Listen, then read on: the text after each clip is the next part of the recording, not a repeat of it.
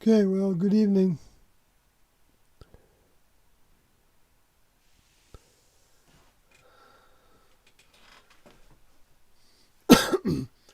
So I put this on the screen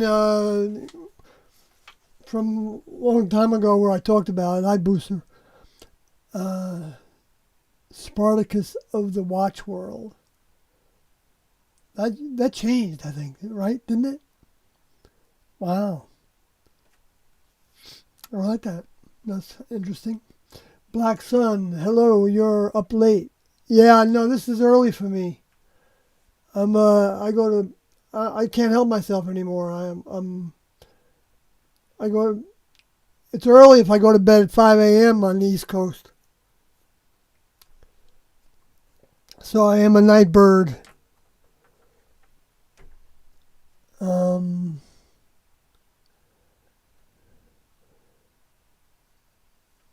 so anyway, for anybody that, well, let's see. I'll see what's going on in the chat room. Hi, Collusion. Uh, Hi, Sawyer. Hereafter, I received the notification. Oh, okay. And I got my volume right, I think. I got the microphone. I decided that it's going to be something I'm going to set up before I. Cause what I do is I set up for this, and then I go do something else, and I come back to it, and I'm ready to go. And so if I haven't turned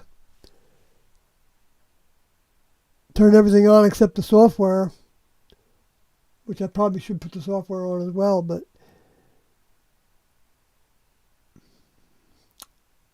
So Jonas Strips says, I figured it all out, all the secrets to everything. Oh, good for you. All right, I'm glad because, there's a lot of secrets that are, floating around there. I tell you, I know it. And I'd like to know all the answers to everything. Well, some things I don't even care if I know the answers to them because I can see the handwriting on the wall. Doesn't have to be specific, you know what I mean? Like your conscience is the voice of God. No, I don't agree with that. I don't agree with that. Our conscience can be our voice of God, but whether it's God's voice depends on whether we can never make it actually God's voice. I don't believe because God is like a level above us. So, they don't they don't have on their minds the things that we have on our mind, being human mammals, and they know where we are. It's like we can look at a dog or a lion or elephant, and we kind of know where they're at. We know what they can do and what they can't do, pretty much. And we associate that they can't really probably think anymore in relationship to what they can do physically. Because what would be the use of having, unless there was something the next level could do to actually attach a spirit or a soul to an animal. Maybe they can do that in some way. I don't know. If we don't design it, then we don't know what they can do and what they can't do. Well, we know what they can do because we can see what they do, but we don't know what they can't do. And but the idea that God is everybody and in all things, that's been made, an obvious thing made into something that was thought of as being special because of that. Because it's not where the mind of God exists in people and in places and all the different kingdoms, mineral kingdom and plant kingdom and the animal kingdom. It's not about that. It's what we do with it. It's what we do with and think and do with that makes us into something more than a temporary creature, potentially. We don't become a temporary creature. We don't lose the temporary, the perennial part of it. We don't lose that unless we lose it in our minds first. Okay, so that's the benefit of thinking outside the box, because that's reaching for the truth about things, is reaching outside to wherever somebody can deliver it. And the next level pays a strict attention to people that are seeking the truth about things. And they've got, they're on spacecrafts with computer systems. And so they're looking for the people where their light goes on a little bit because something happened in their life that stimulated them to all of a sudden have more interest in something, or even be thinking about the next level more, and whether they could get closer to God in whatever ways they think about that. And if they so then that becomes an asking, and so the next level then puts things in front of them to help them keep on taking more steps, and that if the person was honest about wanting to grow. What I mean by honest is that we can go through the motions, and we can think that we're wanting to grow.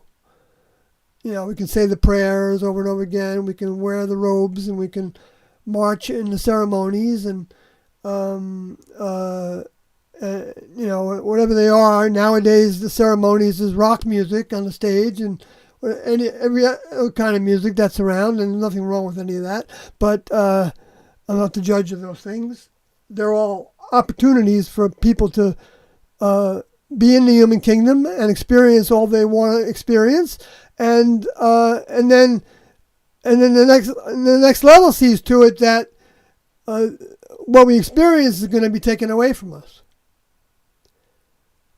because they're hoping that we'll see that they have something to offer that is beyond human, because it's true. And so they give it. Then each individual that's growing in this way, whether they know it or not, whatever terminology they use doesn't matter. It doesn't matter if they hate the idea of God, but they're open to the idea of there being creators. I just met somebody that expressed that to me about themselves. So, because T&O taught that atheism was a good step because it was moving away from the religions. The religions aren't directly from God. Everything that's in the Bible wasn't written by the hand of a member of the level above human. I don't even like to use the word God really anymore, but we do have to get used to it as being the same thing, but now with a higher perspective, a more updated perspective. That's what T&O brought. They brought an updated perspective of reality from 2,000 years ago or whatever. Last time a member from that kingdom came with their plasma-like body that can grow to be very strong, very capable of doing a lot of things with the mind that they have drawn into that vehicle. That is like Doe said, was like a plasma-like of substance, of physicality, and so they leave a spacecraft that's even denser than that. A lot denser than that. It can be made out of who knows what. It can be made of gemstones. Gold could be very useful in certain spacecraft design, as it is for humans. All the elements are have, not all the elements, but different elements have superior use for different functions.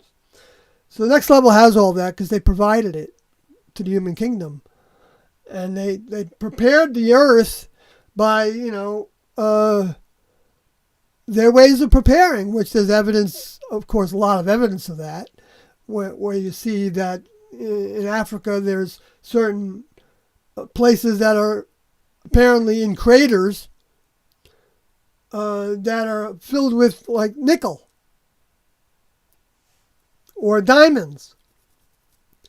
I don't know if diamonds are made exclusively from the crushed carbon. Maybe they are. When the next level recycles, that's when that would be some evidence of that, right? Because how does the carbon get to be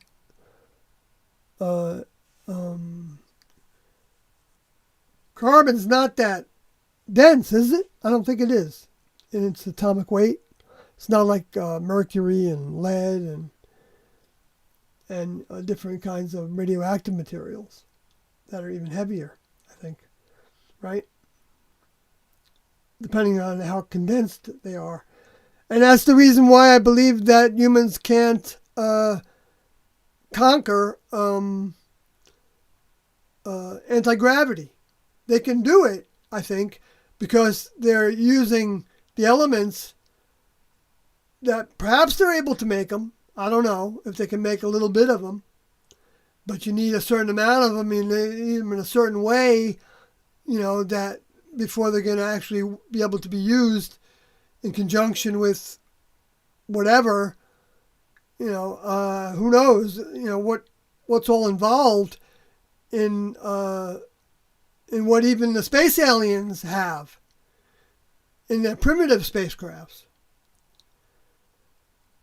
And the next level, if those spacecrafts are primitive and they can appear to disappear and create cloud cover and things that you would imagine somebody would want to be able to do if they were working with humans on the planet and they didn't want humans to see them, but they were physical. And that's why the word in the record books was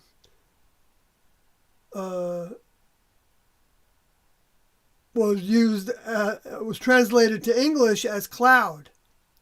And what it actually meant in the record books was covering. It's a covering. And you see in the record books where one of the members, older members of the next level, left by levitating up to a spacecraft in the cloud. He was received by the cloud, and then it was said that he was going to come back that same way from the clouds. And that's true. They did. They came back by even showing us, even though they only showed those 12 individuals that time 2,000 years ago. But then again, there might have been others there, but they didn't count them. Maybe the women folk. The women folk might have been the older students, actually. That were going to come back in the end time as women folk, but they might have been the men folk during the previous time that a member of the next level came. I don't know that. I'm just, kind of, because, one of the women folk was doing something that reminded me of Junodi 2,000 years ago to Jesus. When she wanted to anoint him for his burial with olive oil, and that was what they did to people when they were dying, as like maybe not for everybody, only the people that could maybe afford it or whatever. Who knows how they did it, but. I don't remember exactly if it was everybody, but and one of the disciples, one of the 12, might have been Peter, I don't remember exactly, said, why don't we why are we doing that when we could sell it and give the money to the poor? And Jesus' response was, the poor you have with you all the time. Let her alone, or whatever, she's trying to do this. She's anointing me, against my burial. It's like that student was like, didn't know what he was talking about at that point, about that. He didn't have that growth yet.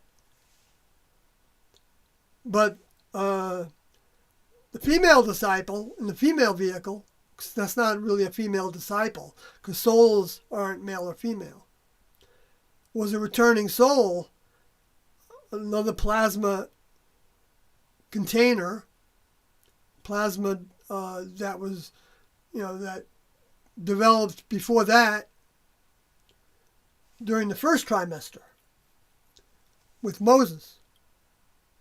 Anyway, so now I'm going to associate that to why I was thinking about Junodi like that. Because at one point in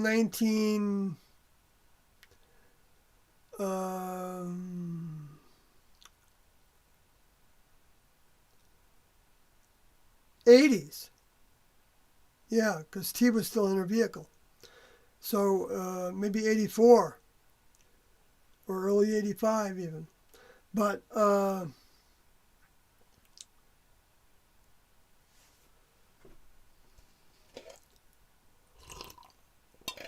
we had just moved to Austin, and we had two houses.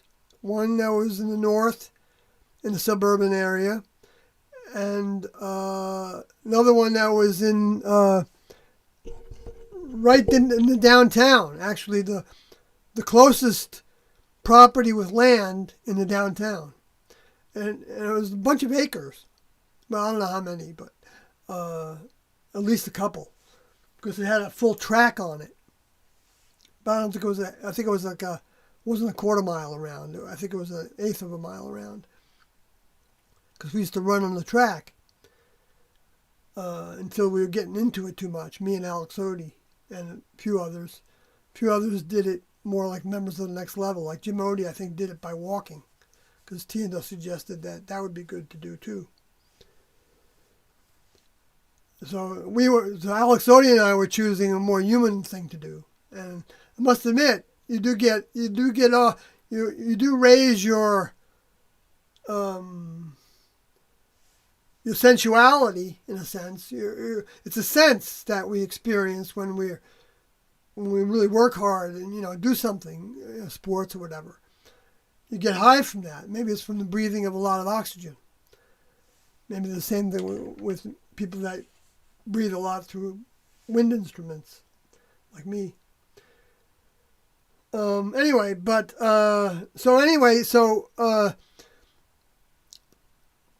I got a job. At the time, I was working in the kitchens, and had gotten a job as a first cook in. Well, I don't know if it was a first cook. The first cook is it the third cook that's higher than the first cook? Anyway, I was just a dinner cook. I didn't have a number like that. I forgot the order of that, but some people do grade you. And it was in a 5-star hotel. It's called the Bradford at the time, the Bradford Hotel, and it was downtown Austin. It was right across the street from the Driscoll Hotel, which probably still exists, although the Bradford was bought out. And the Driscoll was where the president used to stay. So this was actually a 5-star hotel, and so I was hired to work there as a dinner cook, and after I was there for a while, I noticed that they were using frozen desserts. Yet they had it was a huge kitchen. I mean, huge, and then attached to the kitchen was the beginning of a bakery, and then all the bakery places to store in the refrigeration, and then behind that a full area where mixing was done and making the doughs and everything, which wasn't a huge room, but it was, and the ovens, and they had all the ovens and everything. I'm being too detailed with this. I'm sorry. But anyway, get to the point. So I worked, I talked to the chef and I said, I have experience with baking and pastry making. And because I had got that from previous job. And I said, maybe we could use this stuff and have actually fresh desserts. And they were buying their desserts. They weren't just frozen. They were buying them from different people. Anyway, and so they were getting some good things for sure. And so he said yes. So he gave me a budget, and I was able. And he agreed that I could hire a helper, and so I hired Junodi. When I told T&O about it, they suggested that maybe Junodi could get a job there. And so Junodi and I were working alongside each one another, and then Pam Odie got a job there too, working in the department that was doing salads and prep work. Okay, and so that was great because then all three of us had jobs there, and we all stayed separate from each other so that nobody knew that we knew each other. I forgot how that happened initially when Junodi first went there. Anyway, but because we didn't, well, I won't even get into all that. So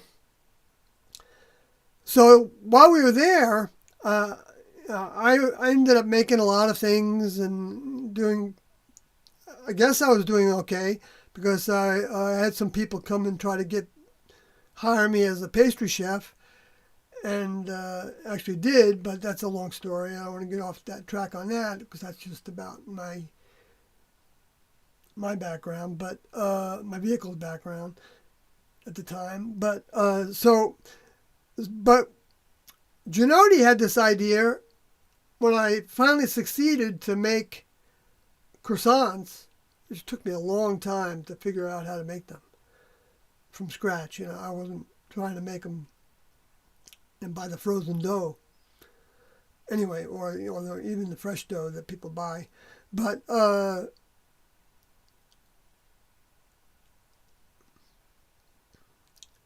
Junodi said, why don't we bring these back to, T&O? And I looked at her like, why that's a... I said, well, okay. But my first response was, we don't have procedure for that. I didn't say that out loud. But I thought about it that,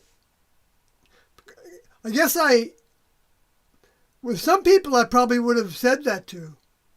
We don't have a procedure for it. Like some of the male vehicles, for sure. And some of the female vehicles, too. But Junodi's vehicle, my vehicle felt an attraction to. And so, so whenever we were partners, even in the craft, like doing the Beyond Human series, we were part-time partners during that, just during the task. We weren't full-time partners for very long, ever. But so with her, I said, all right. And so we brought him back to T&O, and T&O commented on him and said, there was no procedure for doing that. So, and in general, we didn't have instructions to offer things to our older members. You know what I mean? Like, we didn't have any ways of,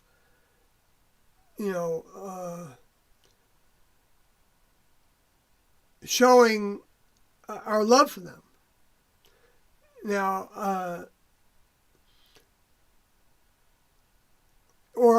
even the way we would show them our love for them would be to do the best job we can do in the program. Because they didn't want people to just be there for the numbers. They didn't have any specific desire for a lot of numbers. They even said that it would be kind of hard to do this task with more people because it is such an individual thing that to help somebody through overcoming what they don't even know that they have to overcome in order to be qualify as a crew member on a spacecraft, to where they don't want somebody that's going to be up there like barking like a dog or telling them how to do things after a while. They even talked about it like that. That if they let people in on the spacecraft before they were able to be of a similar mindset, enough similar, right, to where they would just try to keep their mouth shut if they were able to talk, if they still had a vehicle that could do some talking, and to keep their mind quiet as well, except for when they're asked if they have any questions. Because when you first get into the next level, you're an observer. You're like in a lab. Now, a lab can be a spacecraft that's taking charge of the weather and stimulating hurricanes and stimulating tornadoes and stimulating earthquakes. So however, that can be the lab that there could be a different lab for each of those things for all I know. And but and then there's labs for all kinds of other things, different planets or whatever, mining things and so there's tons of work up there, and the work is very satisfying because you don't have to do it, but you want to do it. That's the thing. If somebody doesn't want tasks, then they won't be happy in the next level. If they want to sit around in a cloud adoring Jesus, some savior, with flowing robes and and eating grapes or something, forget about it. You don't want to go to the next level. You want to go to the next level if you want to work. And work with challenges, things that are not easy to do. A soul coming to a planet that's from the next level is like going into a snake pit, because of the way that people are acting and running the society using deceit and manipulation and taking advantage of people, collateral damage, tricking people, misinformation, sowing seeds and disinformation. The whole thing, the whole mind of the planet is run by misinformation. The only parts that are true information are the things that came through the records that made it into society. So you have equal rights, and you have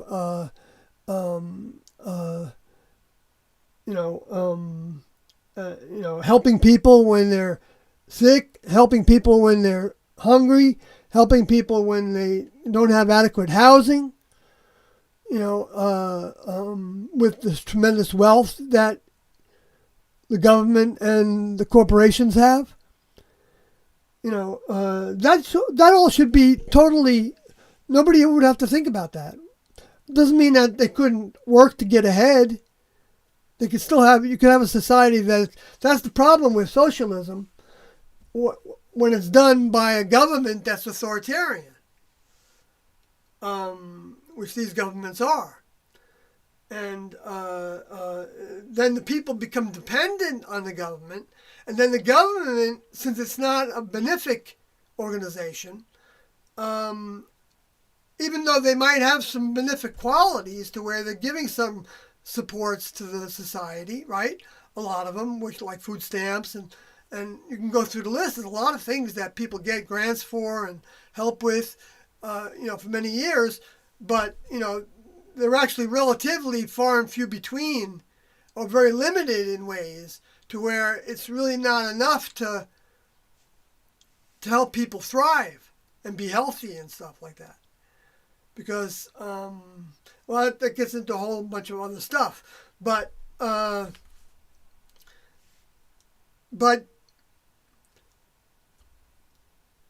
don't want, if in a better world, you wouldn't want the people, well, I shouldn't say it that way, because it's not a better world, because it was designed to be this way, to where the lower forces were present to influence the humans to being totally self-centered, and that includes everybody that's on their team and everyone related to that team that's cooperating with them for whatever reasons, money or power or position, or ego, or all those things, and maybe some agendas that are even thought to be humanitarian, like saving us from the end of the world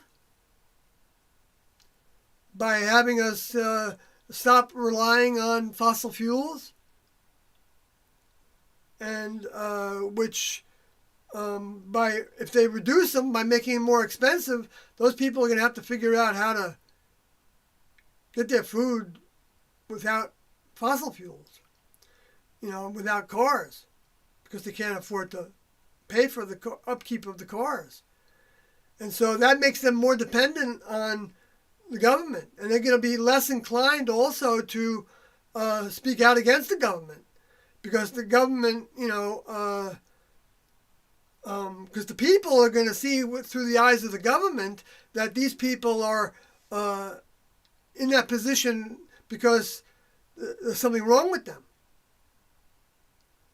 A lot of times they're the ones that can't fathom working for the government or its institutions because of how deceitful they are. They see through it. So a lot of times the people on the streets, the poorest people among us, are the smartest in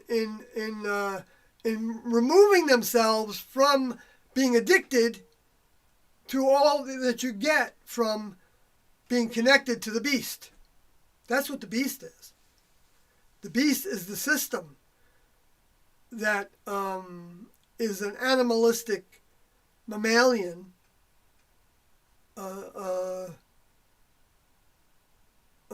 priority, survival of the fittest. If I can take you over and take your resources, then you deserve to be taken over. That's part of their mindset, and you can even help me achieve this wonderful things of finding another planet to inhabit instead of continuing to destroy this one. And, but then they spin it to where you're going to save the planet, right? And so they make it into a crisis of getting off oil because they don't want to tell you that it's for your own good, because they're going to end up, we might get hit by asteroids, and that might be the way that the whole planet goes through like a recycling. They don't want to tell people that's for sure. They don't know it for sure. They see the signs of it, like I've got pictured on my screen there on the right side, which is actually a picture of not asteroids, but a comet atlas breaking up. That just happened a couple of years ago. And or maybe it was even just 2019 that happened. There were 4 comets that happened in 2019. Around the late time, a different time than, no, there were more than that, but they didn't do anything spectacular that I can remember around the March time. But I might be misremembering that. But then, I don't remember any like bigger commentary events also in the fall time, because those are the 2 periods of time that the next level, the equinoxes, are the times that they're providing the most medicine. That's the way they think of us. They think of us as we're sick. I mean, they're not thinking of us in a negative way that we're sick. We've been barraged with the misinformation that all there is to life is raising families, having babies, going to church, earning a good income, making a career, giving to the foundations, giving to the Rotary clubs and providing a place for many people to work and have a livelihood. I mean, those are all humanitarian related things. Okay, even and then of course the governments come in and they do the less humanitarian things and justify it because they get power hungry and money hungry and they justify all that with whether they think they're working for space aliens or working against the evil space aliens as opposed to the good space aliens. And that's where it comes to that U.S. Space Force proposal. So these individuals, like Richard Blumenthal, they know that there is a threat from space. From space, not a threat in space. If you really meant in space, referring to the Chinese, you could have said it that way, and it would have still been a certain amount of mystery in it, right? But he said from space. He said they know what they are doing, talking about the threat from space. They know what they are doing. And we know what they are doing. And they know that we know what they are doing.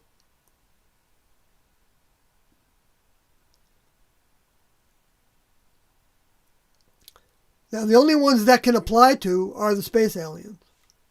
The Luciferian space alien fallen angel souls. With their hybridized human vehicles that they grow in laboratories and they trying to get humans to do. I wonder how many babies are going to those labs. Now, but I don't think they're working together that much because they feud among themselves, those souls. Theodore taught, said. Some things I say they taught and some things I say they said. I shouldn't say taught because it's not like it was like in a book and they put it on the screen, or they sat there and they gave us a piece of paper or something and said that here's these things that the space aliens are doing. It wasn't like that at all. Those kind of things were said kind of in passing most of the time about the space aliens. The content of the classroom is evident through the audio tapes. That's what it was like every day. Well, not every day because we didn't have meetings every day. But but they said enough little things in documents like in USA Today ad. They said a lot that really has a lot of connotations associated with it. Really tells you a lot about what's true and what's not true when you look at that body of information and misinformation and disinformation that we're all subject to if we're paying attention to it, even in little degrees. They're trying to make it easy to another crisis that they're thinking about putting upon us is saying that the reason why, let's say they get caught with everything. With the way that they gave all this money to Boeing, tons of money, billions of dollars to Boeing, related to the CARES package. One of them, the CARES package and there were like 3 of them already. I think they total like $7 trillion, but they don't talk about it that way. But and maybe more than that with all the money that they gave to the banks, the investment banks, which was part of the Dodd-Frank. They flooded everything under the sun with money except for a little bit of, it was good to get a $600 boost on the unemployment a week, which was great. My vehicle's daughter got that. And and then the $1,200, I got the $1,200. That was great to get. I'm not going to turn down any money. I mean, as long as I don't have to do something for it, besides do what I'm doing now. If I had to do something for it, then I wouldn't. That was no. I wouldn't have to do it. Fortunately, some people might have to do something for it, like have a job. Not liking that job. That's the real world. I mean, that's not like something that T and Doe ever talked about not doing, except when it was time to follow them. Then they arranged it beforehand that there would be certain people in the classroom that would be well connected, I believe. They didn't tell us that, but I believe that's the case because Al Odie and Logodi and Sarah Fody, who is the individual that we know as Sarah. I know about those three receiving some money from their vehicles' families.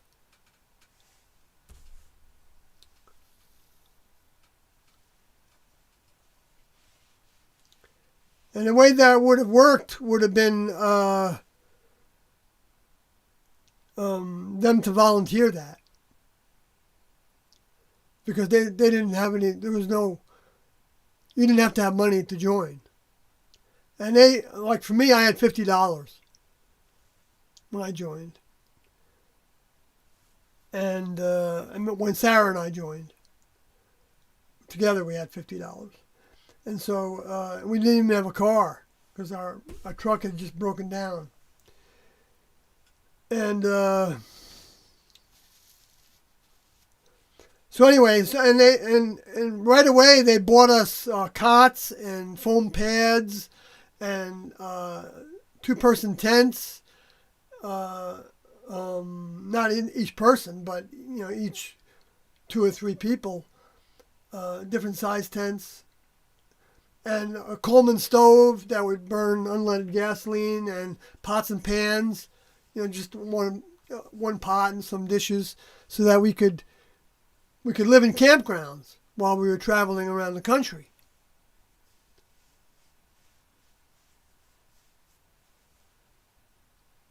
Or on BLM land, or national forest, places. And so they bought all that for us. Anyway, so I got off the track there, but well, maybe I'll take that as a pause for the chat room.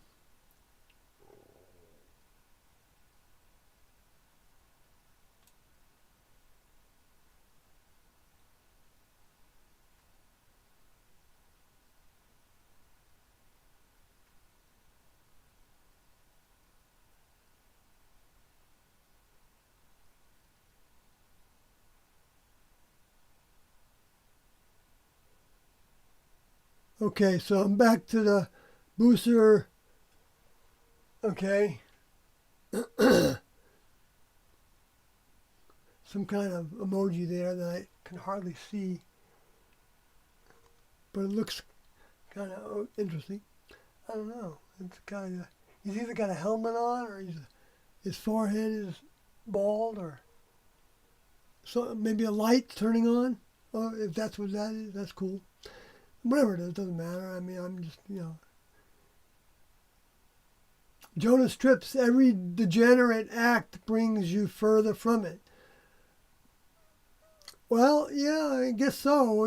However, judging what a degenerate act is becomes a relative condition. Like there's people now that think that it's a degenerate act to not wear a mask in public.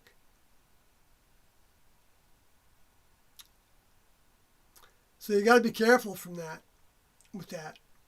That becomes judgmental on people and taking away their choices.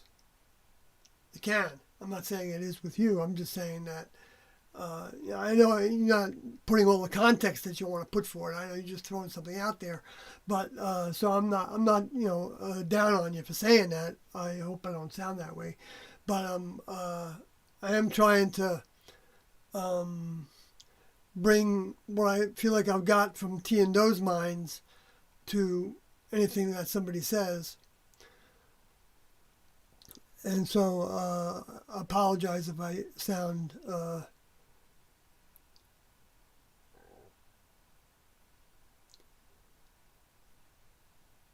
anyway. I'm going too far with that, but looking to panzotheism. Yeah, I've got my hands full. If you can tell me something in it that you haven't just said already, that I don't know. If you look at T and Do's information for very long, you'll find out that even though there's pieces of everything T and Do taught throughout every ism that exists out there, I believe. And you'll find that they were the only ones. Well, let me put it this way. They taught that the human kingdom was designed to be a school of like 12 grades. And in the first 6 grades, the spirits are, the minds and the bodies are climbing the human kingdom ladder to become more and more civilized, and it's with the help of the next level. The members of the next level that do that, and they're not spirits. They're on spacecrafts. They've got bodies. The spirits are the ones that are the dead humans, and the space aliens are the ones that got kicked out of the next level out of student membership that they had, and so they're called human equivalents, okay, because they haven't outgrown humanism. They haven't grown mammals' characteristics. See, members of the next level, they don't poop, they don't eat.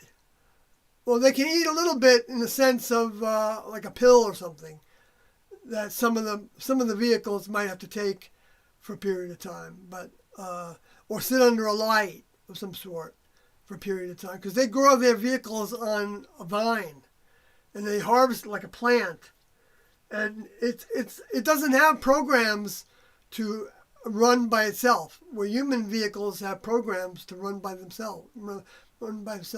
All of us are pretty much running automatically, except for when we actually steer the vehicle. Or if the vehicle is doing a program that, of course, we stimulated, then the vehicle's doing according to us, right? But what actually stimulates it are all the dead humans. That's what's actually, and that all becomes the programs that are trying to use all our vehicles in a timeshare kind of way. So all the spirits that are frequency objects, they all want to do the same things that they were programmed to do by living in a human vehicle for whatever length of time they lived in a human vehicle. They want to do that. So they don't go anywhere unless they believed that they were going to go someplace that was different than staying with their family structures, which they might have already broken away from their family structure before they died. In other words, they might have left that hometown, and it's like some of the seniors, they end up retiring to Florida and they don't know anybody, and they only occasionally have a visit with, or they go down Lake Havasu in Arizona and all kinds of other places that they retreat to the warmer climates. And so they're in a sense breaking away, but it might not be breaking away from their humanness by doing that. That remains to be seen, but it can be an opportunity to break away a little bit by having some new experiences.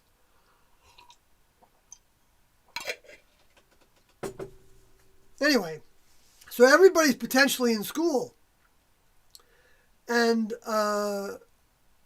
But we have the choice of moving ahead in grades in school or staying the same, staying stagnant, and just living to eat and, have fun or whatever. Be what they call in the records being hedonistic, and just surviving off of what you get from your senses. Or we can choose to try to find out if there's something more to life that there is to do. And sometimes that can take the shape of, I want to be rich, or I want to, be a good carpenter, or raise a family, and whatever it is, doesn't matter what it is. I could become a philosopher, I could be a philosophy teacher. I could write books. I'm saying what people can do, not talking about me. But so that's all humanness.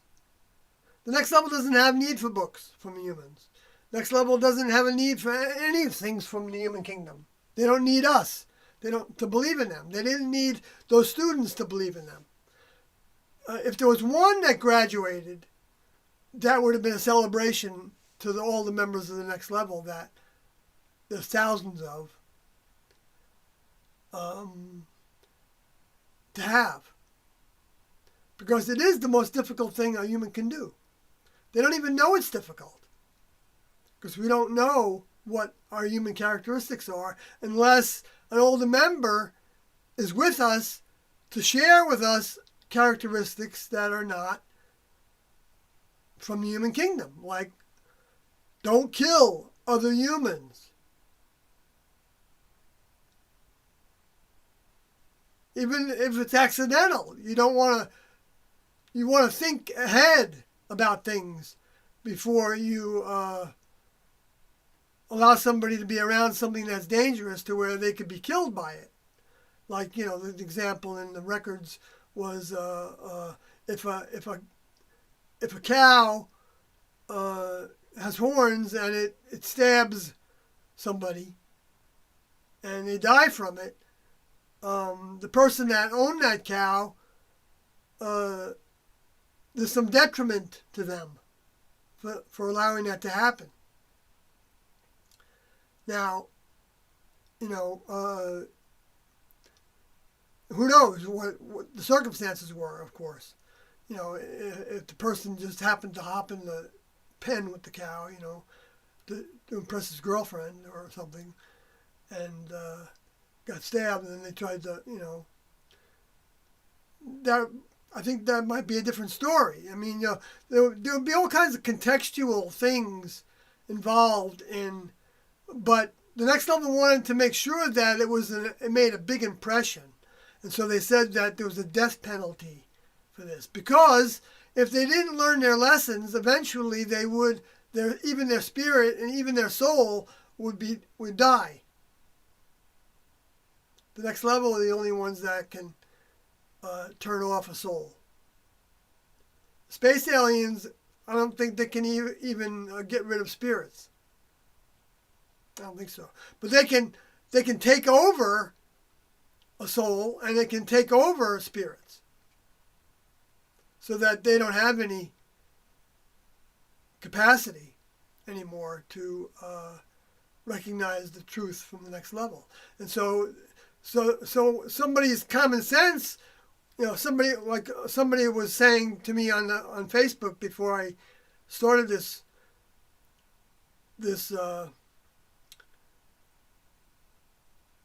live stream that they feel like it's getting even harder on the lockdowns in England, where this person lives, is not accomplishing anything, and this is all being run by idiots. She felt, and I think she's right. The idiots, in a sense. They have a lot of technical knowledge, okay? They have a lot of political knowledge. They have a lot of knowledge about, different scientists are doing with the genome and the particle bombardment. But that's not all there is. That's not even. That's just a tiny bit of what is true in this kingdom. The mind is so complicated. There's so many different facets and so many things that the mind can do and learn to do. Aside from studying books and learning formulas and being able to repeat back those formulas and then the experience that's gained from that, from using those formulas in the real world, like trying to move a virus over from bats to humans in order to what? To be able to test the vaccination on the humans that get the wild disease, so they can, with something good in mind, right? They want to be able to help people that are getting sick with viruses. Okay, so it's not like they don't have a good motivation, but see where they go wrong is to where they are willing for there to be collateral damage. So now it's one thing to tell somebody, okay, here's the list of side effects, right? For taking vaccinations, for instance. Okay, and but it's another thing to actually give them the vaccinations without telling them about all the side effects. And I remember being told as a kid or my mother being told list of side effects in the 1950s when I was inoculated many times. And I don't think people are told that list of ingredients that are and the side effects that have been reported that include death. When they read those things, those big lists of things you see in magazines, whole full page ad, that's a requirement for them that was put upon them, right? And they got out of liability. And I don't know which came first, but they had to, so that was the government saying, okay, we're going to take their liability away, so you can't sue them, right? But we're going to tell you everything that's could go wrong. And that actually was the requirement of that the government put on it in order to take their liability away in 1986, I think it was. And so, wow, after T left, the lower forces moved right in to take over the whole program by not being liable. Because they were losing so much money to lawsuits because of the bad reactions that people were having to a lot of the vaccinations. Anybody wants to get this history, what I believe is the real history, I think the best way you can find it is by studying Robert F. Kennedy Jr.'s website, Children's Health Defense. He's the biggest spokesman for children's health that I know about right now. Not that there aren't many people doing that, and not even talking about vaccines. I'm talking about health, like Dr. Mercola and Sayer G and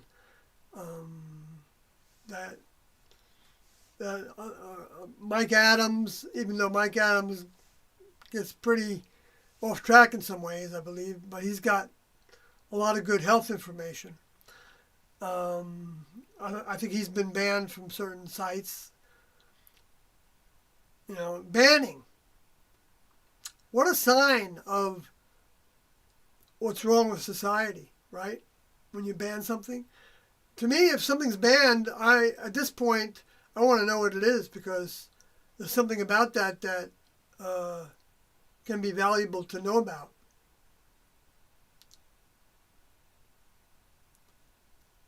And they don't mind sacrificing that for the election, because they know that all the people that are talking about the banning already know that the government's totally corrupt. Totally. Both parties are corrupt. Through and through. Through and through. I know I've said a couple, literally a couple things that seemed to be a little bit positive about things that Donald Trump did when he would leak certain things. Because one thing I like about him is that he doesn't go along with the status quo. He's not, he was saying to people, I feel like I want to kiss you all. My voice wasn't breaking up with emotion, by the way, when I said that. I just need some water. I mean, he's like being the most human that you could expect a president to be. With all his faults and everything, out on the table, pretty much. Well, he may have some that I don't know about. We probably all do if we think about it. But,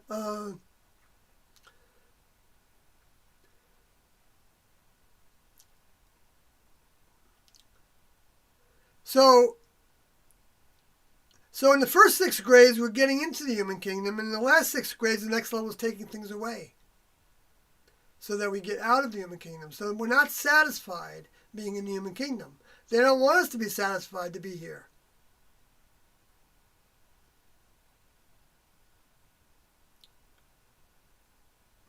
But that doesn't mean that we should become students. No, there's no shoulds. It's a choice. There's no right and wrong in that. It's our choice. But one way can potentially lead you to being off the planet and in a society of crew members on spacecrafts.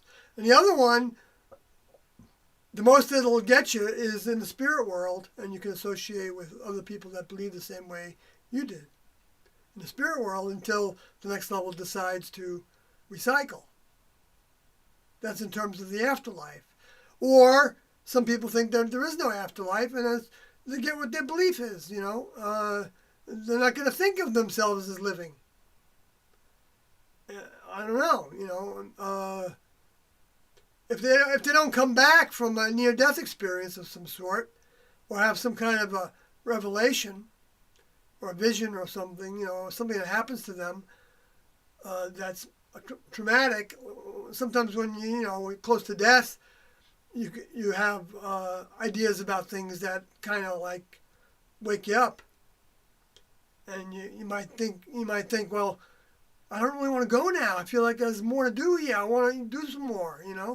What can I do to get another chance? If somebody says that, the next level might, hear that plea and give them a buzz and say, okay, you're going to be what other people say is a miracle.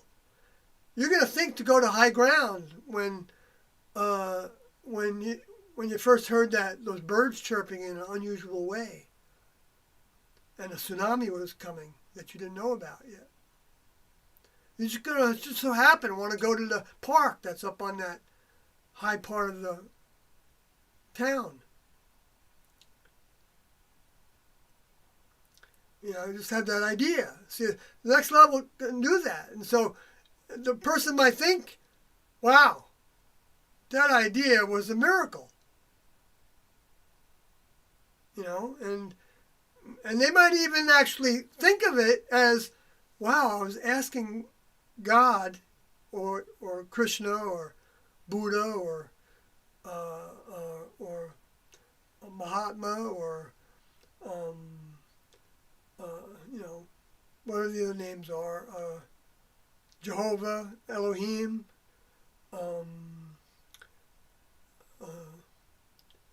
Allah. It doesn't matter. All those people that have those different belief systems are not judged by us as ahead or behind us. Even if they're doing things that we believe are evil, which, taking advantage of people, doing, harming people physically, mentally, bearing down on people, requiring them to do things that they really don't want to do in order to live or whatever, whatever it is. Enslaving people. People are enslaved. All of us, to some degree, can be enslaved when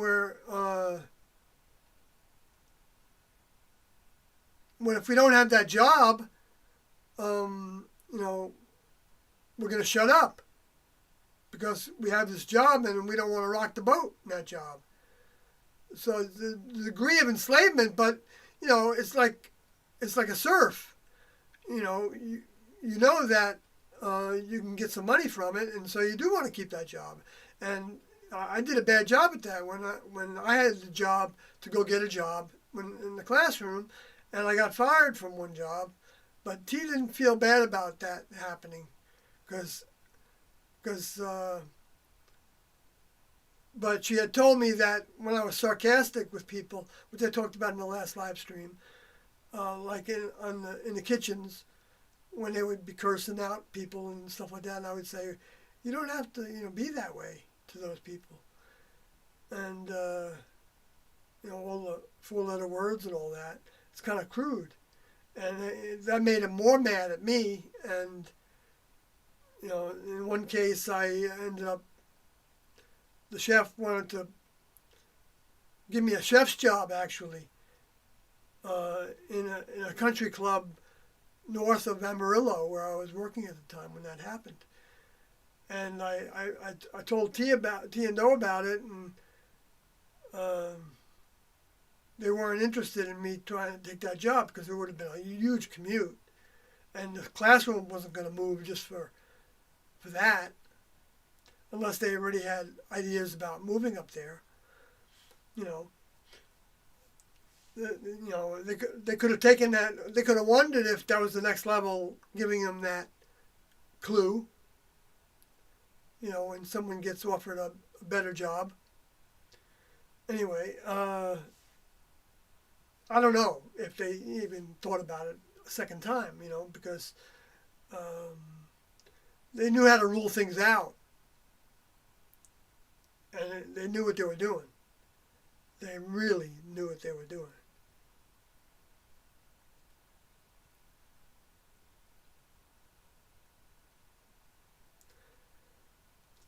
And so, anyway, I,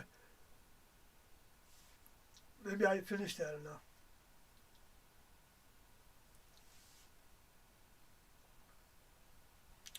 I don't know, I think I got off the track again. Gosh, I'm never going to get to any things on my list here. But at least I'll get to the things in the chat room, and that's more important than my list, I believe. So I'm going to go back to that chat room. So Jonah says that this, panophyism is pansophic Freemasonry. Okay. I'm not going to spend any time on that right now any further, because I've talked about the Masons a little bit in the past. I'm not like an authority on any of that. I'm not an authority on anything. Okay. But that's, I was trying to give one example of climbing to the top of the mountain. The human mountain means the first 6 grades in school. Anything we do in the human kingdom is like when we feel like we got to the ultimate choices. We were, we're financially secure. We had our philosophy felt very good to us, and we were giving to the charities or whatever. We had our family. Our health was decent, and we had our families taken care of. They could afford to take them to college and stuff like that, and and leave them something maybe, and all that. Everything's going for us. That's the 6th grade, according to T and Do. And so you can get to the top of the human kingdom mountain by any of the pathways, but you can't get off of it unless you hook up with,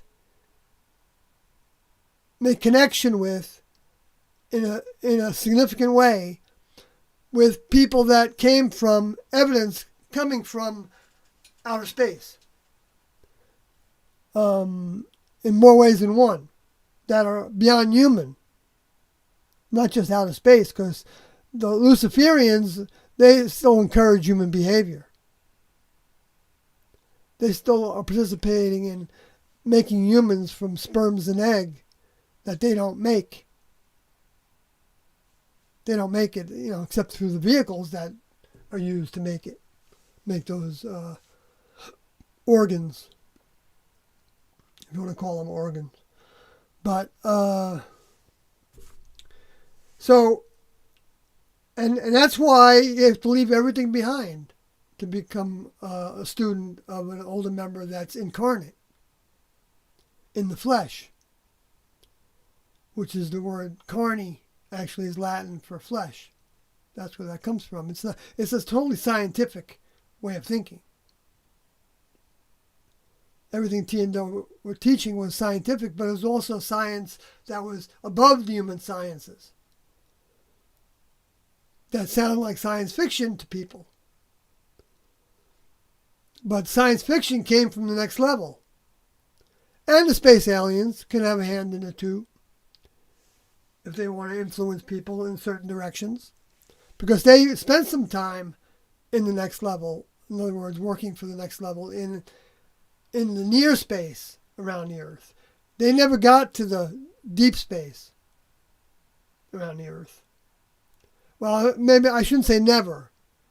I don't know where they were taken when they graduated enough into student membership. Not really a graduation the way that Tiendo taught it. I should differentiate that, come up with a different word. But see, it was graduation for previous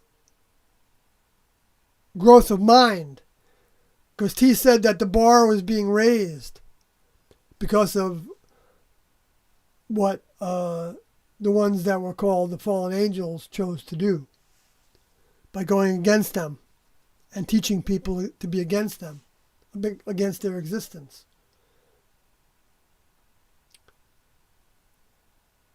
And so it was made harder.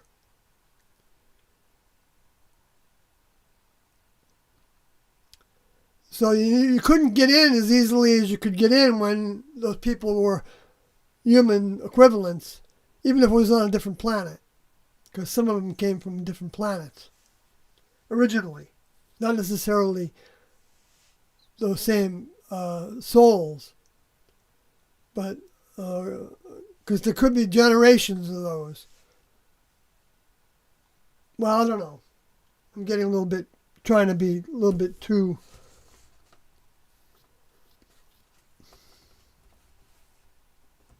specific in areas I don't know how to be specific in, really. Without guessing. I can't make suppositions, but that's not much value. Anyway, so I'm going to move on back to the chat room.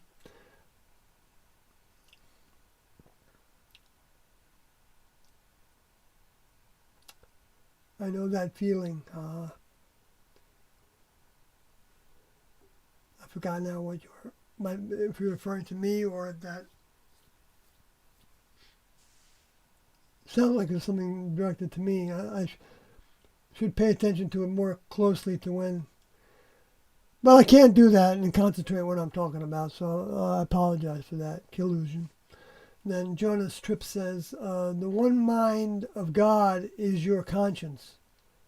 The one mind of God is your conscience. Didn't you say that already?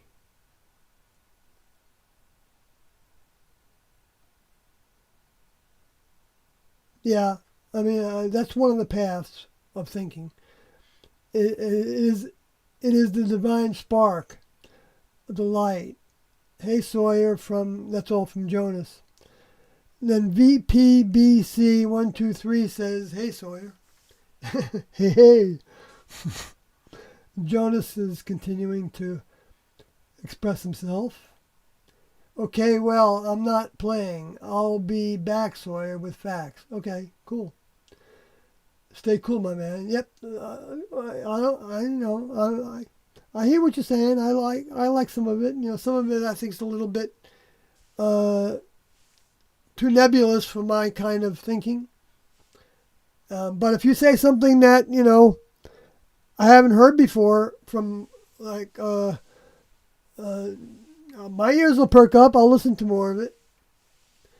That's what T&O said about themselves. They said that if they found somebody that told them more than they knew, they would follow with that person for as long as that person was telling them more than they knew. And so I would listen to somebody if you can tell me something that I don't know.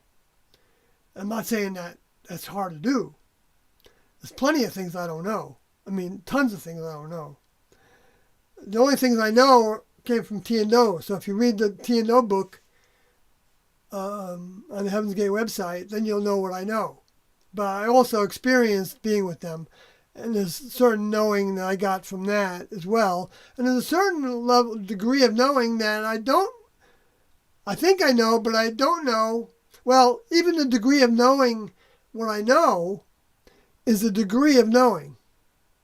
Because T&O taught, like in the Black Hawk tapes, that by talking about it, not by teaching it as a lesson, but just saying that that we think of doing good if we got 50% of the picture that we were given in new information when they were talking about it during that Black Hawk meeting. And that if you get 50% of it, you're doing 50% of our 50%, then you're doing good. And see, when they said that, it didn't mean anything to me. I didn't have a clue what they were talking about. I thought I was understanding everything they were saying. Well, no, I wasn't that full of myself. I just knew that I felt like I could trust everything they were saying. That I did feel. Now, but whether I understood everything, I didn't consciously think I don't understand that. But sometimes I just didn't know what they meant. So that's how I didn't understand it, right? That is not understanding if you don't know what somebody means.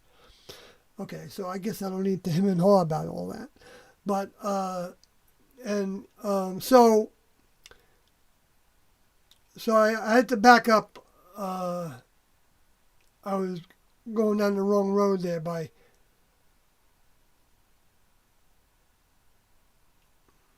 I think I clarified it. Hope.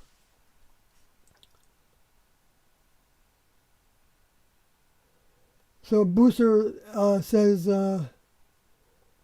sorry, do you think there'll be riots after the election?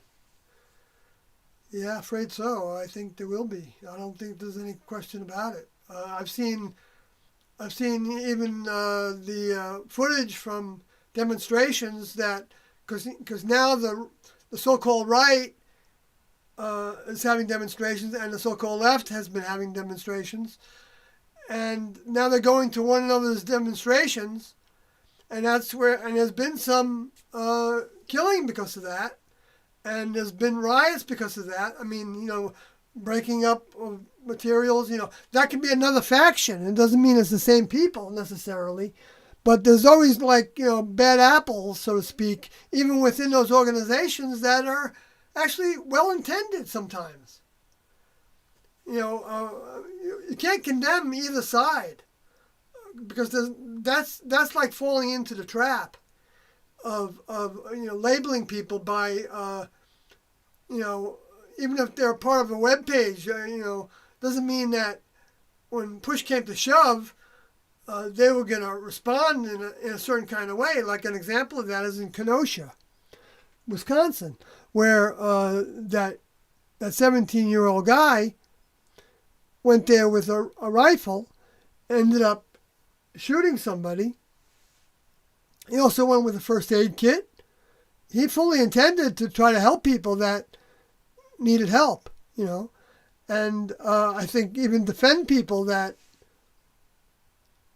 should be defended. Maybe I don't know what he brought the rifle To me, that was not very smart in that way. But then again, I'm not his judge, so he's still alive, I think. So, you know, he could be asking the next level how he got into that if it was wrong, and the next level could help him, and he could even help people in jail if he ends up being in jail. Which, I'm not saying he deserves that or not. I don't know exactly, what the next level would think, but he definitely doesn't deserve the death penalty, because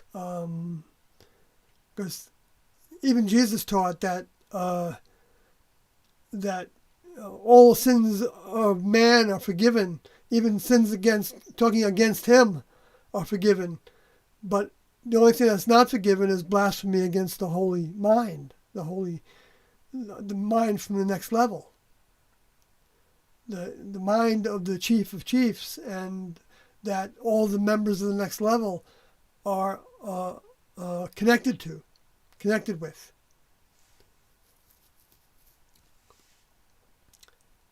And we won't know where the chiefs of chiefs came from until we're members of the next level, because our brains and minds aren't equipped to understand where the chief of chiefs came from. T was talked about by Doe as chief administrator of the earth, which is pretty depicted in Revelation chapter 12. Oh yeah, I got a question from Jeff in the Facebook page saying, well, what about other religions? And because I mostly talk about Judeo-Christian background, and sometimes a little bit of Islamic. Very little of that, though, because I don't know that material that well.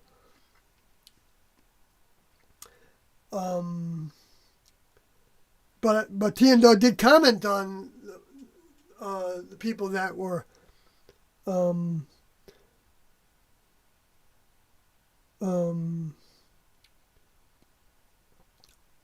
that believe in the teachings of Muhammad and the sayings of Muhammad, and Christians, because they also recognize Jesus as a prophet. So they're going to be Christian Islamics. They're really not, they're, in a sense, they're a little bit, I hadn't thought about it this way, but they might be seen as just like the Latter-day Saints. That there were certain things that were off track in a big way, and that were still human, and even space alien related, and but there was still a belief in the root system of where, which I think a lot of the people that are born into Islam come from ancestry that were Sufis, a sect of Hinduism. And in a sense, Buddhism was a sect of Hinduism, according to Doe, in a sense, because just in the same way that Doe said that that Christianity was an offshoot of Judaism. And so Hinduism was to Buddhism as Judaism is to Christianity. Christianism. They're all isms. Now, maybe Christianity is said differently for a reason. Because it's the only one that was teaching the graduation requirements, leaving everything behind in the human kingdom, even losing your life for your older members, and not being afraid of losing your life for your older members. Not necessarily looking forward to it, not necessarily wanting it to happen, or doing anything to make it happen, because we could all have opportunities. The longer we live in these vehicles, the greater opportunity we have to learn more lessons in the human kingdom. And that's it. We all have to go through that. There's no way, you can't shortcut lessons. And nobody here has learned all their lessons. Even the individuals that left, some of them still had to come back, Doe said, which I don't remember where he said that. So if anybody ever finds that, please share it with me. Where he said that they would have to come back to, some of them would have to come back to finish their overcoming in the human kingdom.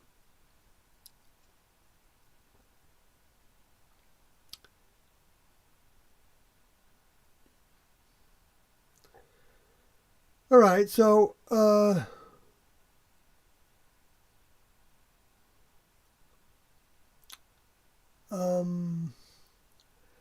yeah, I mean, it doesn't mean I don't know.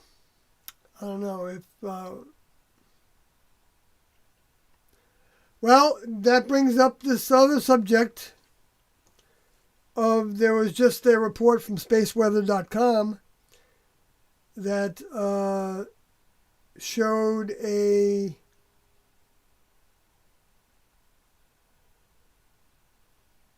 well, there are two things that happened just recently.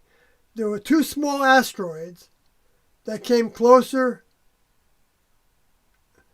like very, very close together. I don't remember how the dates exactly. I should have wrote that down here. But I actually have it here. Let me look at it quick. One was named 2020 UX. Actually, since I'm talking about that, let me actually put it up there.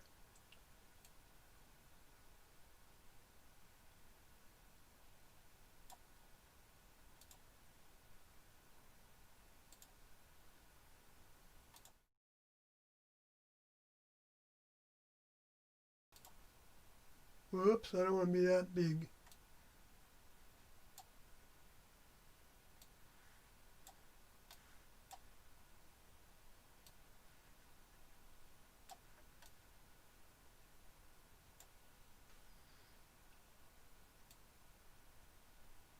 I gotta be real small for this one, just so I don't have to spend any time trying to make it better. But so two small asteroids zipped by Earth closer than the moon today. Asteroids 2020 UX and 2020 TF6 will be closer than the moon, but pose no risk of impact. Two small asteroids will fly by Earth today, October 19th, at a range that's closer than the moon. A space rock double flyby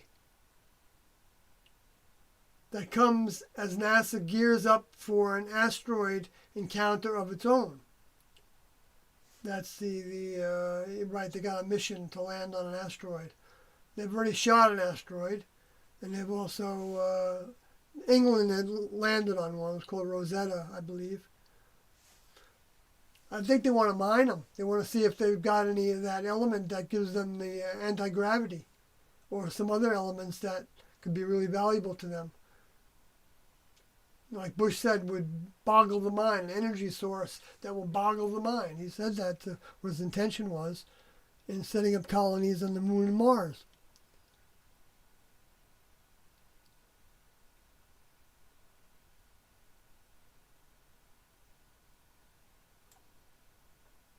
They were both discovered in the last week. Will be less than half the distance of the Earth's moon when they pass by today.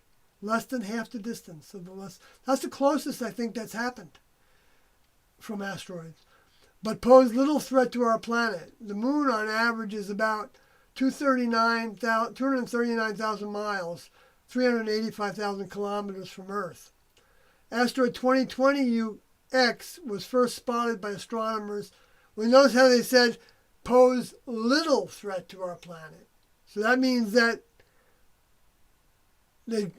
I guess there's some little threat to the planet.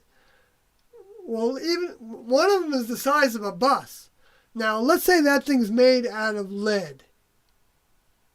What would be a chunk of lead? How much would that weigh? What would that do if it hit the planet? Well, you have right in the record books, it says that there was going to be a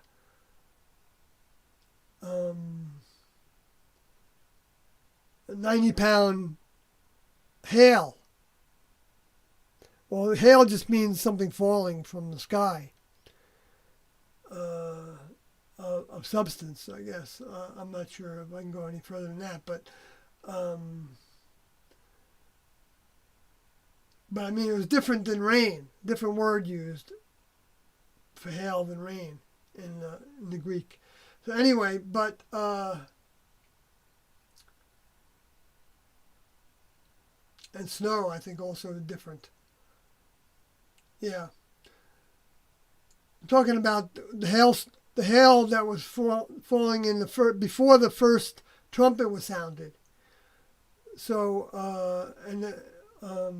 was the first indication of some objects falling from the sky, and then at the very last thing that happens, after the seventh angel pours out the vial in Revelation 16. Is that the earth is pounded by approximately 90-pound hailstones. Doesn't matter if it's made of ice or not. If it weighs 90 pounds, it might be very big to weigh 90 pounds. So in a sense, this might be like the next level showing. Okay, this is the beginning of the next part of the harvest, which the harvest always includes a lot more bloodshed, like it says in Revelation 14. Bloodshed up to the bridles of the horses. That's just a lot, a tremendous amount. Doesn't have to be literally that way. Probably if every human died on the planet and shed their blood, it probably wouldn't be that much. It wouldn't be any more than their flesh, so that's for sure. So,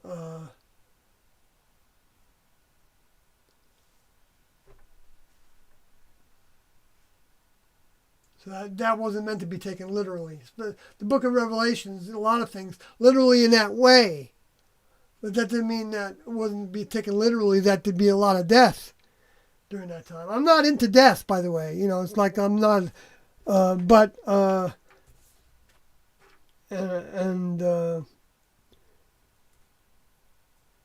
that's not the focus, because we all know that we're going to die. I mean, except the Christians that think that the Lord wants to take them with their bodies, which I think, well, it's an illusion. It's an illusion. I know that. The next level couldn't. They could. There's some little tiny percentage of a chance that the next level could do that with some tiny percentage of people. Well, let's say they wanted to take them and put them in a different place on the planet because they wanted to recycle there and they're not moving on their own. Well, another way they could do that is by them losing their vehicles and then taking those spirits and putting them someplace else on the planet to take baby vehicles. And maybe there would be enough time before that happens to where those baby vehicles then would grow under the influence of those spirits. And then you could talk about the same thing with souls, if the next level wanted to do that with some souls. Or they could recycle them all and put them in storage, and then get rid of the ones that aren't going to grow and they don't need for repopulating the planet with a certain amount of information. Like let's say that's the way they repopulate the planet with mind, so that people have the opportunities to pull on that if they're trying to come up with solutions for problems. In that way, the civilization can grow technically and also mentally to be able to do things that can help people and things that can hinder people. Because they have the choice to become as negative as they want to become or as positive as they want to become. They can become like the space aliens. They can even work for the space aliens. Like we've got like 2 pop stars that appear to be giving indications that, I don't know about Miley Cyrus, but I know about the other pop star. What's her name? I mentioned her in the last. I'm not judging her because I don't know.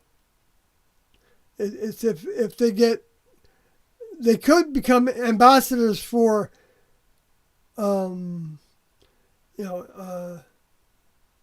for the lower forces, the space alien souls.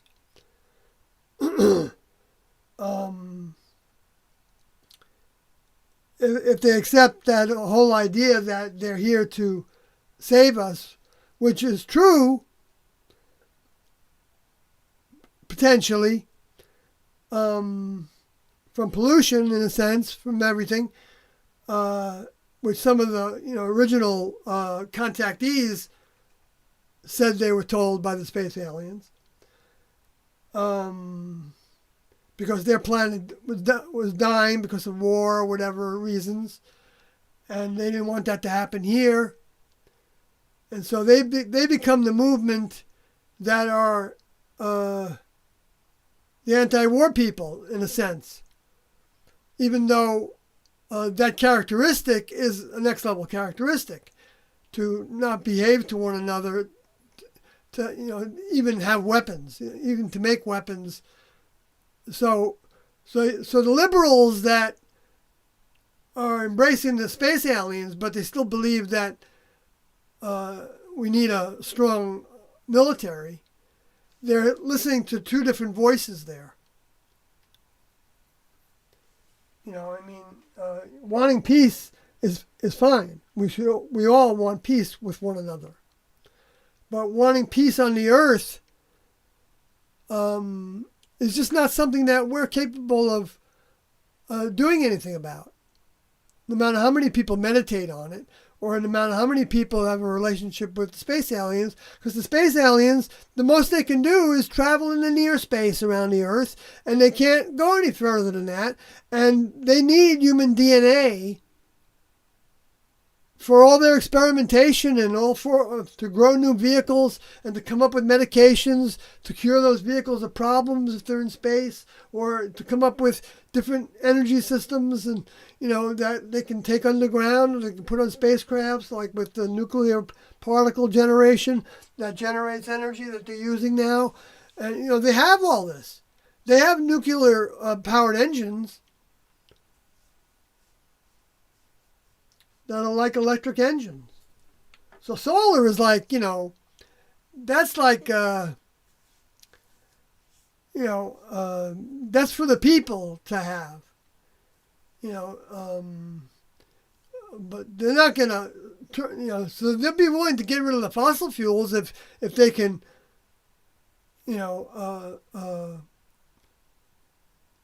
figure out ways to use, nuclear power for all their needs, for all their energy needs. Maybe they have figured that out with a way to get rid of the waste. Like, I don't know what happens to the waste in the nuclear submarines. I don't think they know how to convert it into something else that doesn't have, like a 100,000 year or a million years of a shelf life in this environment. The next level might be able to void that all out. So they can maybe even just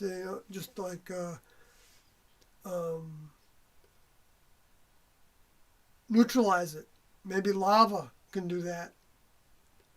Neutralize the radioactive materials by other radioactive materials. So the next level can fix the Earth very easily. And the next level does acknowledge that there's pollution all over the planet, so the vehicles are growing up polluted. And so when they put out when they stimulate or allow the humans to stimulate, because the humans want to do this kind of thing, pandemics, but they don't rely on, they don't have to have the humans stimulate that. If the humans want to do it, then they'll let them do it. If it's going to be the right kind of stimulus, they don't want everybody on the planet to die right away. So as long as there's opportunity for people to grow, they want to give people the opportunity to do that. And that means, at least the people that are alive now, well, I can't speak for the age of the children and things, are going to probably see the fulfillment of most of the prophecies. The people that have a chance, anyway. It depends on not have a chance. That's not right. No, everybody has a chance.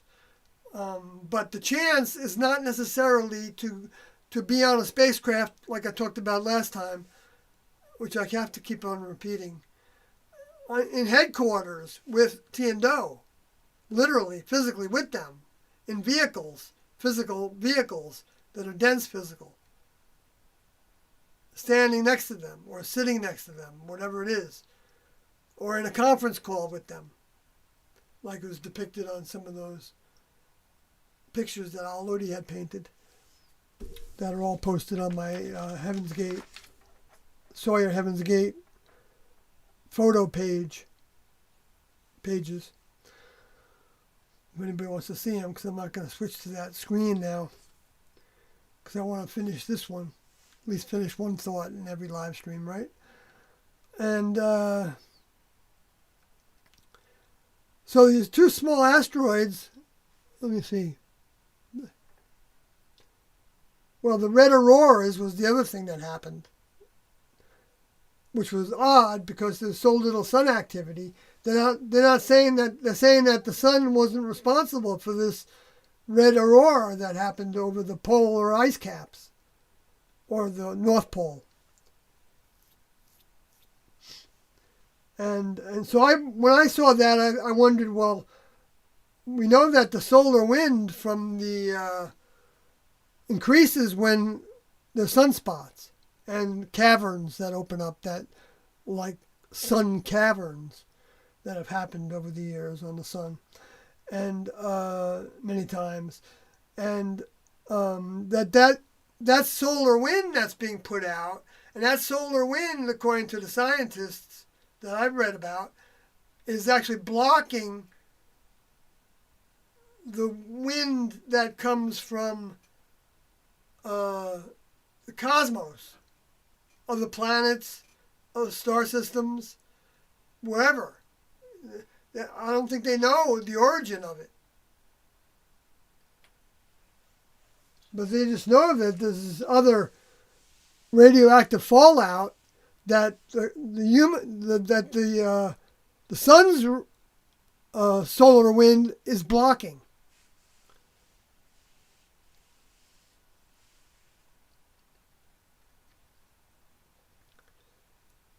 So, let's say that the next level, by having no sunspots for a period of time, or having sunspots and then stopping and then not having sunspots, or allowing certain cosmic rays that they had stimulated to come to us, or maybe have been stimulated for a long time.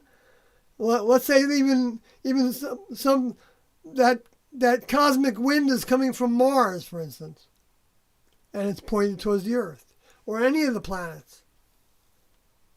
So now that the Earth is bombarded more by what might actually be heat, to stimulate more magma movement, because those cosmic rays go right through the Earth. Well, I don't know if they go through it, but they go into it. They say there's all different kinds of molten magma that all the tectonic plates are riding on.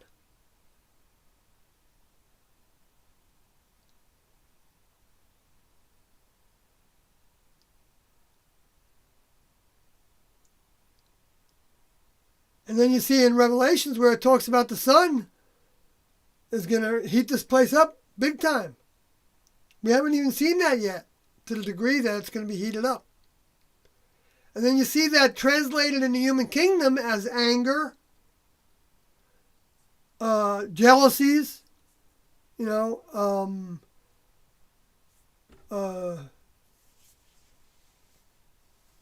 murder, killing because of the anger, or justifications for getting back at somebody for revenge.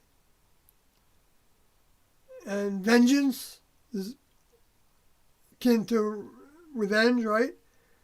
I guess revenge is a repeated, maybe, I don't know if that's the way it's rooted, a repeated vengeance from a past deed, or maybe the meaning after something happened, where vengeance, well, maybe the vengeance is the same thing, I don't know. Anyway, I used to like to look into, while I was writing the book, I like to look into the origin of human words, a lot of our words in English. And you do see that they have a lot of relationships to words in Greek and Latin and other European languages and who knows what other languages. But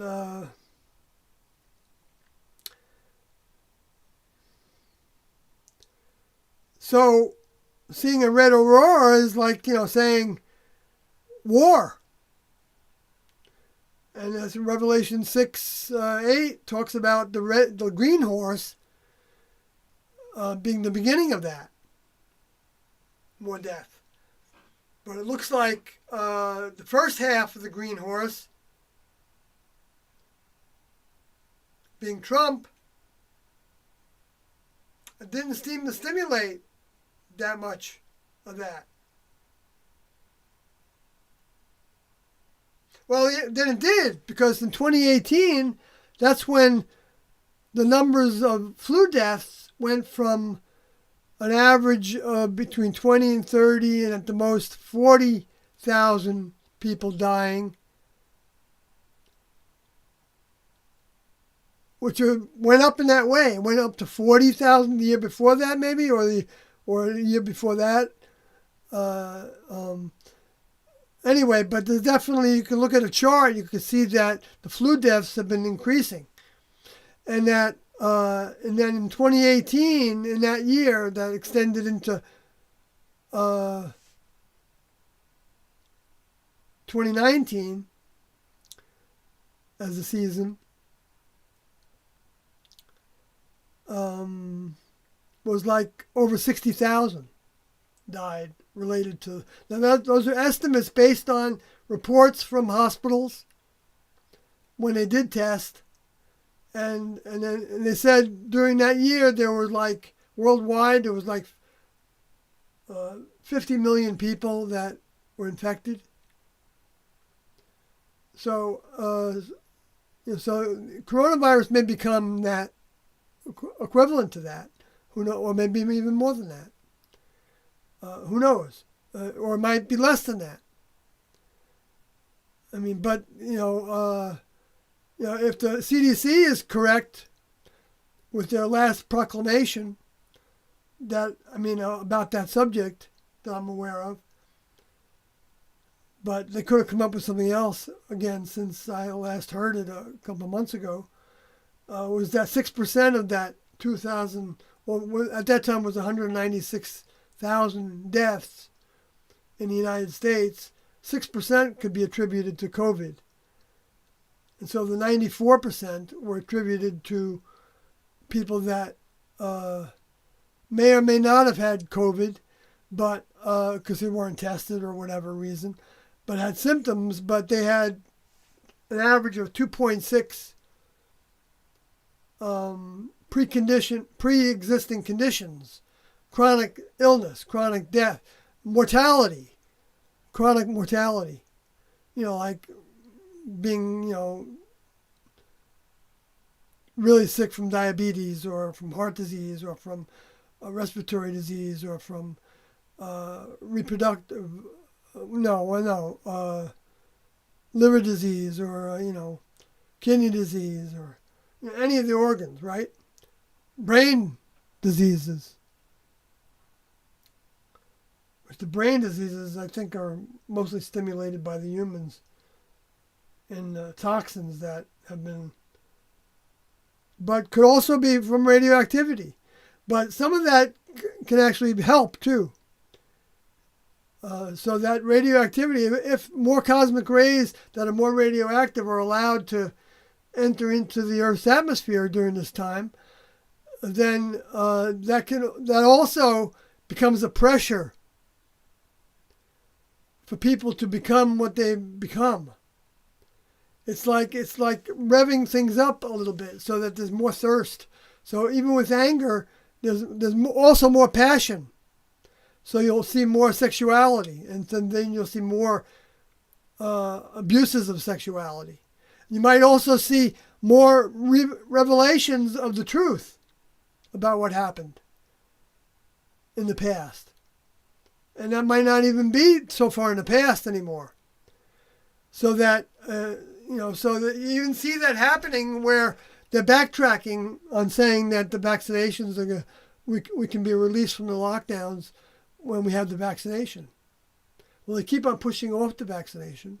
And now they're saying, Fauci's saying that if it's even 40% effective, he'd be happy with that. I think he said 60%, then he said 50%, then he said 40% over a short period of time. He said that. And so they're preparing us, and that's going to require more than one inoculation. Maybe even every year. So it might become just like the flu vaccine.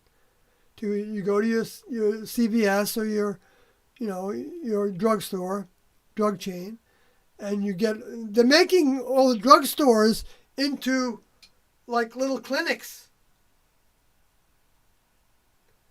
And they're hiring people in those departments. Biden says he's going to hire a whole bunch of people to take care of the old and the young. And he might do that. And they'll probably all be contact tracers as well. Because if you can hide the contact tracing, then he can't be accused as easily as being the beast or the mouthpiece of the beast. One of them. The media is the mouthpiece of the beast. Except for the media that's independent and speaking out against that beast. And those are the people that are having their mouths shut up. Like Robert F. Kennedy Jr. and like Spiro Skora, and like Judy Mikovich and Dr. Judy Mikovich and another doctor that I don't remember his name clearly. Beret, who's associated with Dr. Mercola and Dr. Kaufman. No, not Kaufman. Kaufman also has been silenced. Sayer G has been silenced with his health website, Green Med Info, by Pinterest and also by Facebook. And they let them come back sometimes. Same with Robert F. Kennedy. They come back to... Facebook's been a little bit more lenient lately. But YouTube's they're definitely taking a hard line. But they still allow some things to come out. Because to them it's a strategy also. Because they can just say that that's misinformation. And that's what they do say. Like Rachel Maddow talked about that, how YouTube was misinformation.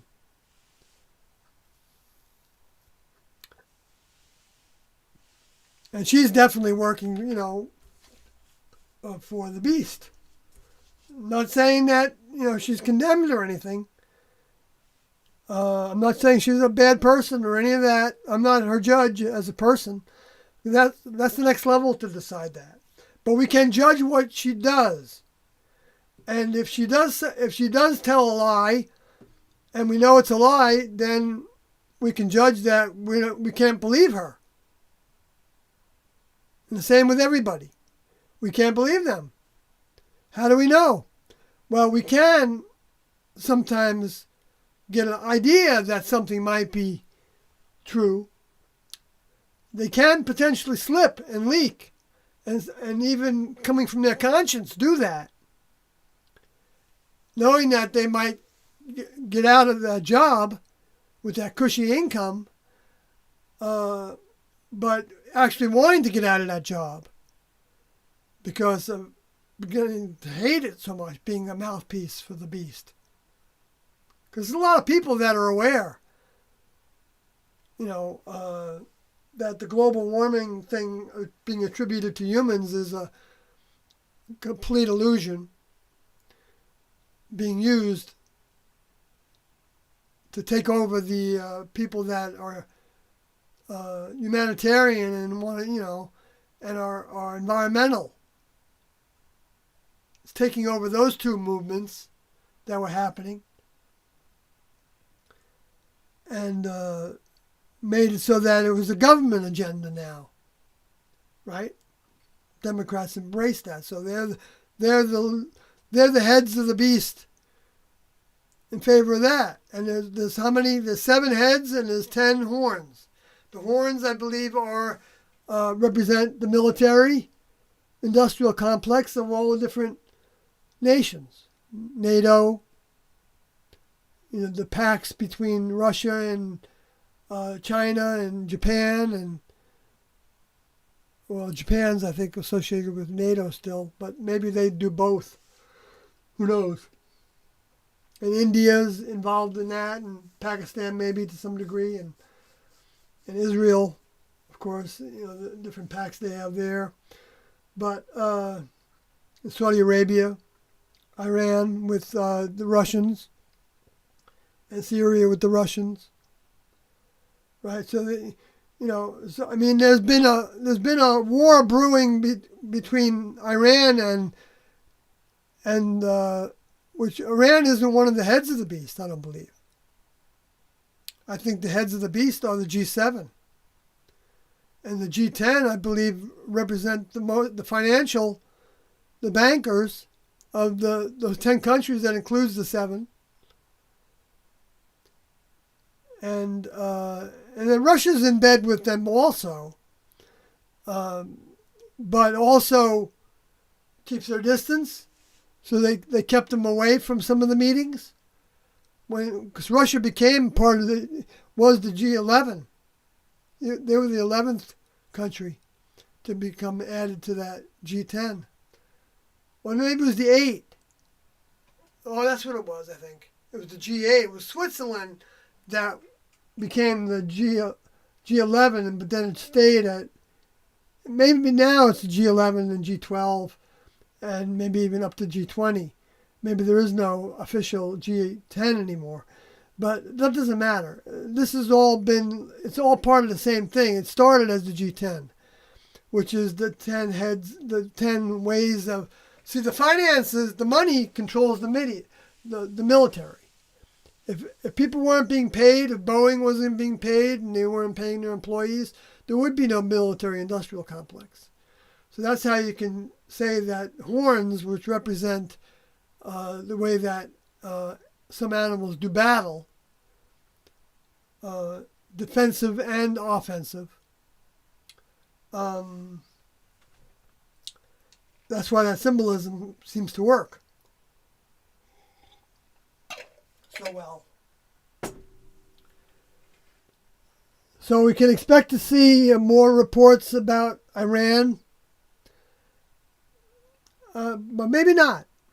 Maybe not. Maybe the United States, like if the United States is in Trump's hands primarily, which isn't just in Trump's hands, it's all a big cabal, as they say. Okay, but there's it's like having different people in Parliament or different people in the Senate or different people in different parties hating each other, but knowing that they have to work together.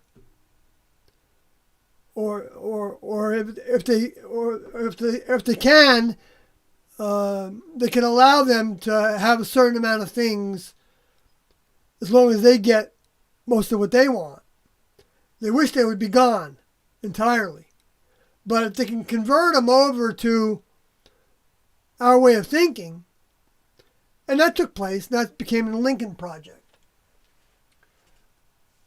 The Lincoln Project is a bunch of rich people and politicians that are rich, also rich people and very influential people in the world. You know, the bankers and the Masons and the Illuminatis they're old-fashioned kind of agreements of organizations. And so when people are talking about the Masons now, it's kind of like maybe a little even silly, even though they may have their secret handshakes and they may have their still things that they do that they force people to do to become a Mason that are even evil, you know. They still do that, but there's so many other groups like the Council of Foreign Relations is a big one, CFR, and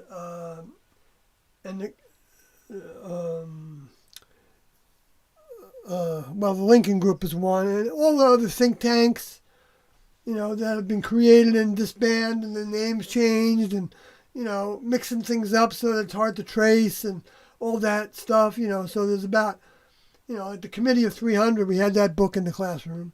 The Committee of 300 it was called, I think. And it had to do with somebody who traced all the heads of the corporations, all on the boards of directors of the corporations, to 300 names throughout many of the top corporations were the same names. So that's Illuminati, you know, it's just not related to Europe so directly. Even though a lot of them got their starts in Europe because they were born into having money or having that inclination to, you know, get a degree in finance and climb the ladder in the bank systems and all that. You know, it's like it is a part of the breeding of humans. The space aliens do that. The next level doesn't breed humans like that. The next level tries to breed human vehicles to be, I'm talking about the vehicles, not the minds. But the minds to some degree as well, by getting them to be peacekeepers and tolerant of other people's ideas and try to agree with your adversary if when they're in the way with you to where you could be taken to jail. But that doesn't mean, that means find agreement. I used to think, well, what do you agree with your adversary, Jesus is saying? You know, what if they're telling you to not believe in the Father? You know, a bunch of baloney. You're not going to agree with that, right? Of course not. Of course not.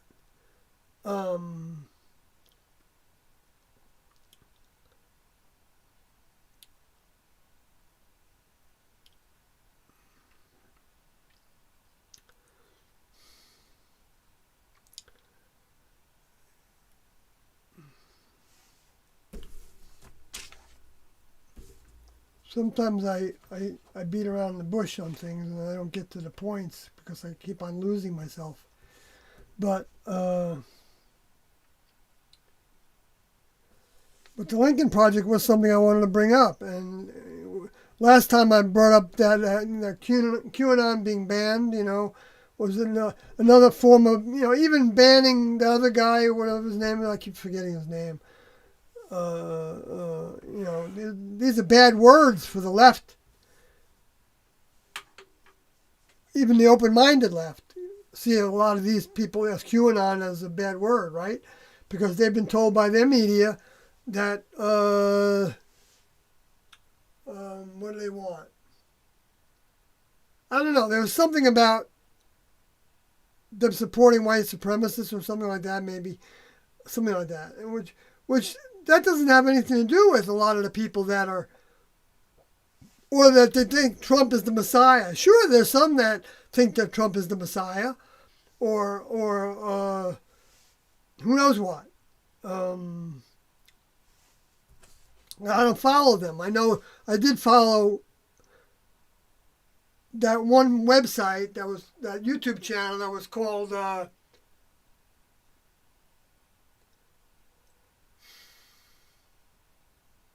forgot it now.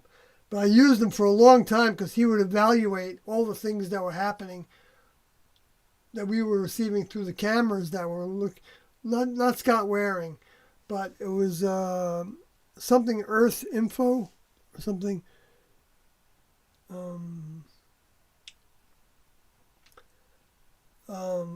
But the person who ran that website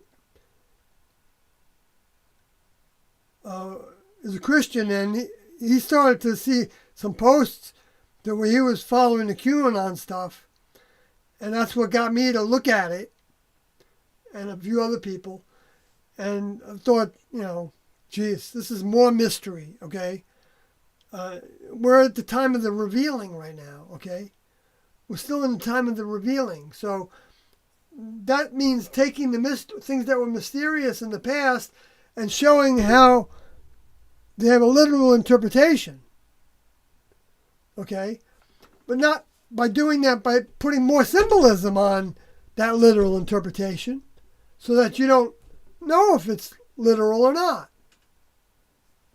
So you're still in the dark, but there could be a few leaks in there that they could put in there to keep people hooked, And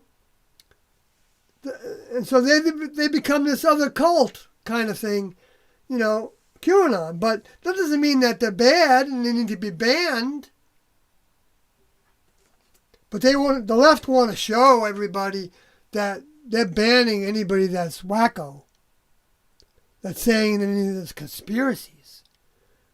You got to ban those conspiracy theorists. And so they point to the QAnon conspiracy as being an example of a conspiracy to ban. That's just to ban. And then that opens the door then to banning others. Going to what that person was saying in the chat room before about, I better make sure I'm still broadcasting here. At least I'm still recording.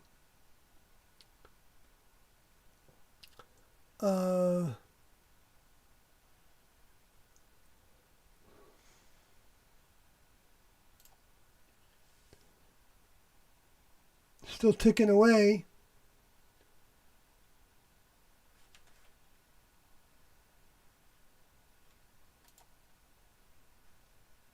I haven't muted my video capture device.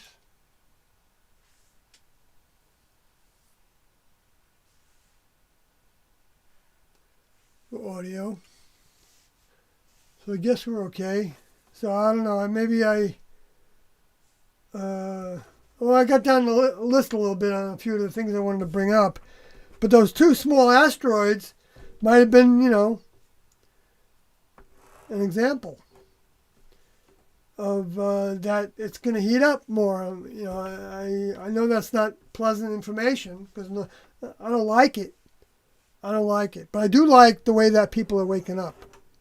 I do like that. I played on the music on the street the other day. We had a really nice day, and I ended up talking with somebody for a half an hour about a lot of things that some of the things I'm talking about now. I didn't tell them about T and Doe because I just didn't feel like I wanted to. Maybe I'm trying to save that spot so that word doesn't get around too fast and I lose that opportunity to talk with people. But I think I did give them some ideas regarding the Space Force and UFOs and the Kingdom of God being not the space aliens and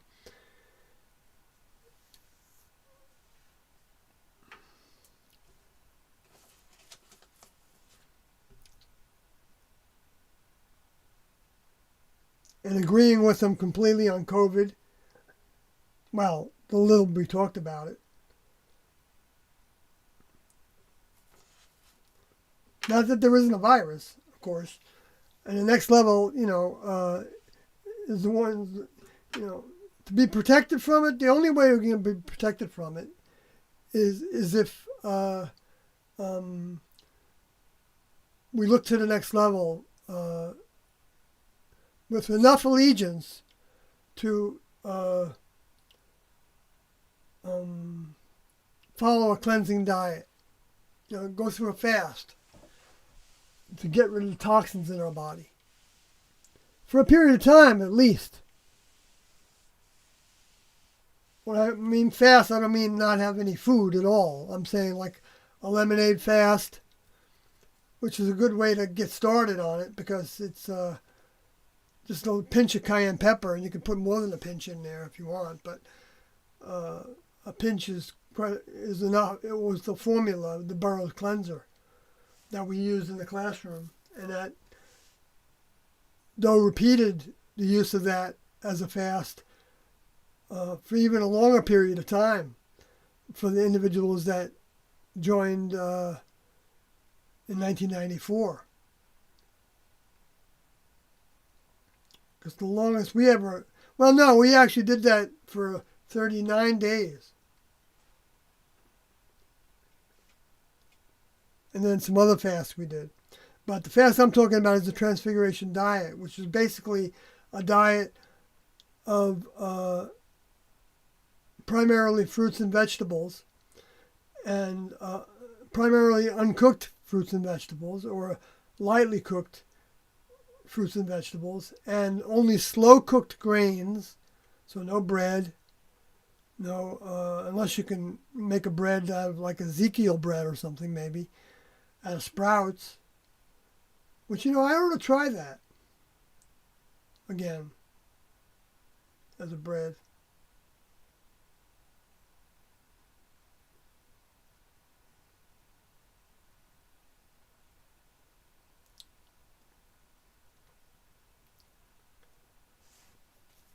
Anyway, so and also that diet has no sugar, no refined sugars in it. It does have a supplement of molasses, this kind that's unfiltered, and it does have a use of maple syrup and honey. Honey's a good antibiotic also, and other properties that it has, and a lot of garlic.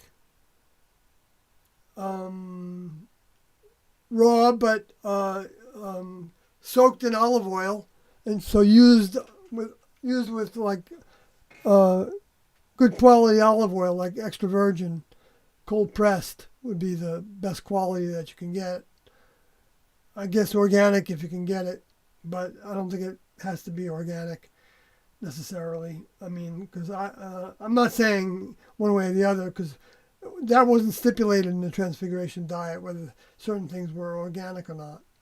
But they did talk positively about some of the organics because of the way that pesticides have been used and all the other different pharmaceuticals, or whatever you call them, agriculture, agribusiness, chemical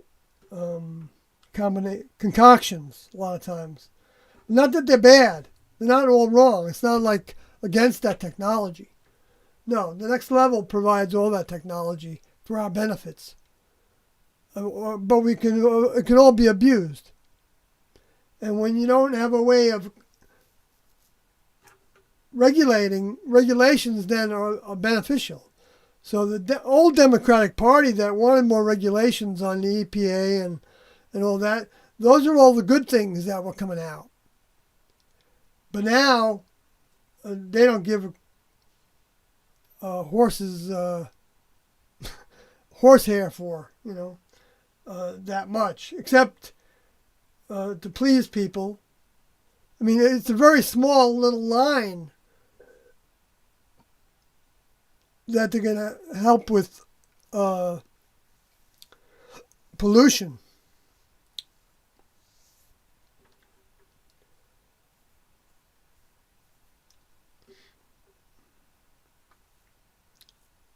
In the Green New Deal. Anyway, so I guess that's my response to that. My opinion on riots. There might be a little cooling period to where the next level, in a sense, that's happening now. I don't think there's going to be much one, though. Maybe now is what we're going to have.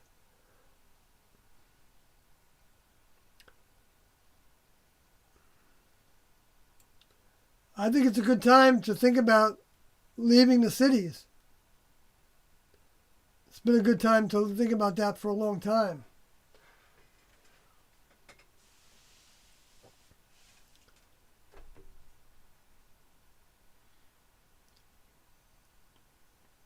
Or at least being, someplace close to a way to get off of, like to be on Long Island.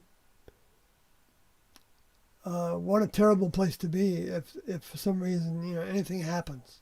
Anything happens like that. Let's say, they might start playing with our electricity. But I don't know if the next level is going to let them do that much. Because I think the next level still wants T&O's information, especially since it's still in the media. Still documentaries coming out. I'm sure they know that. And they want people to have the opportunity to still look at them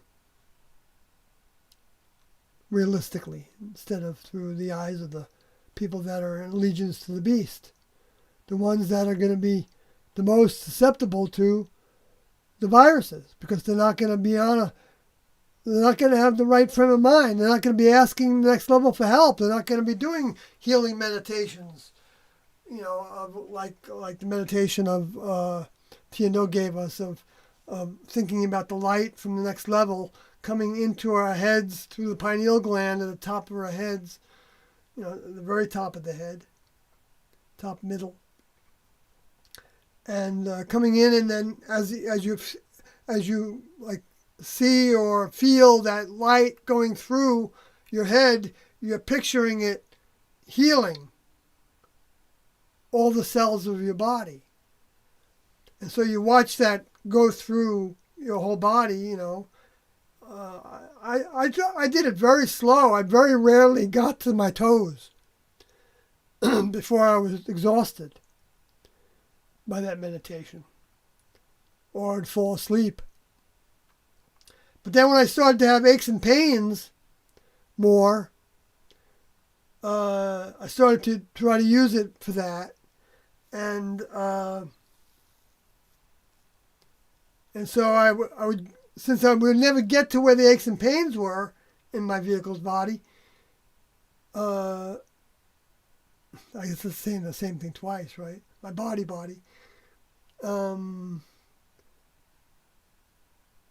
I would just make it happen faster, so I wasn't paying attention so much to the cells that could probably use help in my brain and my or my thinking in my mind.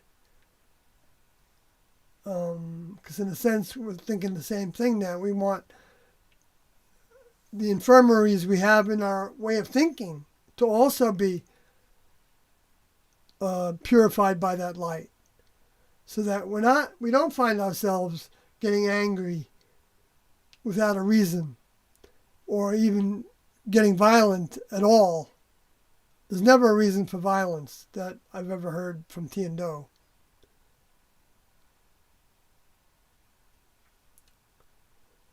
But you're not being violent to somebody by not wearing a mask.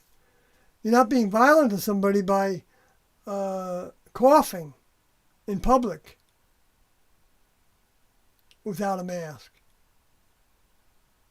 But if you know you're sick, you got a fever, then wear a mask until you can get to where you can be at home. And if you have a job that requires it, then of course do it. If you're around somebody that's got a real weakened immune system, yeah, sure, do it to protect them. But if that's everybody, that's not the case. That's not the way it is. 99.9% of the people that get coronavirus recover. And some is a difficult recovery. But it's a difficult recovery for a lot from the flu, too. The flu kills more kids than coronavirus has. That's a fact, according to the CDC and different health authorities.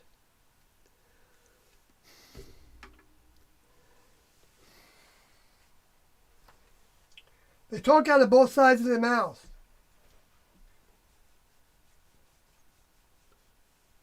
I played a gig in New York the other day, in a place I played a gig before, and they were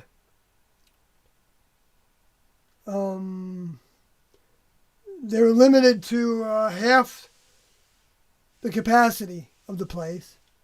And that place didn't have much capacity before that I saw, but maybe they do on weekends. But the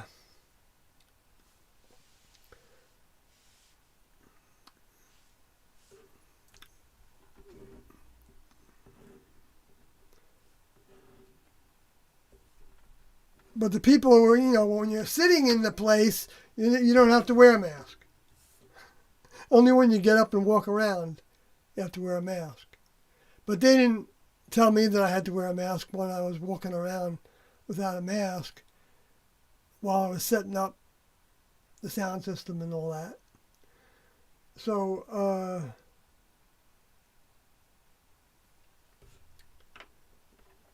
so either they're paying somebody to not, check up on them. Although these days you got people in the audience, that, will call in reports, but then they still got to send somebody to that place. So if everybody's doing it, defying it, which I'm not encouraging people to do, I don't do it as a defying of the law, of the reason, no, it's no big deal for me to wear a mask. I got a little woozy sometimes if I'm hungry, and I've exhausted my energy, like after a gig or something, and I want to eat something, and I'm going to the grocery store looking for something. That's happened to me like 3 or 4 times now, to where with the mask on, I felt my stomach was upset. I felt the hunger more, and with the mask off, now I'm just wearing it's not a very good mask. So it's the kind of mask that 47% of the flu particles can get through if they're airborne. I don't know what the difference is between an airborne particle and a goblet, because the airborne particle can be traveling on some moisture, right? It doesn't travel, well, it does, but it comes out of the lungs. That's where the infection seems to reside the most, right? So when you're talking, you are putting out some moisture, tiny bit, but that's not the moisture they were talking about, the mask's preventing against. They were talking about the moisture from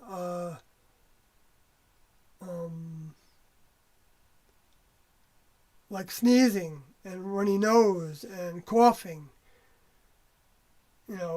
Coughing's definitely coming from a deeper place in the lungs than even talking is.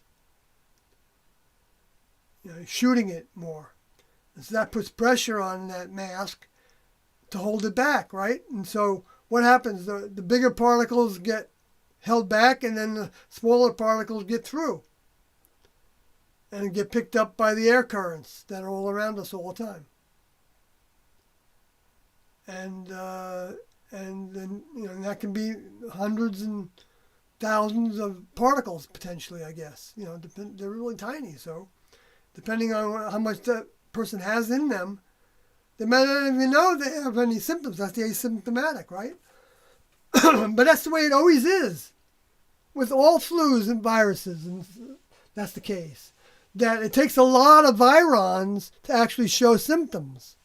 So when you're showing symptoms, that is the best time to wear a mask. if you're in public. And take even a decongestant or antihistamine so that you can breathe and you can not be sneezing and coughing and to where those particles get flying around more. And to stay away from the public when you have that condition. Those are all things that I was doing before this.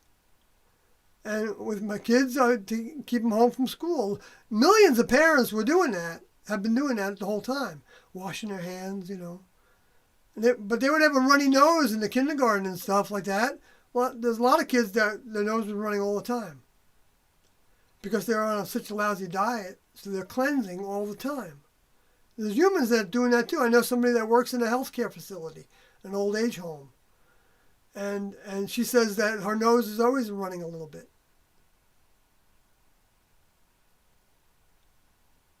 But she never tested positive for COVID, and she was given the test. And in fact, it came up with some false positives, I think, or maybe it was a false negative. Well, I don't know what it was exactly, but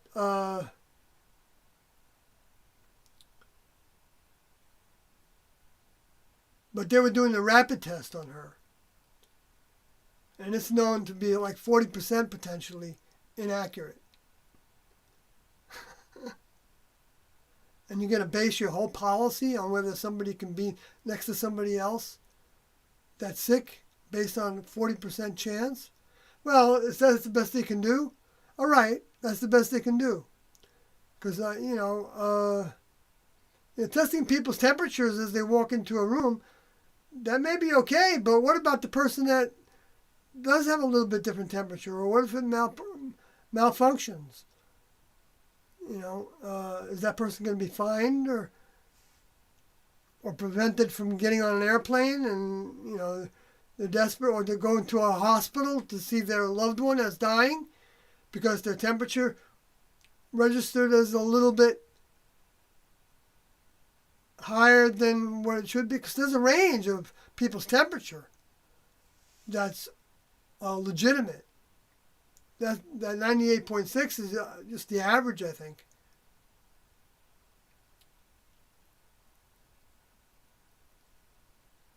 Because you have other things can increase your temperature too, other than infections is an increase in temperature.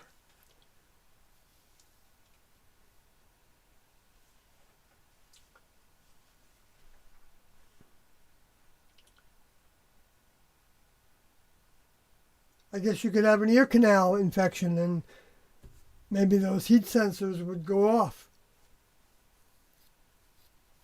I don't know how sensitive they are and how much temperature changes with those kind of infections. I haven't studied that. Gulf breeze, Florida was in the news the other day. And the only reason I bring it up is because when it happened in November of 1987 to May of 1988,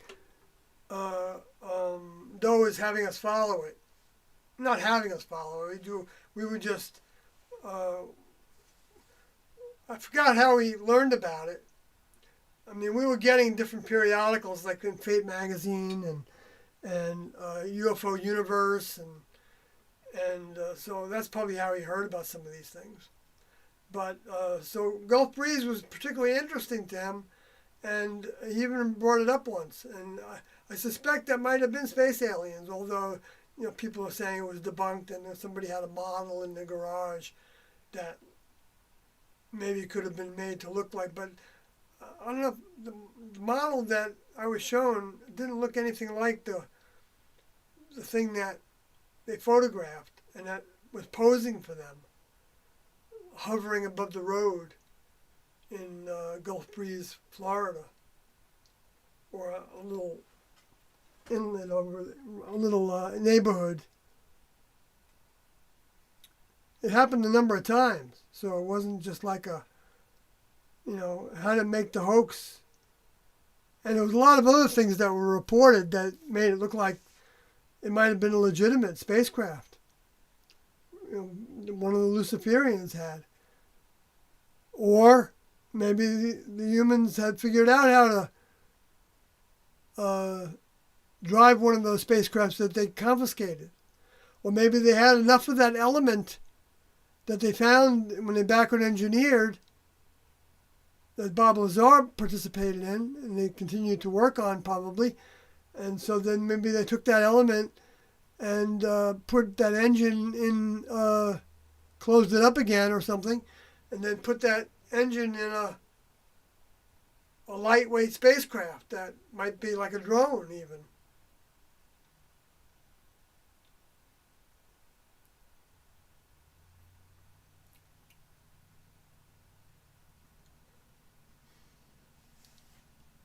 They might have easily, been able to use fans of some sort, or pressure or magnetism to lift above the ground.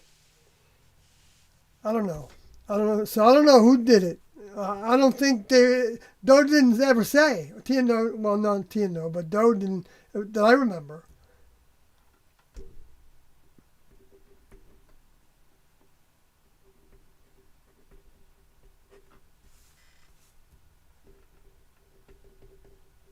But he wasn't interested in all different sightings. So that's what tells me that there might have been some truth to that one.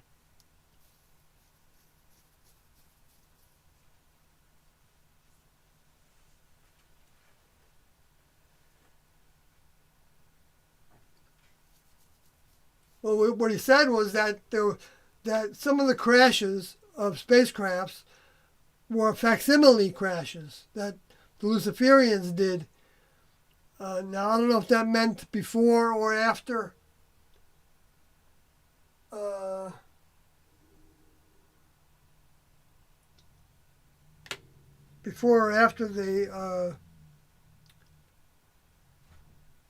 they came through the crashes through around the area, the plains of San Augustine near Roswell. Hi, I'm doing a live stream. Are you alone? Okay.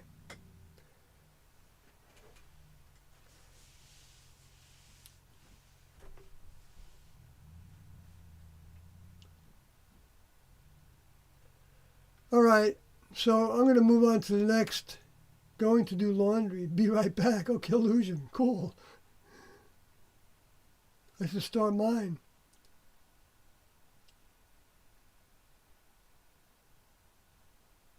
There'll be riots after the election, yeah.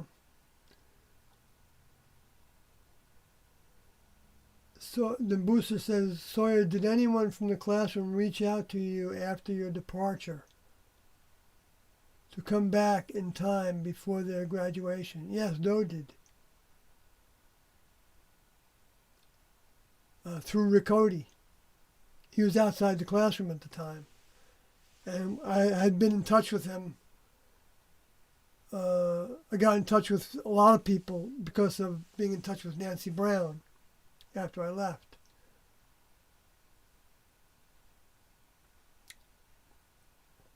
And I don't remember how I got Nancy Brown's communication.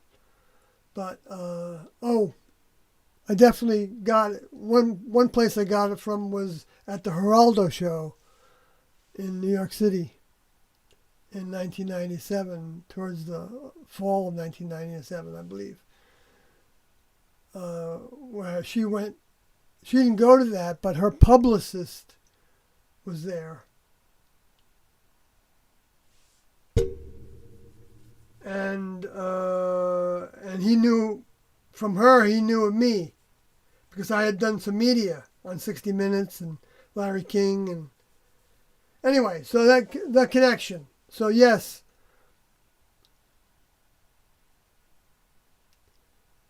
And the question that was posed to me from Rick Cody on the telephone was, what's up with you? Don't want to know what's up with you.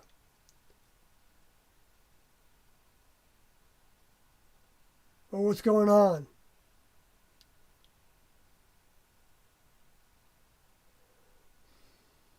where you're at, something like that. And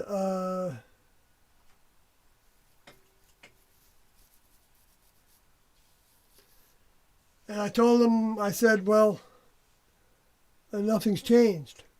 He told me that Doe gave him the task to ask me that.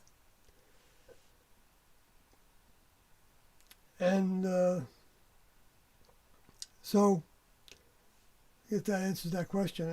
At the time, my vehicle's partner was, I think, pregnant.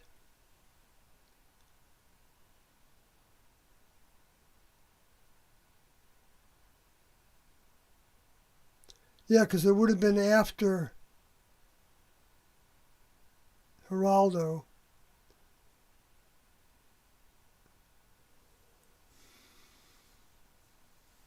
And yeah, so, oh wait. No, maybe it was, no, it wasn't after Geraldo. Never mind. No, it was 1995 or 6. Even 6. Yeah, when I got that message.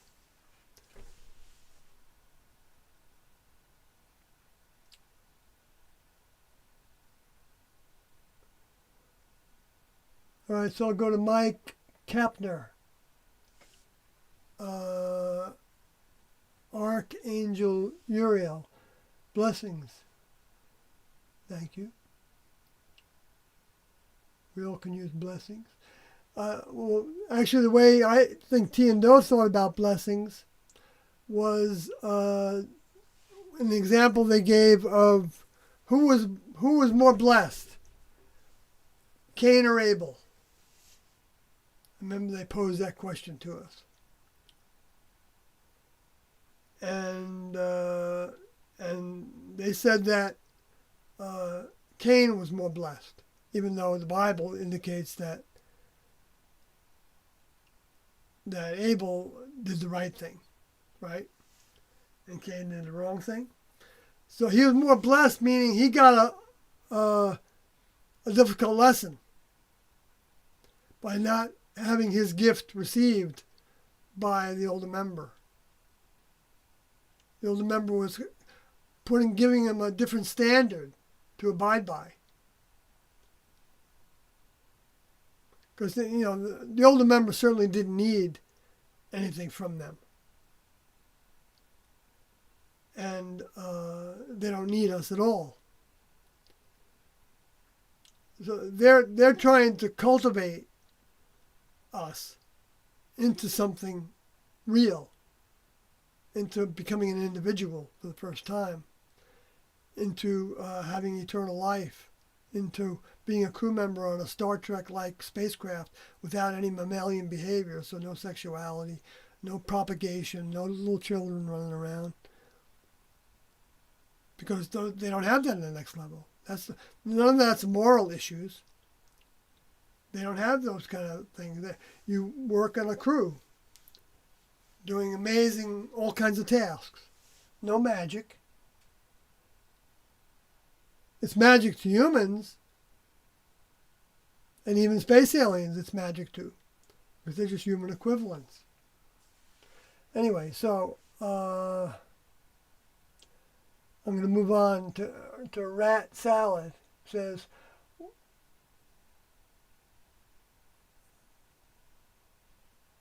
so the idea of blessings is, it's a nice greeting. I take it in that way, and I feel I say it back in that way, and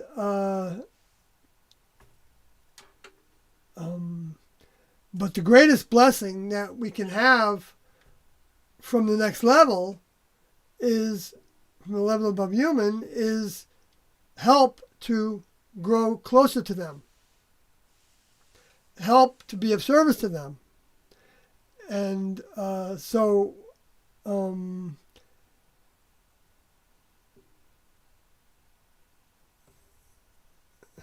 So, I mean, the task now is to stand for Tiando in order to qualify to be their student. And that, among other separation from the human kingdom, which many have done already to some degree, but there's always more to do. But that becomes the overall, the standing up for Tiando as being from the kingdom that created the planet and its inhabitants, and then to maintain that stand despite the consequences, and to maintain that stand until we leave our vehicles. That's the task.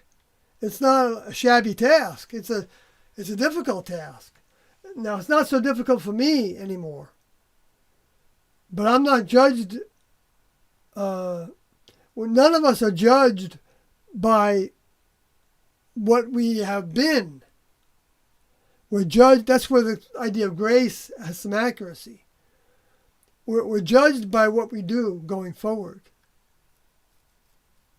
And judgment has to do with whether we're going to be saved for a future opportunity, whether we're going to be promoted to an opportunity of doing doing elementary tasks for the next level on a spacecraft with a new vehicle, or being promoted to even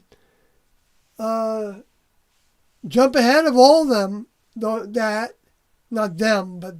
those degrees of growth, to be actually on a spacecraft with Tiando. I don't know if that's possible or not. But since Tiando taught that you could grow and outgrow your older member, because growth was not held back by them. It's not like in the human kingdom where they don't want you to rise up to be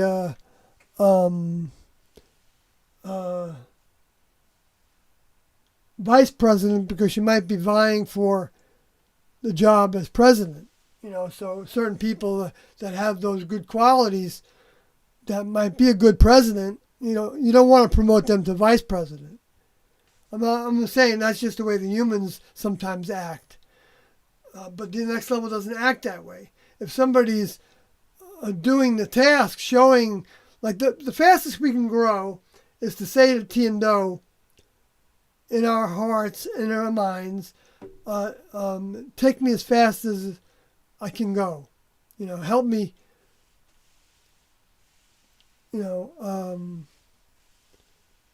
And then when they do that, when they give you signs that are going to help you detach from certain things, and those things because you've read them in the major offense list and the lesser offense list and the statement 17 steps and other things in the Heaven's Gate book. So you're familiar enough with all their behaviors and ways and thinking, and knowing that there's going to be a lot of people that are going to not appreciate anything that we say about Tiando. And so to them, we need to be sensitive to not spill all our beans at once, because we're not after converts. We don't want to convert anybody. I mean, we in a sense want to. I'll take it back. We want to convert people, but we want them to choose to be converted to us. We don't want them to convert to the way we think because we need them to. I don't need anybody to believe in Tiando. Not a soul. I don't know what I would be doing if maybe I wouldn't be doing this now. If there weren't people that eventually started subscribing to the channel. I'd like to think that I still would be doing it. I mean, I could actually, I can go backwards as well as anybody else can go backwards. I did go backwards. I went backwards by dropping out. And then I went backwards again when they gave me the opportunity to come back, like I just talked about. And because that's what that could have led to. I could have said to Rick Odie, I've had enough. Can I come back? I'll try to work on this problem that I have.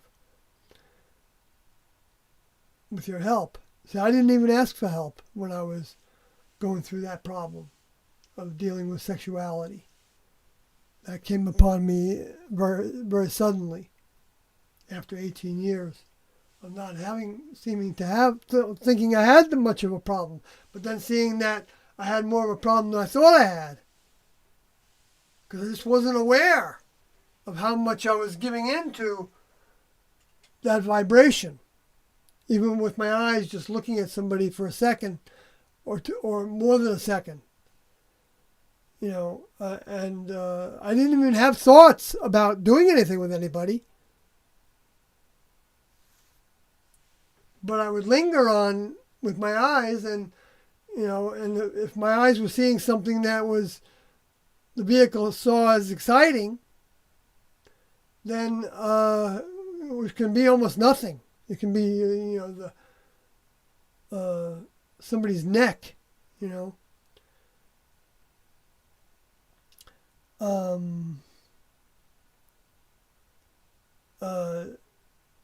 I could actually feel something happening in my chemistry. Literally. I don't know if you all, I feel things inside my body happening sometimes. Maybe everybody does. I'm not just talking about like gas bubbles, but what the example that I have is when one time I was driving to my job. Actually, I wasn't driving. I was in the passenger seat, going to this job I had in Amarillo, Texas, at a country club. I was cooking. I was a dinner cook. And I was making pastries there too. But, and so on the way, it was winter. And this was in Amarillo, so it was cold. There wasn't much snow there though. But anyway, and I remember seeing somebody walking on like the sidewalk in the town. We were going through the town. And they had an overcoat on, but maybe the person had long hair or something, because I thought it was a woman, and I felt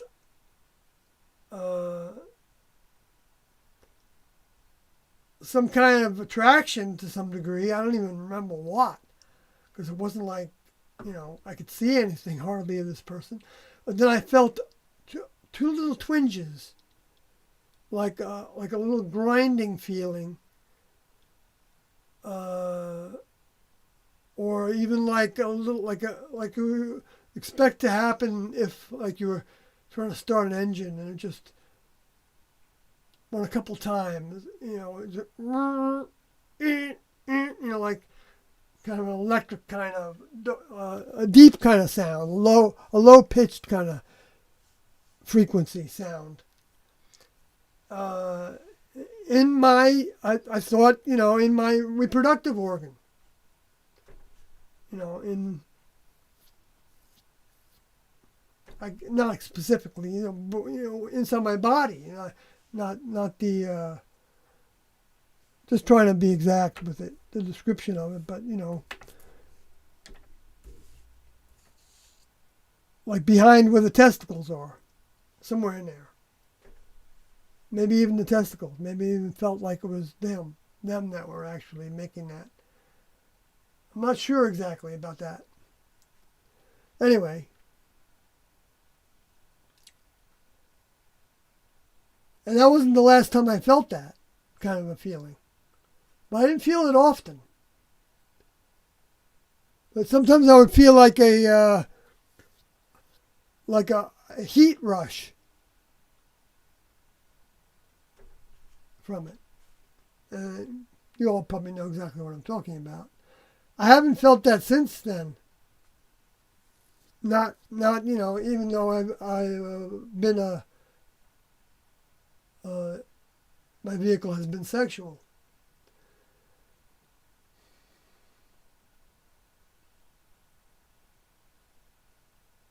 Not quite in the same way. Anyway, that's where I can put it. But the heat part, yeah, sure. But I didn't feel heat when I was describing that. I can't remember actually. Well, maybe that one time, maybe there was some heat involved. I'm just thinking about that. It's really interesting how that all works, and it's not a moral thing, by the way. Losing our sexuality. It's just that next level members don't have that, so you have to show them that you're not going to have that on your mind. It's not going to be part of your mind because we're actually building our minds, continuing to build our minds.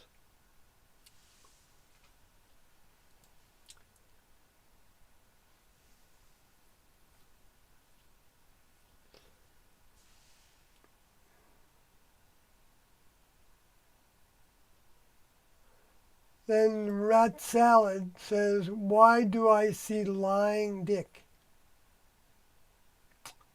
I don't know. I don't know who you're talking to there. If it's talking to me, I don't know what I'm lying about. Anyway, so if it's Manly, 1979, rest in peace, Eddie Van Halen. Oh, that's right. He passed away. Right.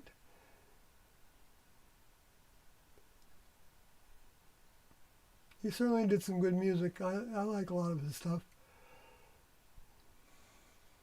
My vehicle does. My next level mind doesn't care about it.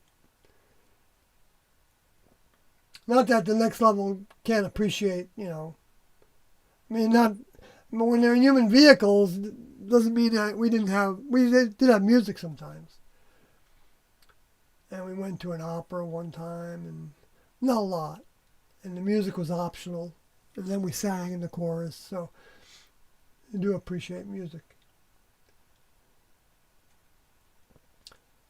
Dead Man says, T isn't tis. T isn't tis.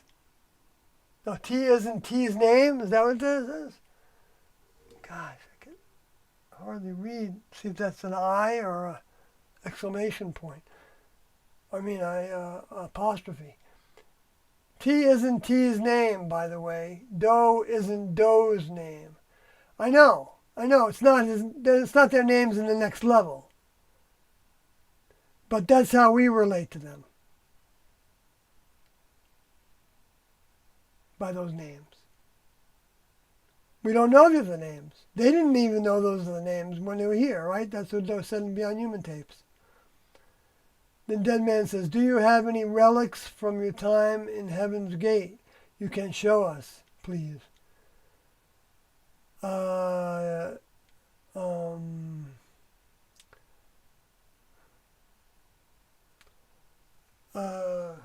nothing that I can prove is from Tiendo. But since you asked, I'll get something.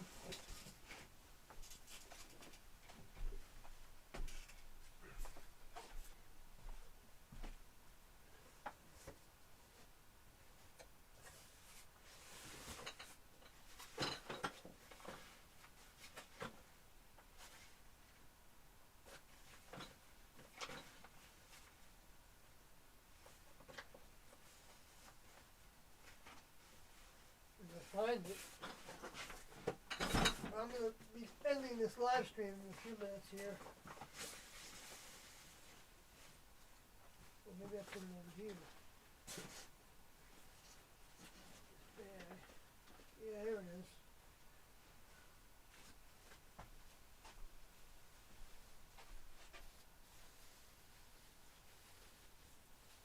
This is a robe.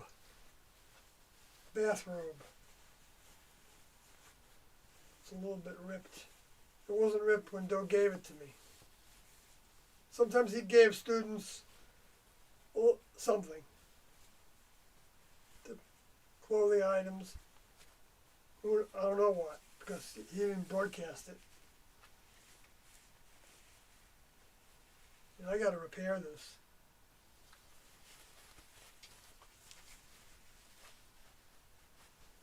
I'm not going to put it on now. That's a bathrobe.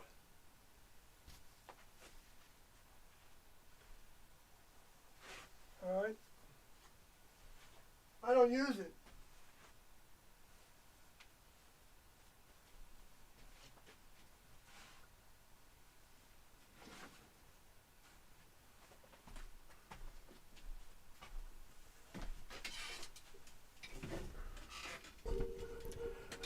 I don't worship it either. I don't, it's but I also don't mistreat it. Yeah, I do think about it.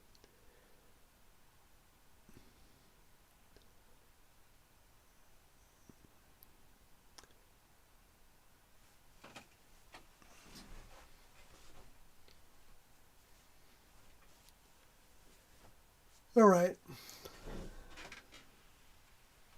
I mean, I think about it in a respectful way. I think is the way I meant to say it.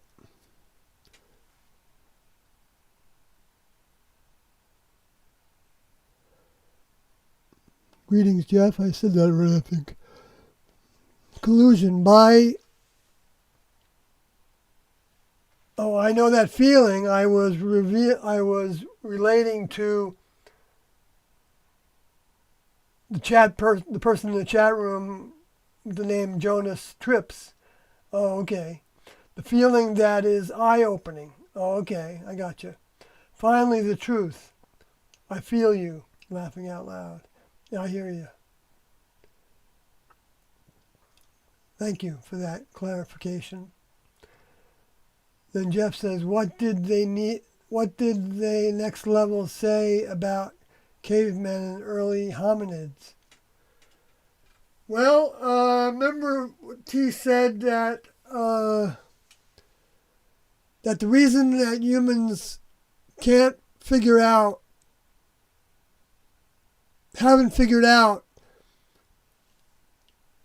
where the missing link between prehistoric humans and current humans or modern humans is because the next level removed that link or those links. Whatever. Removed the link is the way they said it, I believe. Singular. Not a lot. I don't remember a lot. If they said more than that, I just wasn't around to hear it. Because they definitely talked to people when they were, before I was in the classroom. They were talking with people at campgrounds and things. And so you never can tell what questions they would have been asked.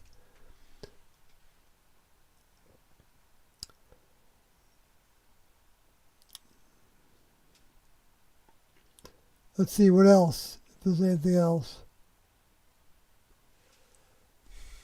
Oh, Doe felt it was accurate in when we started listening to Arnold Murray, Pastor Murray, who Stu already brought up in the exit videos as wishing that Pastor Murray would pay attention to what Doe was saying.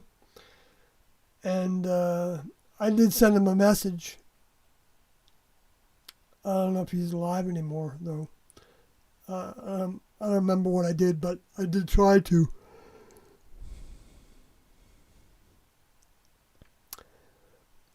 Anyway, but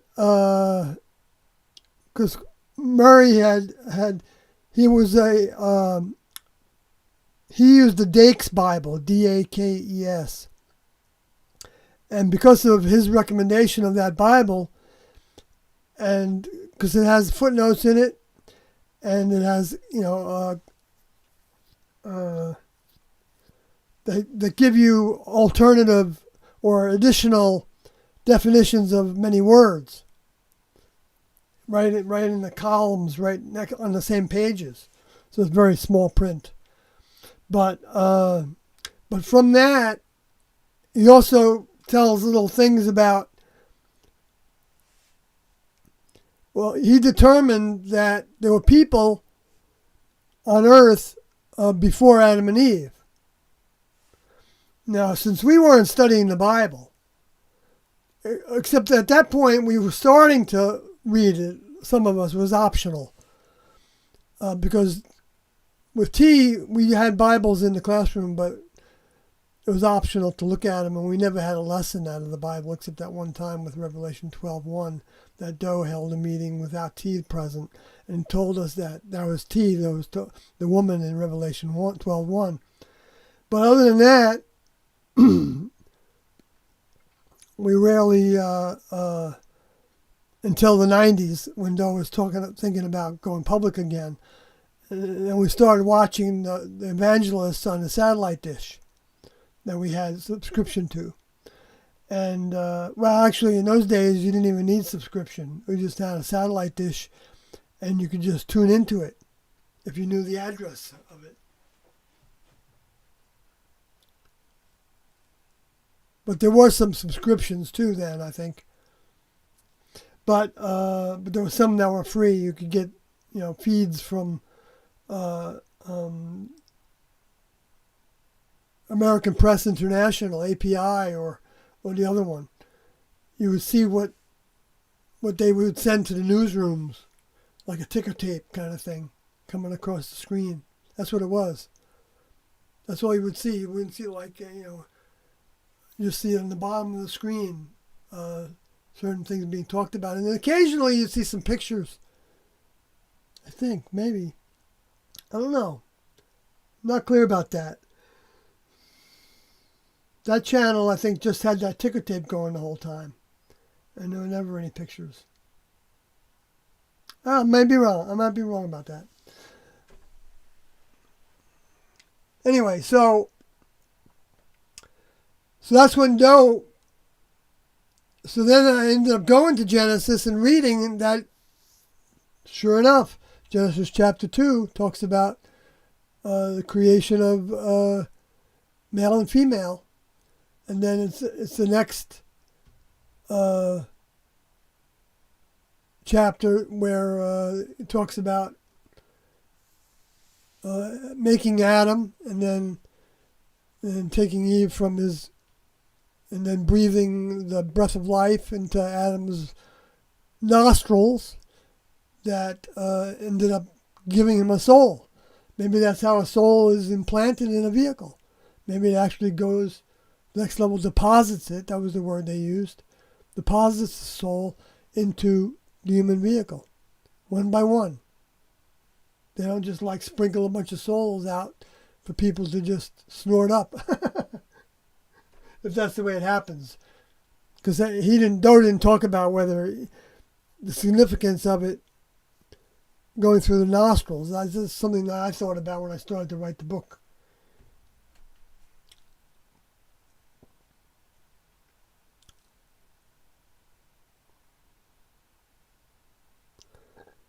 Okay, I'm going to try to get to the end of the live stream.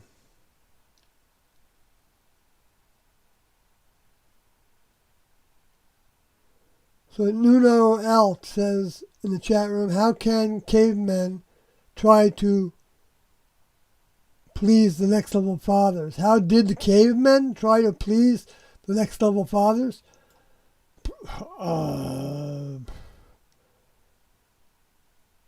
I don't know. I don't know if they were given what kind of help they were given by the next level to learn to identify them and to please them. That's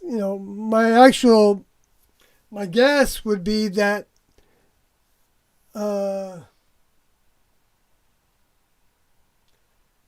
I don't know. I mean, it's possible. I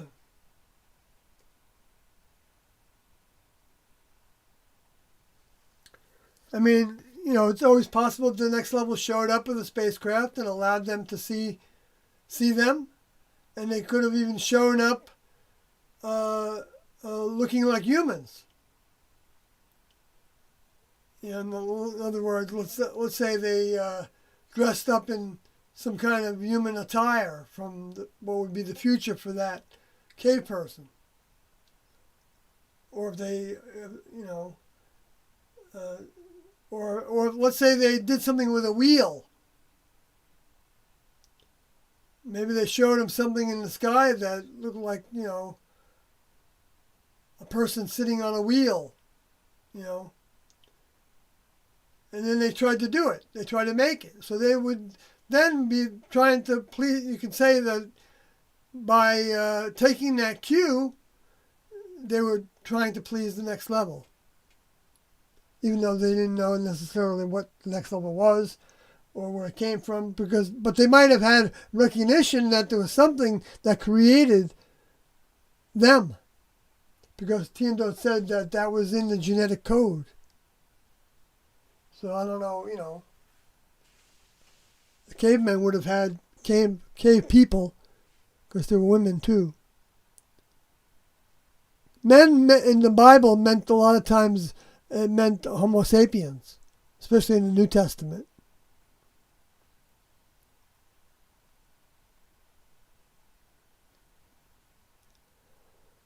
So human is the cave humans, cave dwelling humans. You know, that's a more.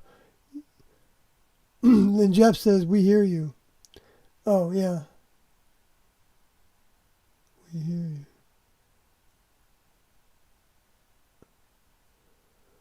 I'm not sure what you meant by that, because I think you can hear. Oh, well, maybe that's when I repeated that I think my volume is okay and all that. Yeah, and maybe you said that then.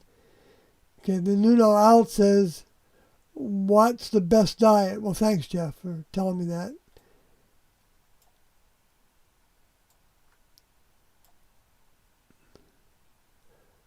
Nuno Alt was what's the best diet? Well, I believe the Transfiguration diet. I tried to describe it before. Now, I'm not going to say that it's the best diet for everybody on the planet, because, you know, that'd be silly. It just happens to be the diet that Doe and crew left for us in a book called The Transfiguration Diet. And that transfiguration, according to that, when that word came from Jesus. Wait a minute. Before I go there, was metamorphosis, actually. Metamorpho in the Greek. That mountain, or that event that was talked about as a mountain. Going up the mountain and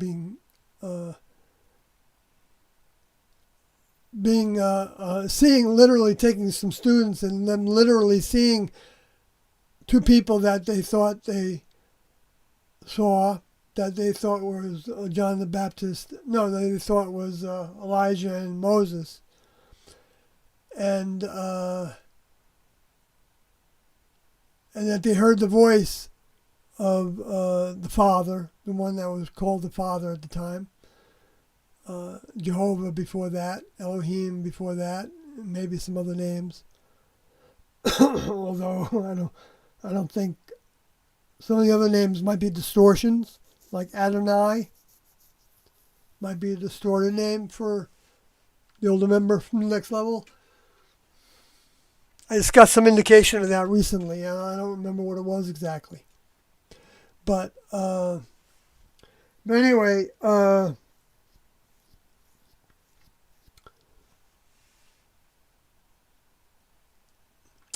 the diet has cayenne pepper as a supplement as well. It's basically a vegan diet with only slow-cooked grains, so no bread products, no flour products, only slow-cooked grains that are cooked like under 140 degrees. It's whatever temperature it is in order to not kill the grain, the enzymes in the grain.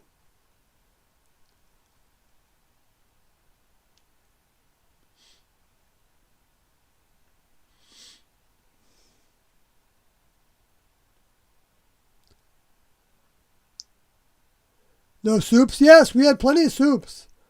We had little green potato soup.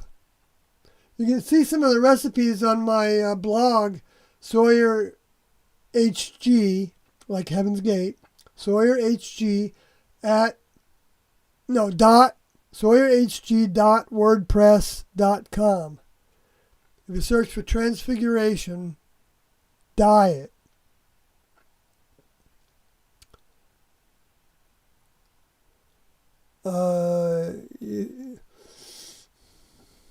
you might get my book too, which mentions it a lot of times, so that might be a distraction. But let's see, if you searched on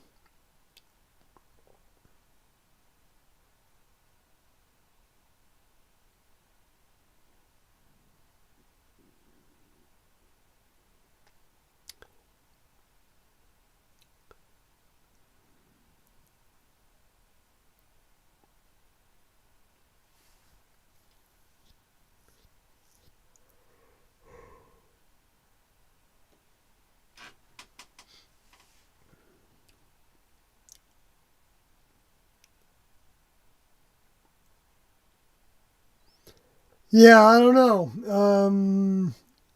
I guess just search for Transfiguration, and you should see that title in the title. Transfiguration diet. You should see it in the title.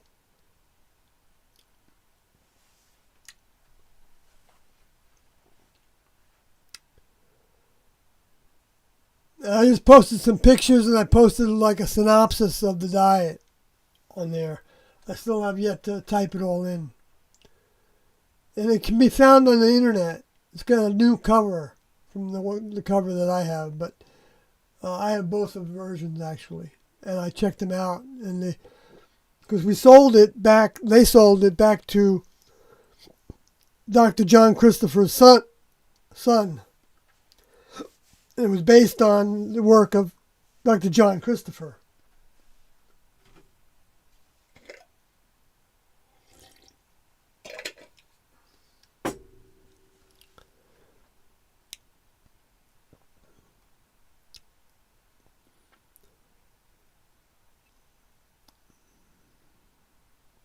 Yeah, I think we had a pea soup, and we had any vegetable soups are all part of that. It's vegetables and fruits. I start my day with a combination that's not really in that diet, but we used it later on because the Transfiguration diet was the beginning of dietary research that went on for about a year. And we went through all different kinds of diets, but that's the one I used to cure myself of Lyme's disease, which I was crippled because of. And so, but I knew of that diet, and I already had a decent diet before that was somewhat cleansing, but actually, no, it was pretty filled with mucus because I ate a lot of bread and pasta before then. And so that has no pasta in it, no grains, and no refined sugars, only maple syrup and honey, and cayenne pepper as a supplement is a big part of it. Really cuts the mucus, cleans out the body a lot, cayenne pepper does. And you got to be very careful in how you use it because it can upset the stomach, and even it can cause somebody to pass out if you take too much. And so I would caution anybody from using it in a full dose unless they're very used to cayenne already or hot things like that. So, I mean, but you can start with that supplement. I'll tell you what the formula is, just quickly. It's what we started with was with the Burroughs Cleanser, which had a pinch of, which was an ounce of lemon juice and an ounce of maple syrup grade B, so lots of mineral content, and 8 ounces of water with a pinch of cayenne. That made a drink, and we fasted on that for 39 days with that plus water. And so from that, you get a little bit used to the cayenne. But then when we did this diet,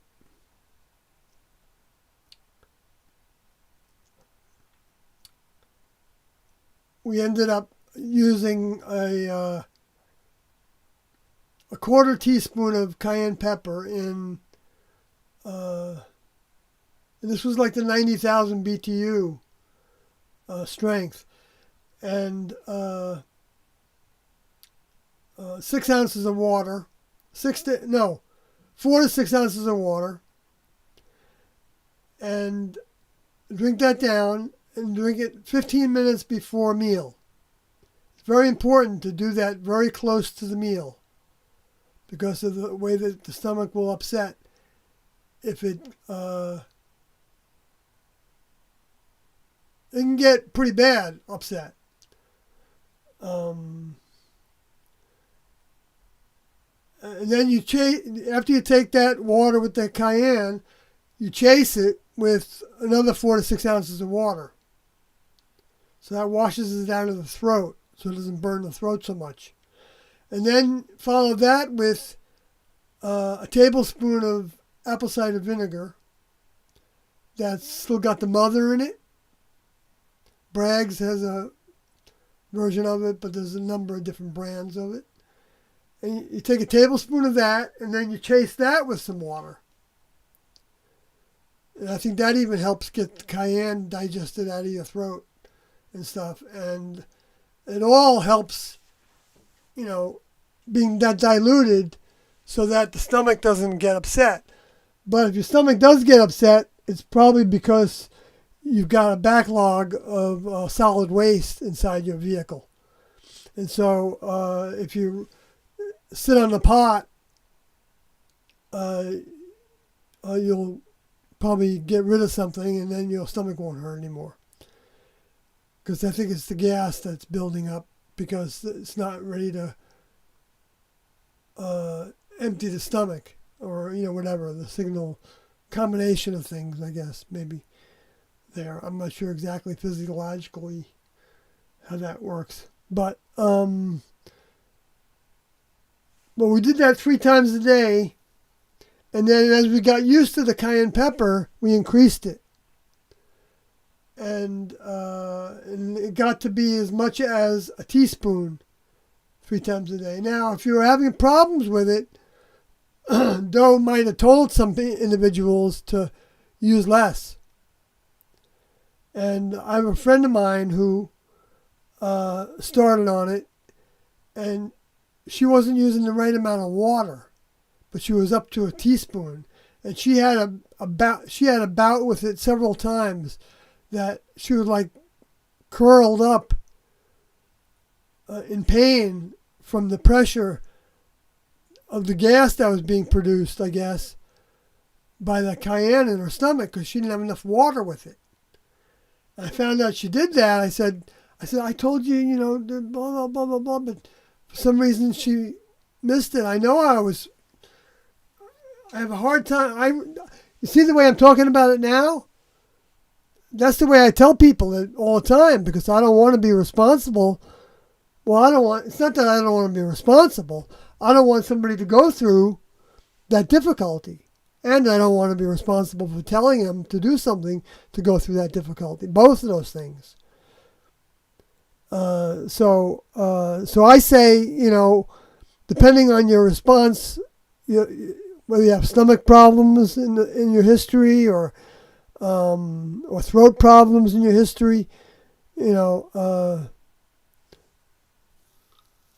talk to a doctor about it if you have a lot of problems, or if you're taking other medications at different times. I don't know how they would relate to one another, but cayenne is a food. So, but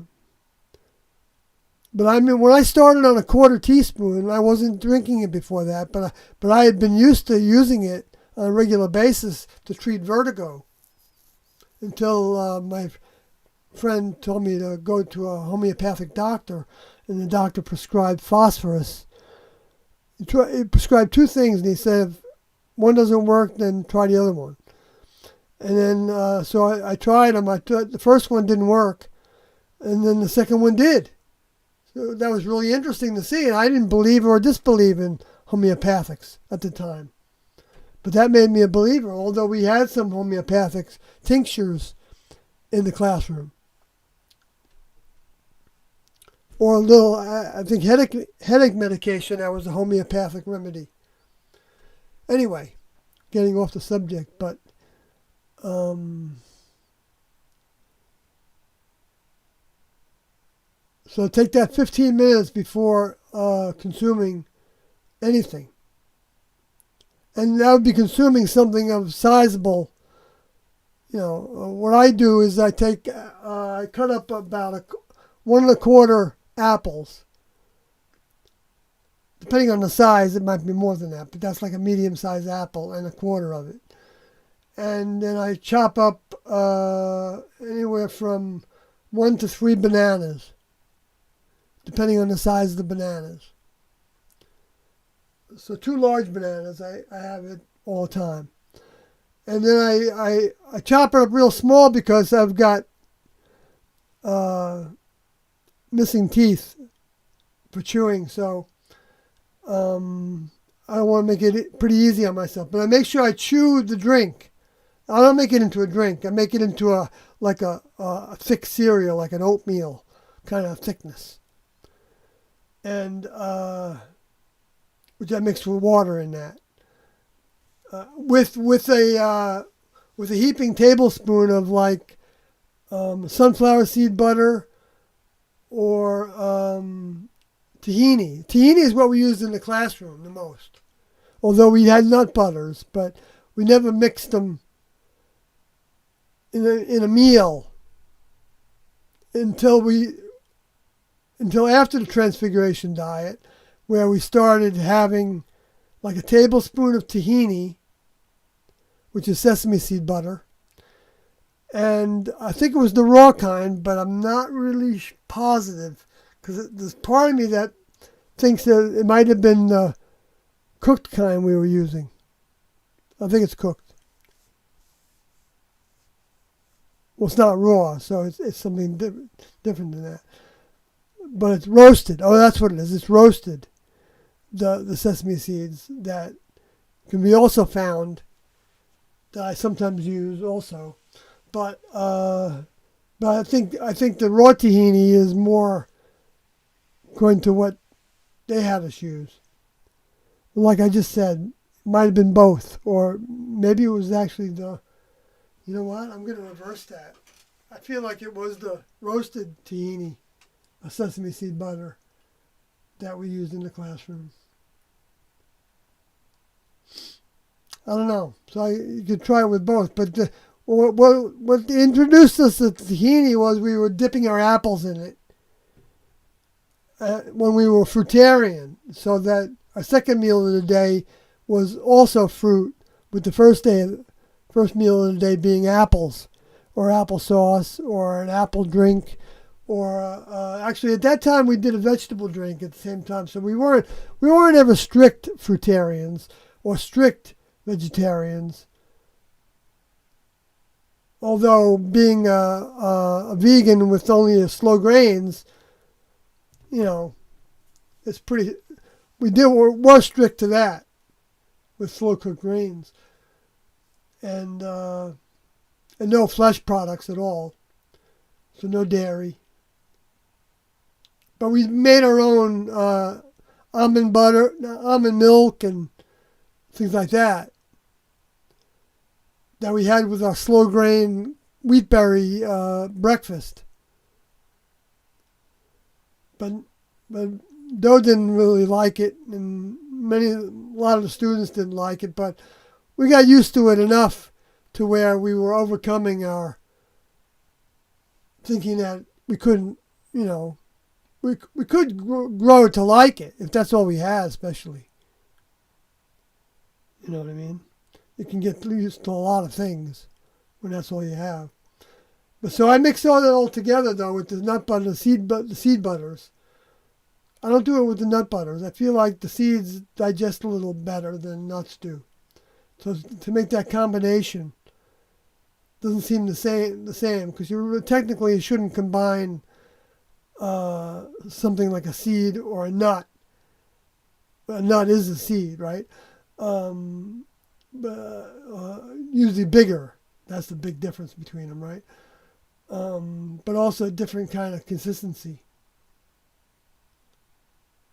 Because you eat the shells with the sesame seeds, right? Or maybe not. Maybe you don't. But it's just so little. They're so little. I wonder how they remove those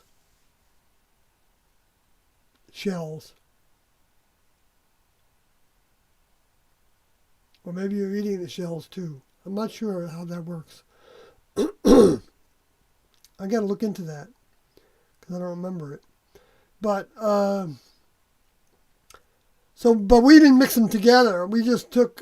We didn't have apples and bananas together. Maybe one time we did, but Doe was always experimenting. So, if something happened with him or helpers or somebody reported something, then he would frequently change what we were doing.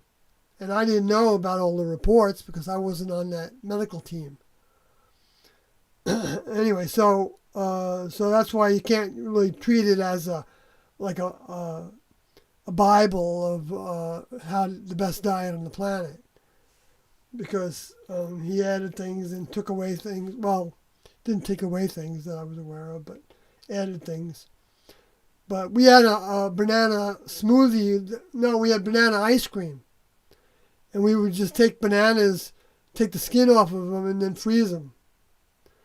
And we had one of those devices that, banana ice cream.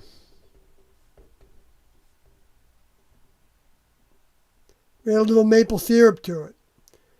Sometimes it was kind of runny. But it was still good. It was still cold because they were frozen bananas, and you made it right away. Just put them through we had champion juicers. We had a number of different kinds of juicers. So we lived on juice for periods of time too. Or even supplemented with one meal being a vegetable slow cooked grain meal like millet, which the millet was really tough to eat. We didn't have that much. And the slow cooked grains, we didn't have them that much either. And then we would change diets. Though it felt like it was good to change diets.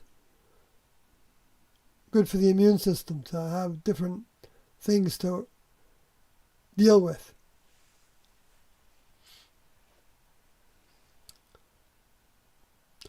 Okay, so you're welcome, Nuno Alt. Kathy Southwestern says, good evening, Sawyer, checking in late. You've been coming in pretty late. Depends on your job, right? The Uber work that you've been doing. I assume you're still doing it. Nooner Alt, I wish I can do that too. I wish I can do that too.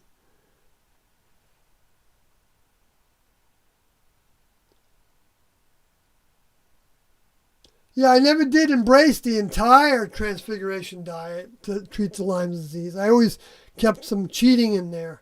Doe was in favor of cheating on a diet. It's like giving the horse some sugar in order for the horse to behave a little bit better. And even sugar, in the beginning of the classroom, they gave us a candy allocation, which were the hard candies, the ones that were like jawbreakers that you didn't have any.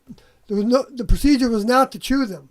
The procedure was to suck on them until they were assimilated into your body.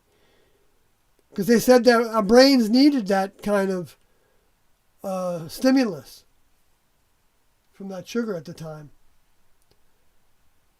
So we had like 22 or pieces of like hard candy to eat every day. And that lasted for maybe some months. Didn't help my teeth situation. Even though I don't remember any pain at the time from it. Kathy Southwestern says, Jeff, great question about cavemen. I've just started watching a series of YouTube videos about the fall of several civilizations. It's very interesting. Oh, that sounds interesting. Yeah. Several civilizations. I've never seen anything about several falling. Then Jeff says, thanks, Kathy. I'm wondering if they were a step for our vehicles. Yeah, these vehicles came from something. Also, in the next level, represented in older religions like Greek or Vikings or Native American or Zulu or what?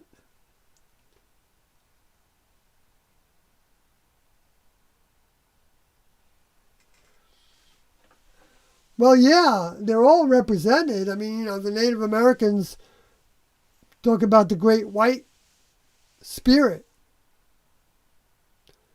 and I think they were sadly shown that it wasn't through the Caucasians.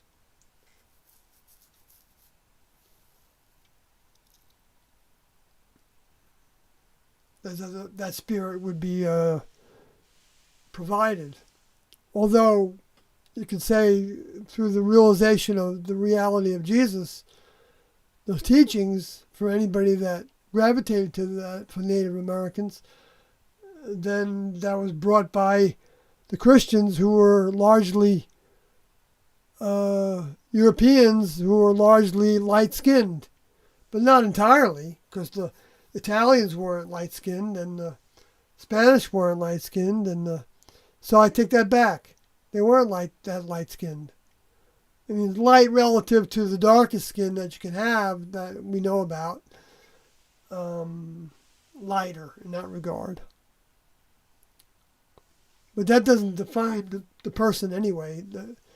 That's just the vehicle they're using. But if that happens to be the way that's designed, another planet, it might have been that the older member was going to come back with a blue head. If blue skin was popular on that planet. Because Tiendo said that next level vehicles have all different kinds of colors of vehicles. So I imagine then human vehicles could have all different kinds of colors too.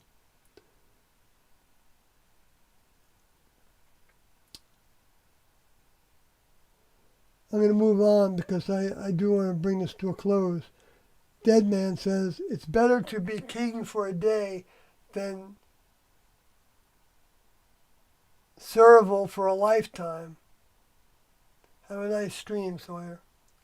Thank you, Dead Man. Better to be king for a day than serval for a lifetime. Well, service, I don't agree that that's a bad thing. You get a lot of good lessons from service. The next level doesn't want anybody to be king. None of the members of the next level think of themselves as the king. They all think of themselves as a servant to their older member. They think of their older member as the king.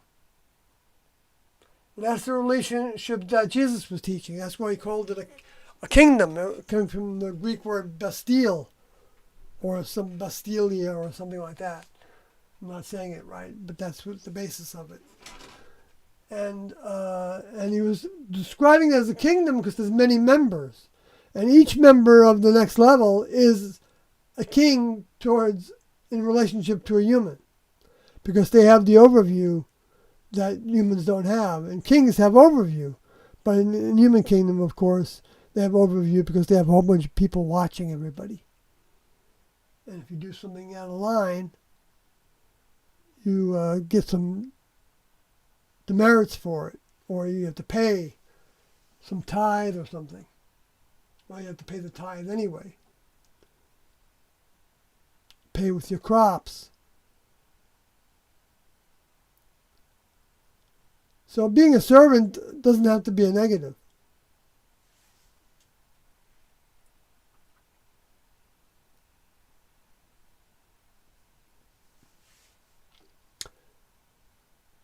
Kathy Southwestern says, Jeff, I personally think anytime religion is brought up, that is people trying to define the next level. They just don't realize it. Oh, that is people trying to define the next level. They just don't realize it. That is just my personal opinion. They don't recognize a lot of times. It's like as long as religion, even the word is used, all of a sudden they tune it out. Right? Is that what you're saying? And they don't even hear the words you say after that. Or they don't register because they're thinking about, oh, this is about religion, in their heads or whatever else they're thinking about. So I have that same opinion to some degree. But it goes with the territory.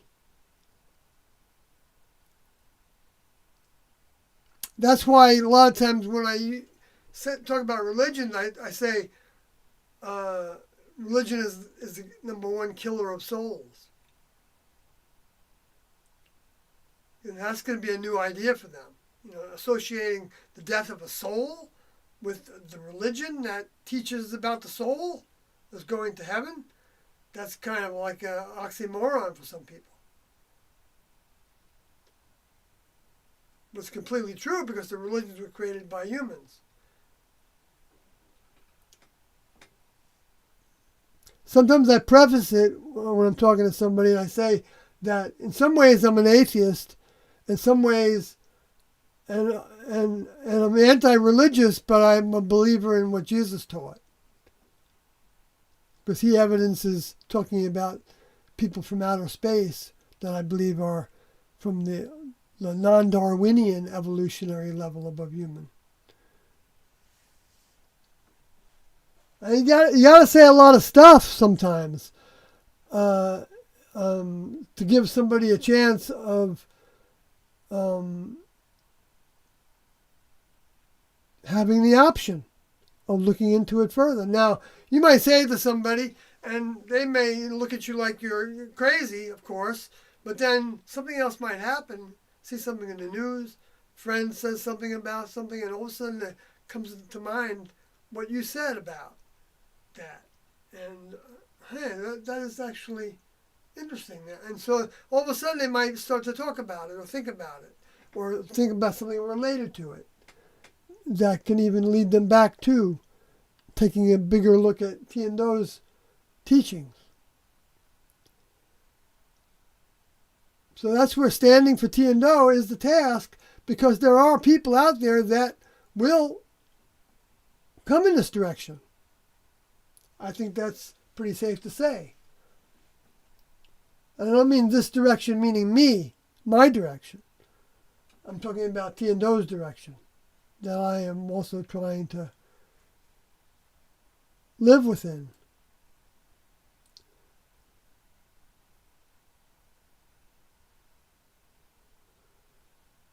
Some vehicles are naturally very sexual, as Nuno Alt says. Oh, I skipped one. Ferv Corsica says, laughing out loud, bro, why so late? I just got in the habit of being late. There's a lot of reasons for it, why I developed this habit.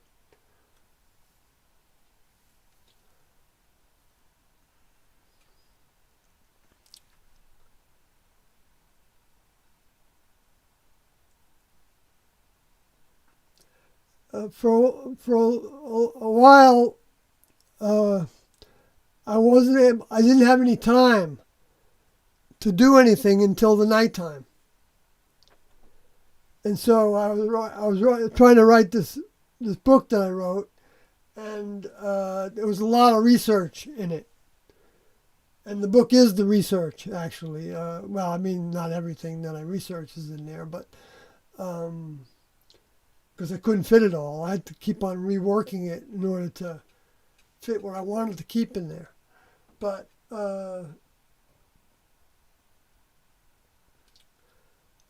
But so I would stay up and do that.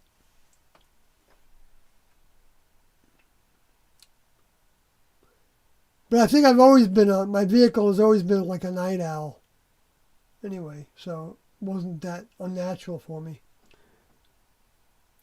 So then Nuno Owl says some vehicles are naturally very sexual.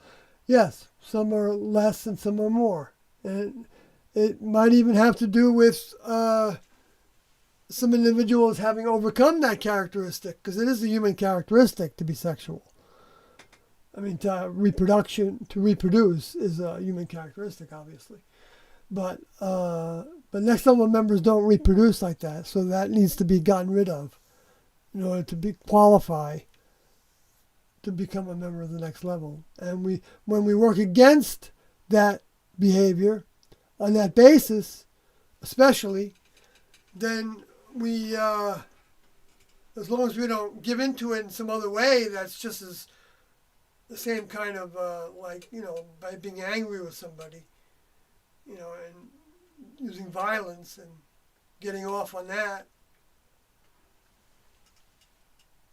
I'm talking about real violence. I'm not talking about play violence or.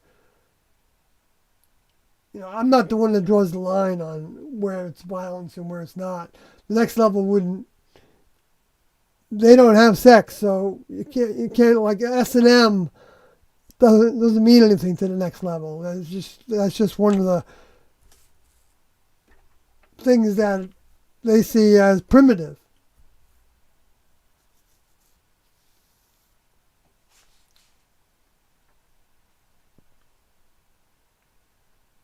And we have to think like them if we want to become like them.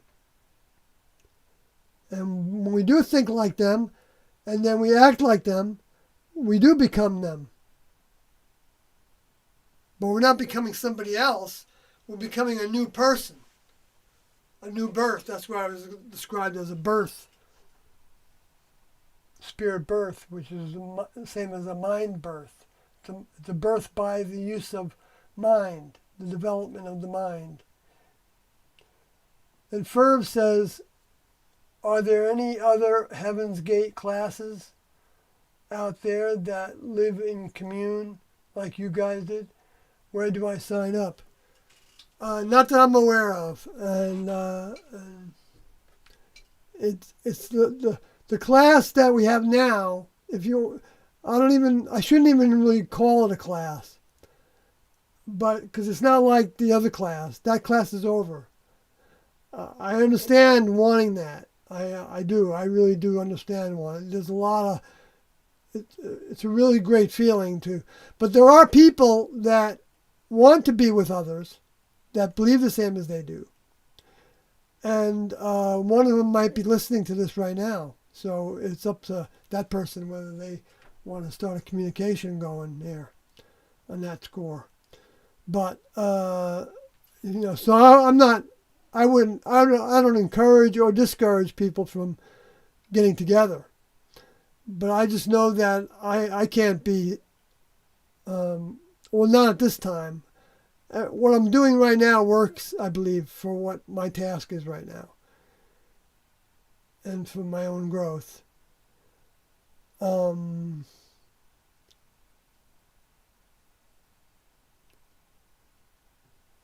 Because I've had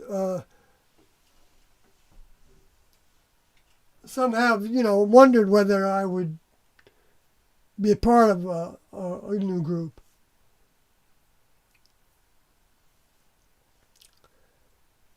That doesn't mean that I won't someday be with a bunch of people that believe the same way as I do. Right now, that's not the case. I don't know anybody that believes the way I do around where I live. But there's people that accept me.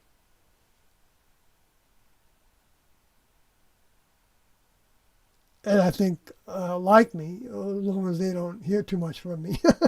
I'm only joking. But no, I mean, this is difficult information. I mean, the whole package of Tiendo puts a lot of things to the test. As I'm sure Kathy and Ferb. Well, I don't know about Ferb because I don't remember Ferb's name so much. But some of the individuals that, like Jeff, who have been coming to this live stream occasionally or regularly for a long time, and some people that have been following T and Do's material for a real long time, they can and have tried their hand at talking with people about it and things. It's not an easy thing to talk about. There's a time and a place for it to be talked about. Although, getting more bold is definitely seems like. Well, I shouldn't say definitely. Well, I don't really doubt that getting more bold would be a positive because of how so much of the truth about T and Do is blocked from most people's minds. But these documentaries that keep coming out in the mainstream media, which is there's two that are on the cusp of coming out. One on HBO Max and one that might be on 2020. Well, I don't know where it'll be.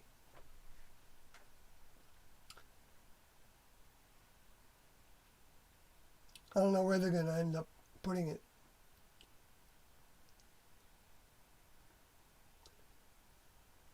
I usually try not to give away too much about them in case there's rivals with others that, or if the negative forces could team up against them if they don't know about it already.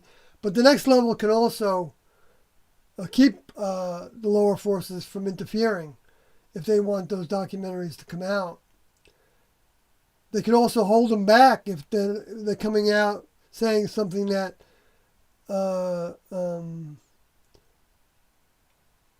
is not true or something, But then there's been plenty of that, and that's one of the things that we can do when we see that happening. Standing up for T and O might be like writing a letter to the editor, or if you do that, then mail it from someplace where you don't live, and use a fake name so that they don't have any link to you. That's traditional. I mean, not traditional. That's standard operating orders, in a sense, for people that are standing up for T and O with the public. That we don't want to open ourselves up to being personally interfered with. I mean, even if people were calling you at your, prank phone calls and things like that, and it really could be bothersome after a while. And you don't want to have to keep on changing your number, and I've had very few threats.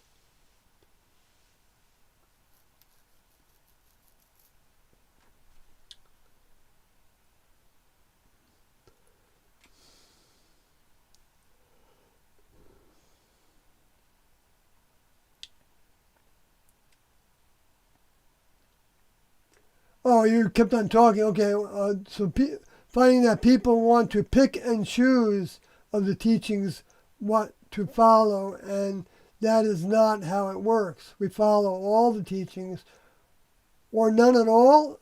I don't think so, Kathy, Southwestern, on that. I can't bring myself to tell somebody that it's all or none at all, because I'm not living by all. I'm still learning things that, where I let my ego come out, and I'm sarcastic with somebody sometimes, and that's not living by all, because we make mistakes too. And failure is part of it, because our standards keep on having to raise. So, and some people are just going to be curious at first. And so for them to pick and choose is part of that.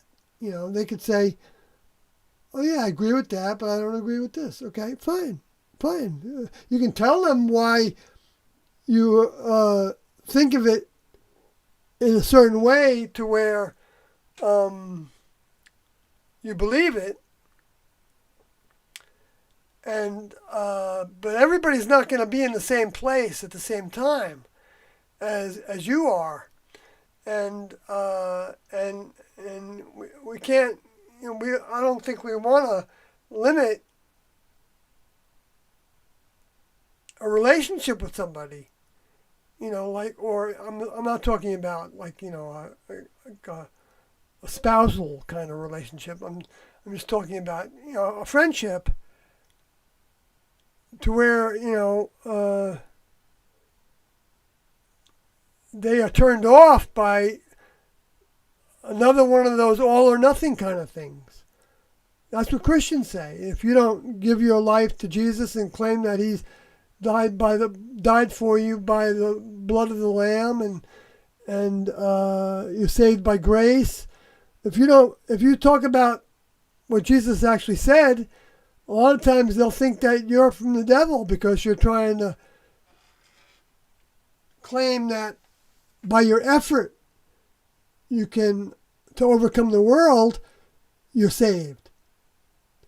And we do need to put out our effort. We're not saved by grace.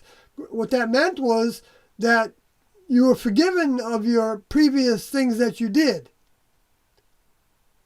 that led up to this moment. And now you can forget about them now. And now you can start from scratch. Now, if you did things to people that were wrong and you want to make amends, that's always a good thing to do. Well, I shouldn't say it's always a good thing to do. Sometimes it might not be a good thing to do.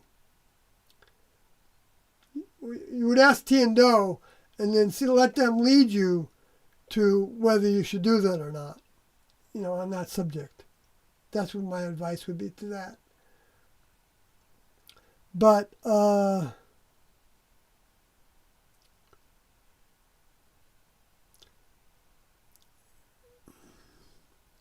see, I found that there's a tactic also that the Luciferians will use to make you think that if it's all or nothing. Because then they can get you, they can easily have a lot of ways to get you.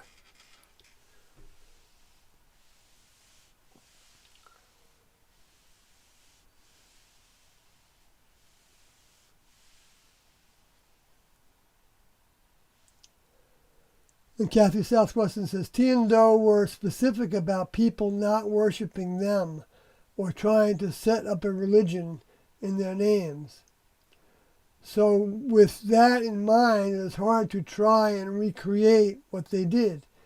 If a commune was started, it would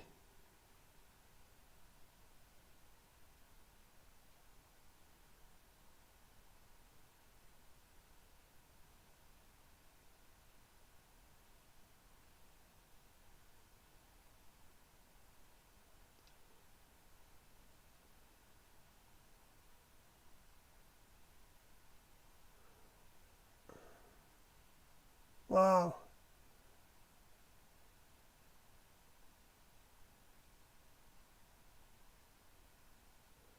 Wow, so much going on in the chat room, you all.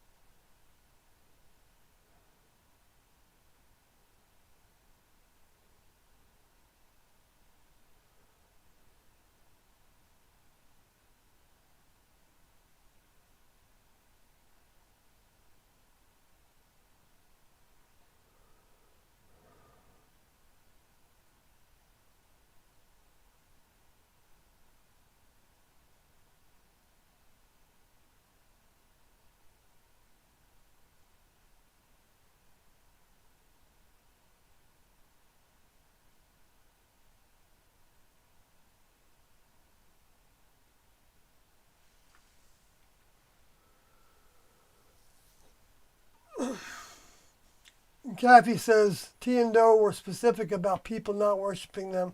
Well, I read that one already.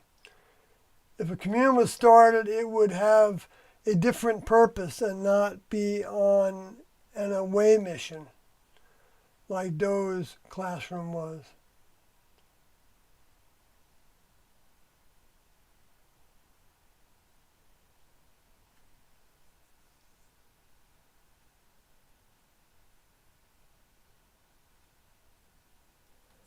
Yeah, I don't know anything about another classroom.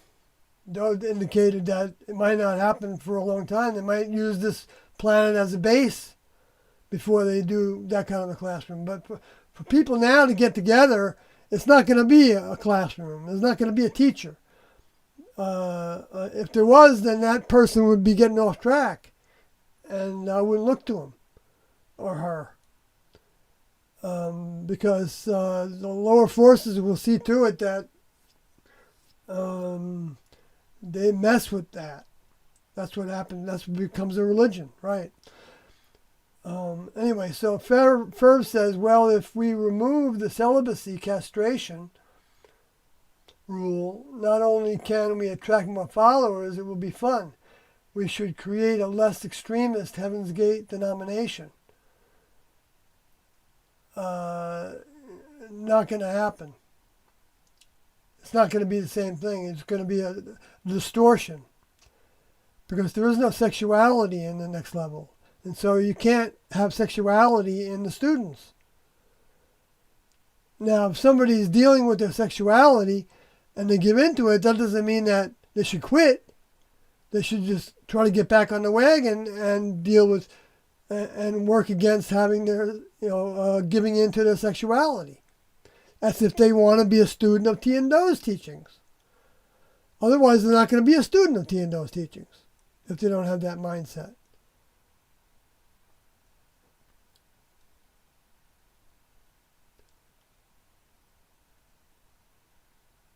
They have to know the formula. That's the most important thing. And separation from the human kingdom is the formula. Getting together with people is also open door for sensuality. And also it's a open door for difficulties with all that. You know how many problems are developed because of jealousies and things? And so, wow. It would become just another mess. It's like oil and water. Religion becomes a religion, and religion doesn't mix with T and Do's teachings. Now, what Jesus says mixes 100%. And Jesus was guiding people away from sexuality. That's why he said there was no marriage and no giving in marriage for those that are accounted worthy to attain to the next life and then to life, eternal life. To that time, he said, and then eternal life to come. Meaning the people that would be returning, the souls that were returning would not be married anymore, would not be marrying anymore. It doesn't mean that they weren't married before. It doesn't mean that they were virgins. They are recovering their virginity, Doe taught. Recovering Virginity was the name of a little project we had one time.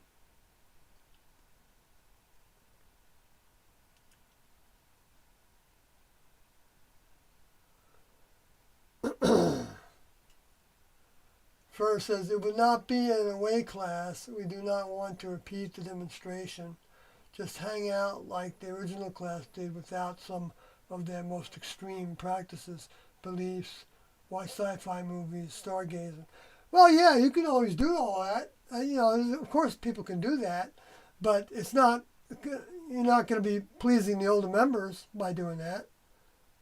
I mean, individually, people might be. You know what I mean? Because that's not. They don't have to be doing that with their whole mindset. You could have people that believe in different degrees of Heaven's Gate, trying to live together. Nothing wrong with that. I mean, right now, it's possible I could be in a sense, I'm living in a little tiny commune with my ex, who has a partner who lives in a different place, but my ex comes to the house where we live in, and she, because she owns half the house, and my vehicle's daughter lives with me in this house, and they're here all the time, and we work together in a lot of different ways, and they don't believe what I believe, but they believe enough in the same ideas of peace and, working together, and they're not competitive, and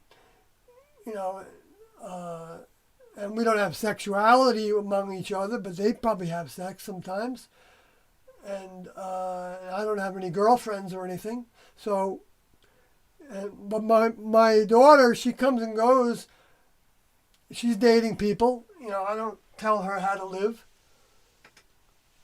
I've coached her to some degree on, but she doesn't need coaching in terms of a lot of things.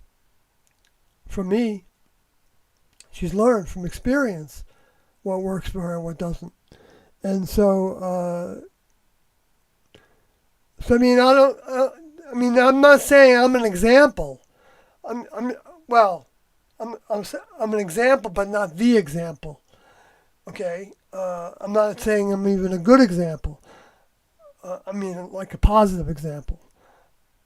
But then again, I guess I am saying it as it's a positive example. But other people are going to say I'm justifying what I don't want to break away from. And there might be some truth to that, especially at this time. But I have asked the next level to help me do something else if that's what they want me to do. And I have done a little traveling in that respect. And so I did have to deal with the detachment I formed when I went traveling, especially when I went to Denver to talk to the group of religions, the conference of American Council of the American Academy of Religion that had their annual talk in Denver that I was invited to attend, and I did, and I talked about TNO there. But I didn't know what was going to happen from that.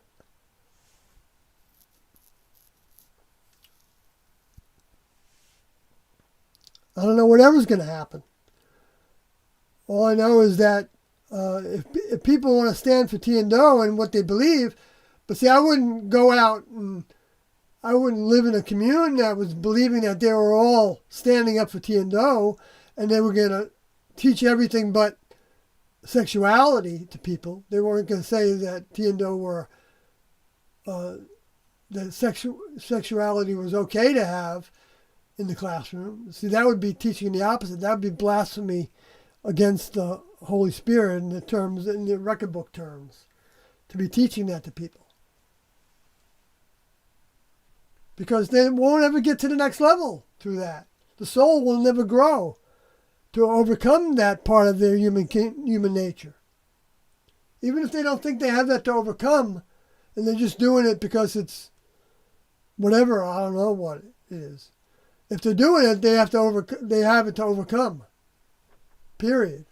Because it's an addiction. It's the biggest addiction on the planet. Kathy Southwestern says,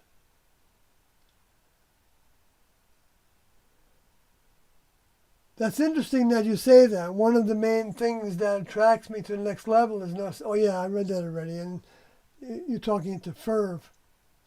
And then Kathy Southwestern, that's interesting. Oh wait.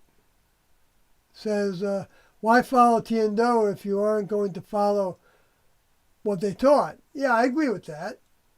If you aren't going to try to follow what they taught, you're going to try to believe in what they taught. It's the effort that's important. The effort will lead to, if you keep on trying, ask them for help. That's also trying. Like, you're going to hear things that they said that you're not going to agree with at some points. And you're going to find difficult to receive. I think, Kathy, you've probably experienced this already. There's certain things that they've said that are difficult to receive, or maybe something that I said that they said that you learned about through them directly through the tapes or something that you had difficult receiving at in the beginning, but you stayed with it, or you took a break and then you came back to it. However it works. And when you came back to it, you had a new understanding of it, or you have a new sense that you could believe in it, even though you didn't know necessarily why you were believing in it. And that can happen too. I don't know if that applies to what you're talking about. But then Kathy Southwestern says, and just to clarify, there was no castration rule. It was something a few members chose to do. They were not instructed to castrate themselves. That's correct. I agree with that. Fur of Corsica says the celibacy thing could be optional. Okay, Fur, I'm trying to actually close down the live stream for now, but you're free to do anything you want. But if you say it's a T&O group, then coming up with your own ideas is going to be deceitful, and it's going to be pushing people away from T&O. Because you can't claim that they said it. If it's not in the Heaven's Gate book to do it, then you're not a believer in what they are teaching. If you're going to be talking about having, all these arrangements for couples and all that, sure it is a sin.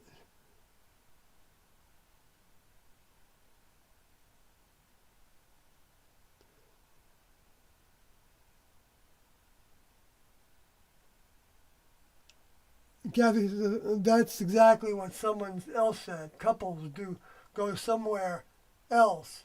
My answer is no. No physical sexual relations, period. I agree with that. I wouldn't be part of a community that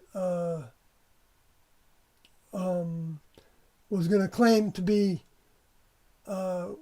working for T&O, standing up for T&O, believing in them, and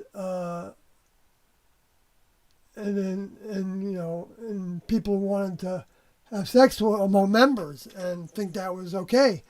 Now, if let's say you're a part of a commune where everybody doesn't believe that they're dedicated to, this might come to this, to where people are communing more and more in order to live, right, outside the government. Let's say the government comes down with a rule that you can't, we're going to give you money, but you can't get it unless you succumb to all the vaccination programs and all the other regulations. You got to be tested this many times. You got to wear a mask all the time. You got to wear a mask.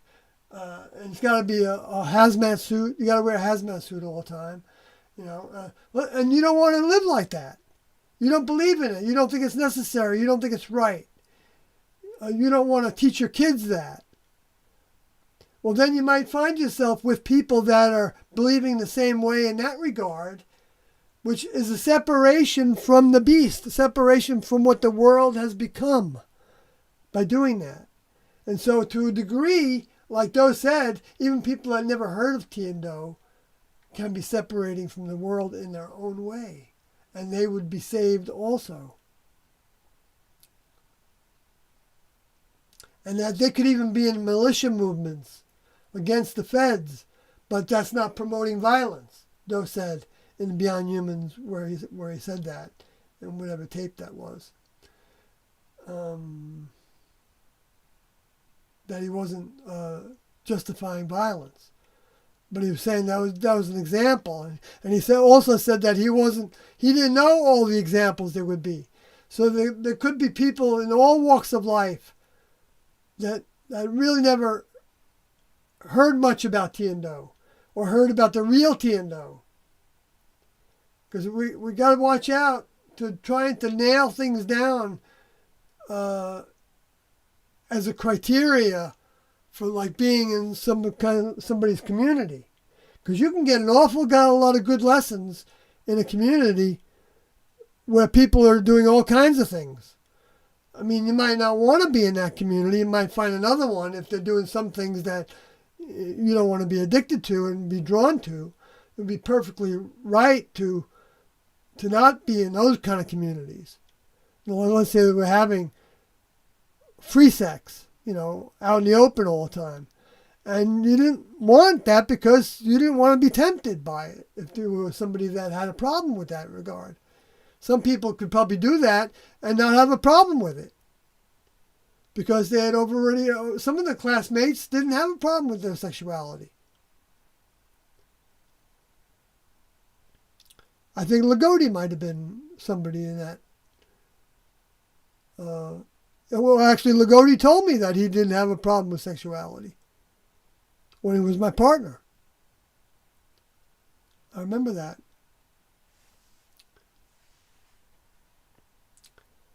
So somebody could be in a commune with people that are sexual, but they're, they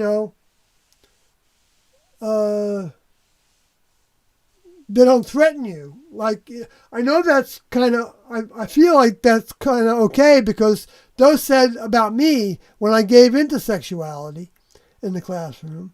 He told me that even though that was grounds to be dismissed from the classroom, he told me that he felt like I had the makings of what could be a good older member. Not older member, a good member of the next level. And that he didn't want to throw me away. And that he wasn't going to dismiss me from the classroom because I wasn't influencing anybody else to get involved in sexuality.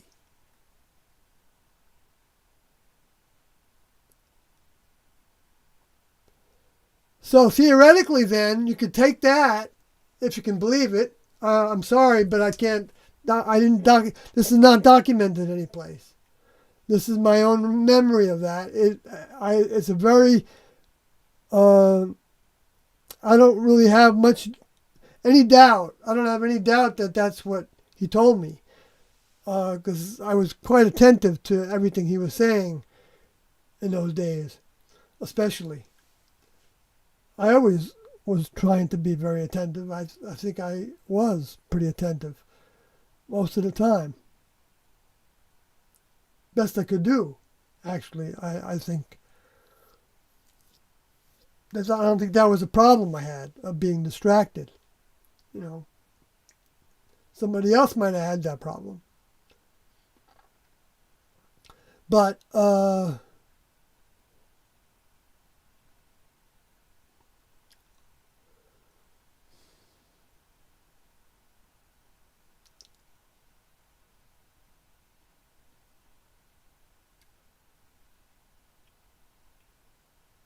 right, it's not needed.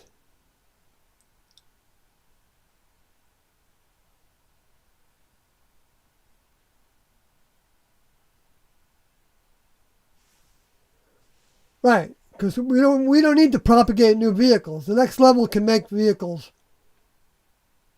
And if you don't need to propagate, there's no reason for sexuality anyway. Even though it's been made into something that was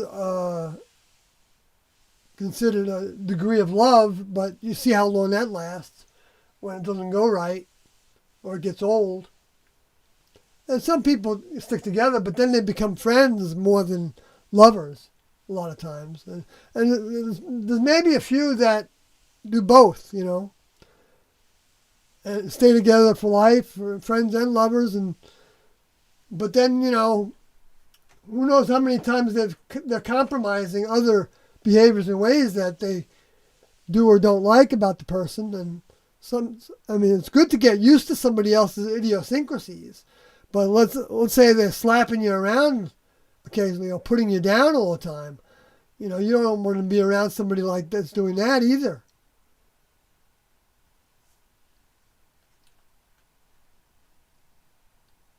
Nobody should stay with somebody else because they feel they're the victim, or they want to victimize the other person by staying with them. You know, even though they'd probably be better off without us.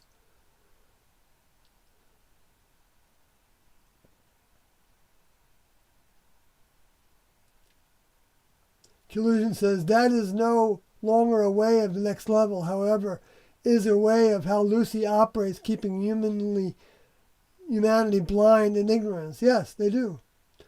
You reduce your common sense, actually, about what you can see, what you determine is common sense, and what sounds like fanatical or extreme.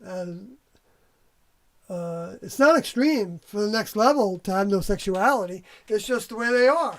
It's like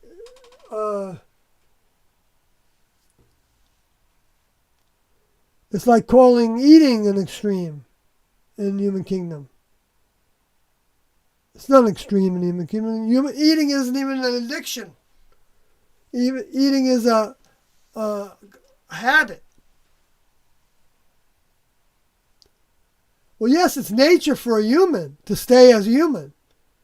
That's right. It's natural for males. Sure. But that's animal behavior. It's natural for animals to eat.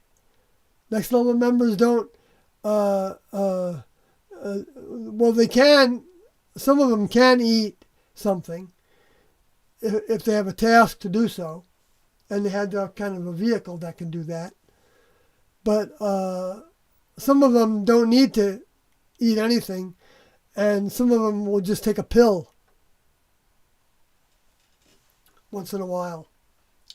I don't know how often. Because their vehicles are grown differently. They don't have those requirements like animals have. They designed animals to be animals, and they designed humans to have animal characteristics, but had the ability to choose to outgrow them. And outgrowing them means that you start to recognize how this isn't making me happy anymore. And a lot of people go away from sex because they just don't like it anymore.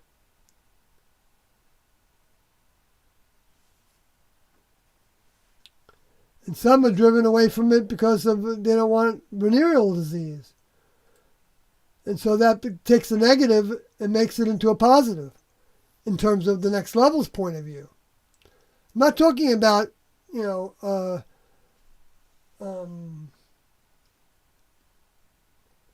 Bidens and the Trumps and the Bernie Sanders couples, their view of sexuality. Of course it's normal for them. Well, they're all old-timers, so who knows what they're doing, but so they're not good examples. But yeah, it's normal for everybody to, normal, but in this society, normal is actually misinformation. It didn't have to be this way. If Adam didn't fall by giving in to breaking instructions, and even by wanting not to be alone, and then giving into sexuality, and then hiding it. So like he broke like 3 or 4 rules right there in procedures and things, which were all the grounds for dismissal from the classroom if we broke them, to be honest with you.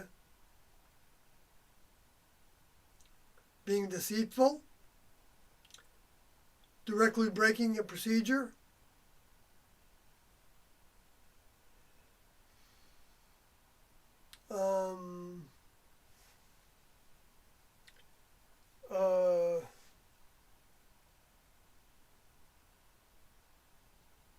which, that's not the best way of saying that regarding procedures.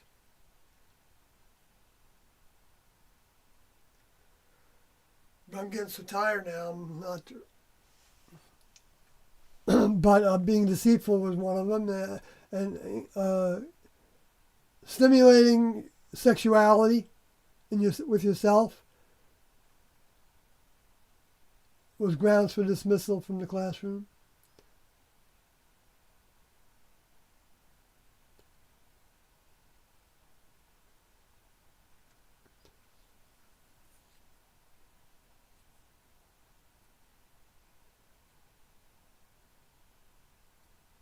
Right.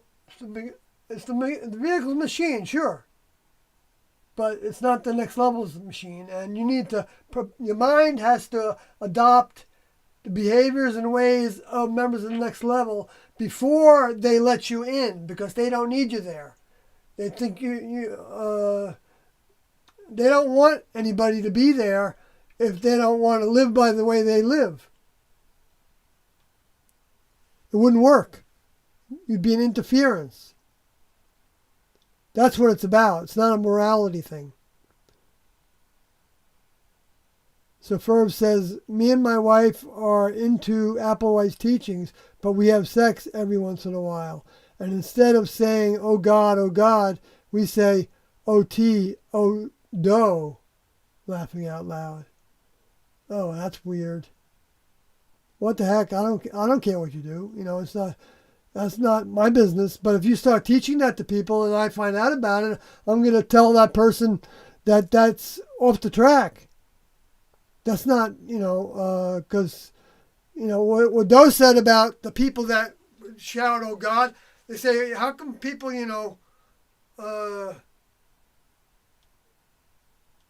if their God was standing next to them, would they be so excited about, saying, oh God? Well, if they thought their God was like another human, well then sure, it wouldn't make any difference. But if they really had the Creator standing next to them, and they could feel that, if they had any of that mind in them, they wouldn't be able to have sex in front of that Creator.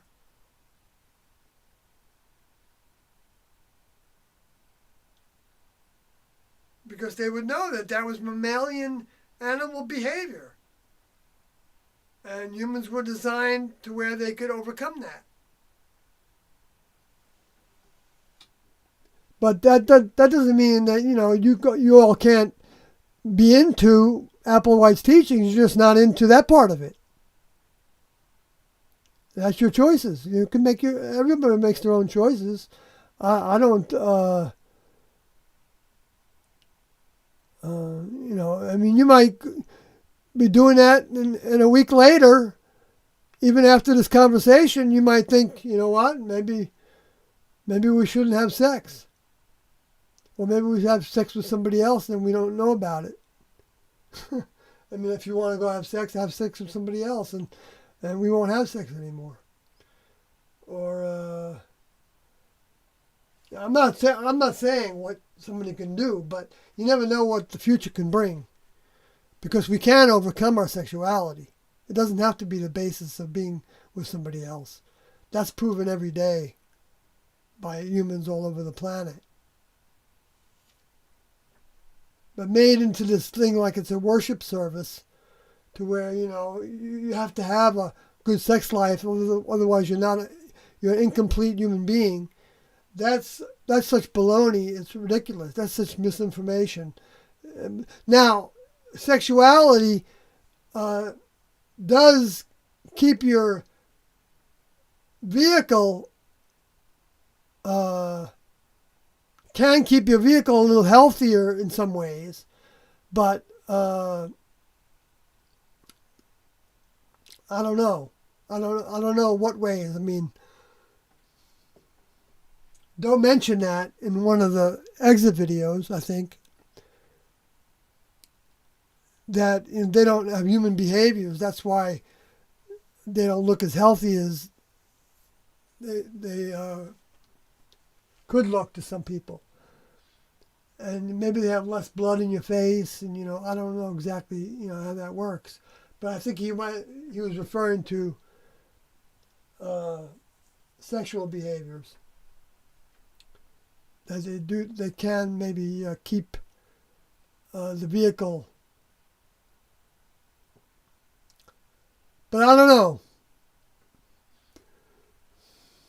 Maybe that's not what Doe meant in that case. So I wouldn't take that to the bank, that's for sure.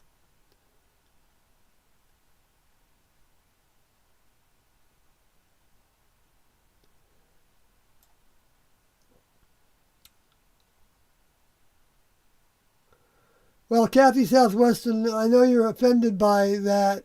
They're having the sex saying OT or Doe, laughing out loud. I don't know if he's even being honest right now, or he's just trying to uh, um, stick it to us, and see if he can get a response like from you. Which, if he's doing that, it's awful immature, and for if you do, I don't know if you're doing that or not, but uh, I'm beginning to have a little bit enough of you here in the chat room. So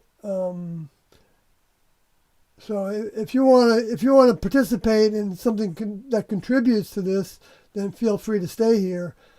But if you're gonna just fill the chat room with things that are gonna end up being spamming kind of things, I'm eventually gonna have to block you, even though I've only blocked one person in the history of my live streaming, or yeah, not too long ago.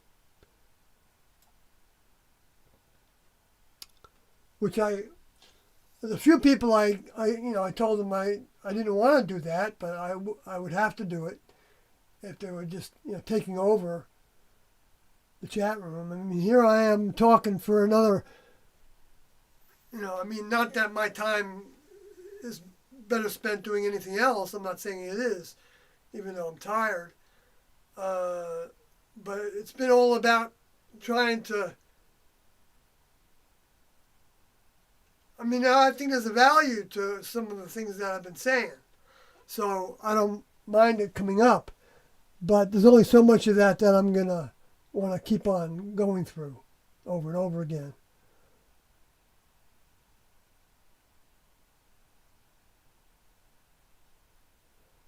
That's not true, Nuno Alt, about there would be no more vehicles in the future, because you just don't know what the next level can do. Doe even said that. He said, do you think that the next level only had one creation in their bag? Is I think the way he said it.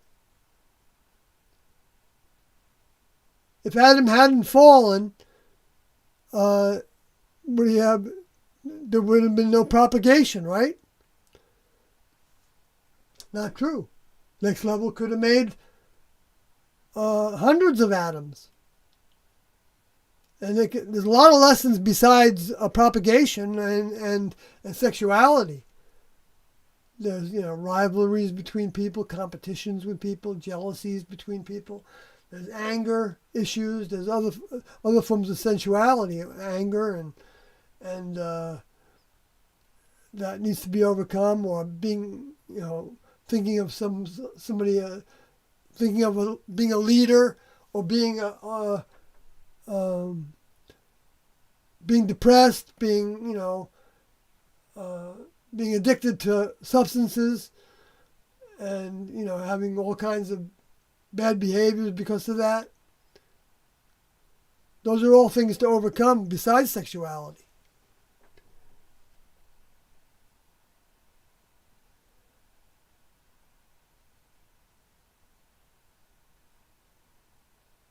All right, Nuno Alt. I just giving you my responses to this.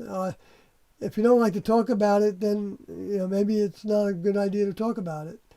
If it's not your own question, if it's your own question, then fine. If you're or your own belief on something, then that's why there is no classroom anymore, because. Because it wouldn't work.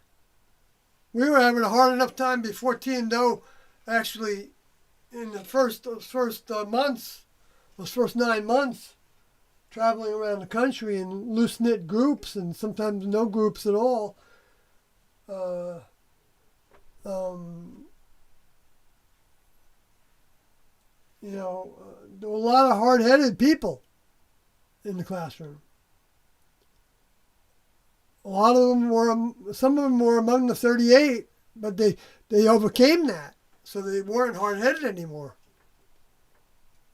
Hard-headed, hard-hearted, hard whatever. U.S. Okay.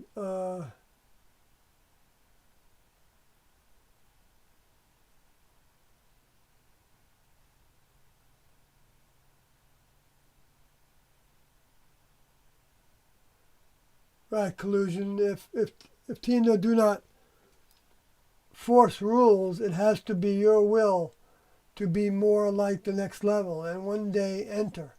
I mean, sure, you don't have to do as they did. Sure, sure. Right, eventually you will. If you stay in that direction, you will have to overcome your sexuality. No doubt about that.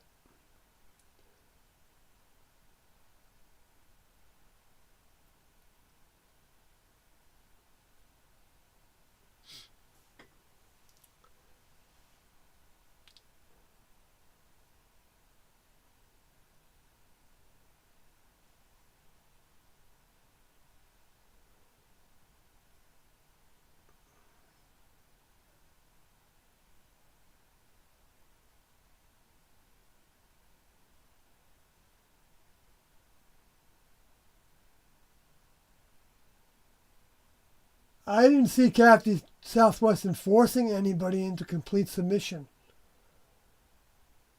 I don't know what you're talking about, Ferv. Ferv says, well, you're trying to force people into complete submission is also offensive. Because Kathy Southwestern said it was offensive to hear that OT-ODO regarding him and his partner having sex. So, I don't see her as doing. She's not. How's she forcing anybody? She's just saying this is what believing in T&O doesn't have sex in it. I mean, you go read the Heaven's Gate book and you can see that. All right, so there's really no debate here on that score. But I don't feel offended by. I mean, but I'm not. I can't respond for Kathy Southwestern. She feels the way she feels. I don't like that. I don't like that. Seeing that, it didn't. To me, when I saw it, it was like, oh, how stupid that is. How ridiculous that is. Because you don't know what you're doing. So that's Kathy Southwestern. If you're still hanging in here, you can treat this like you don't have to be offended by it. You can recognize that if the person knew better, then they wouldn't do it.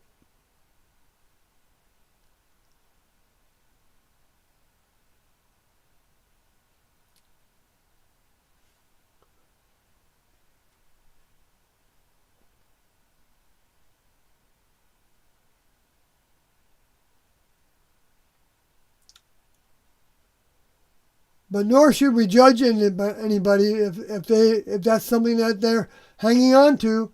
We're still not their judge. Why?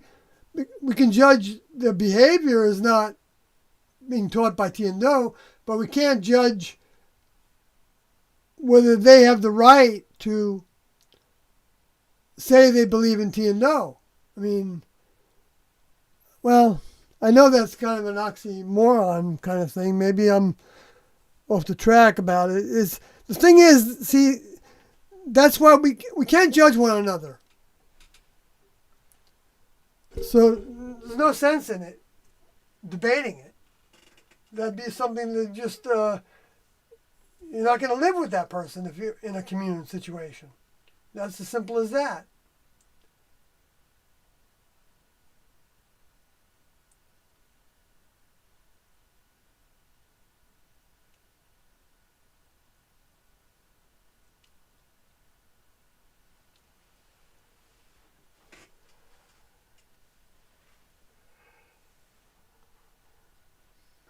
Excuse me for yawning in your faces if you have faces here.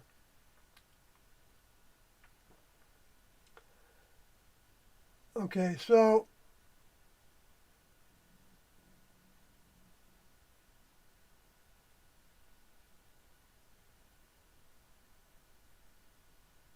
right.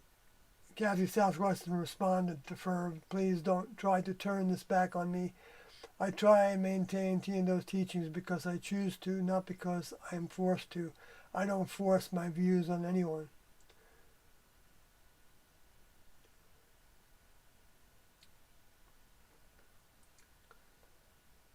Well said, I think.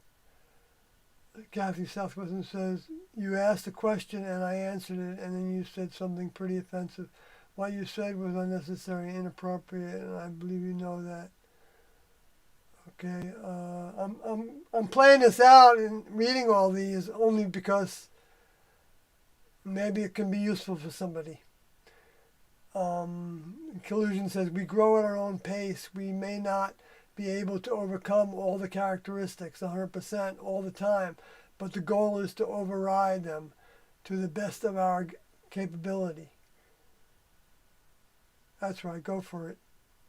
You know, if you fall off the wagon in whatever way, you have an angry outburst, you know, you do something that you didn't want to let your vehicle do,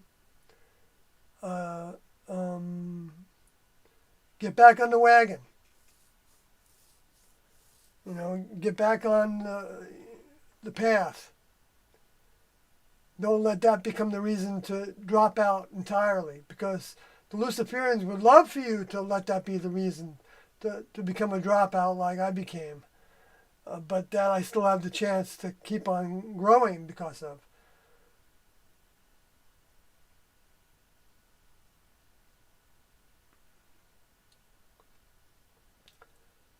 But to change it, to make it into that you're still, you're like creating a new group with that one exception to the rules, is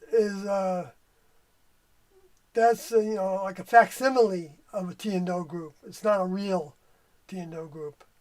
If there was going to be any future T&O groups.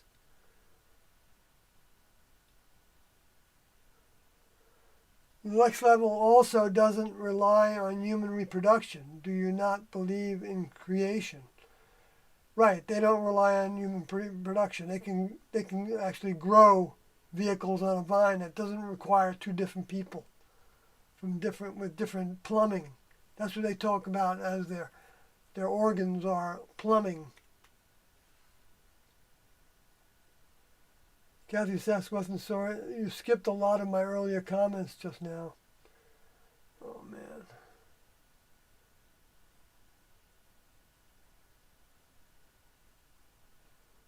Well, maybe you said that and I've just read them. Yeah, I think you're right. Actually, sorry, you missed my comment directly above the comment you just read.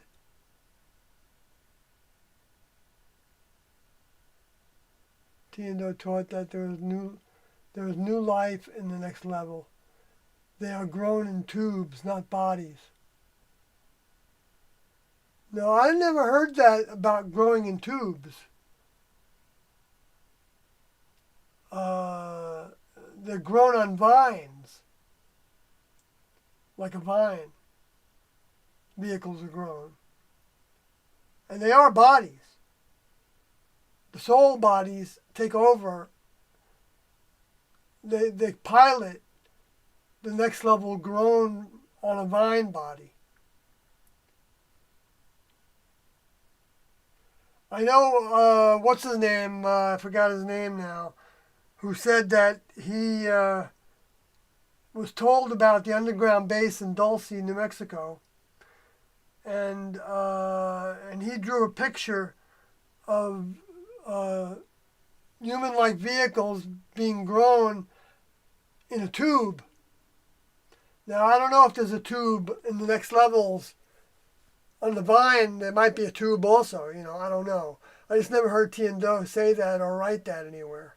So I wouldn't repeat it as their information.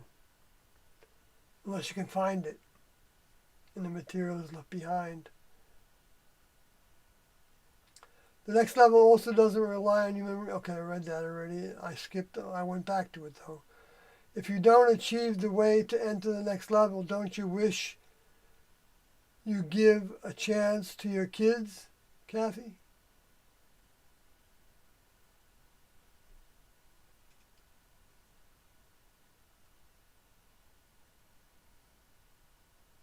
No, we don't live for our kids. Members of the next level, students of the next level aren't trying to take over the job of the next level by making sure that there's kids that can become members of the next level. They don't need new members of the next level. They can make children and make humans all day long. They can make them by the billions. They do on this planet. They have grown billions of humans allowed to grow. The same way that humans can grow thousands and thousands of animals. They can do the same thing. That's easy. I mean, for them, it's easy.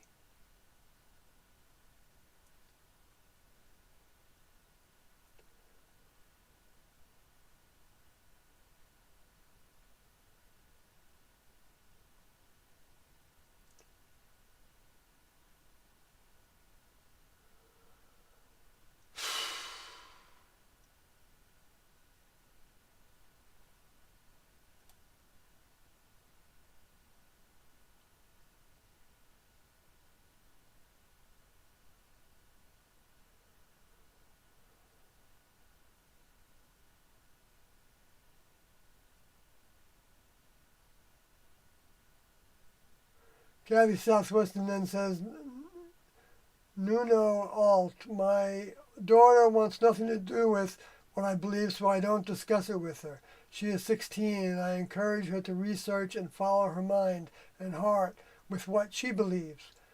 I'm the same way with my vehicle's daughter. And Collusion says, saying we grow at our own pace, compromising,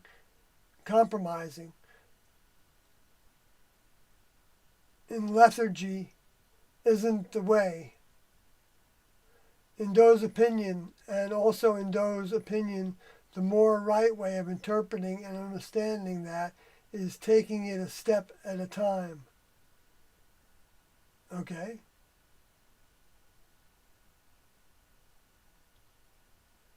Yeah, T suggested, that some people are going to have to burn their sexuality out of them by having so much of it that, maybe that's what happens when people end up becoming sexaholics.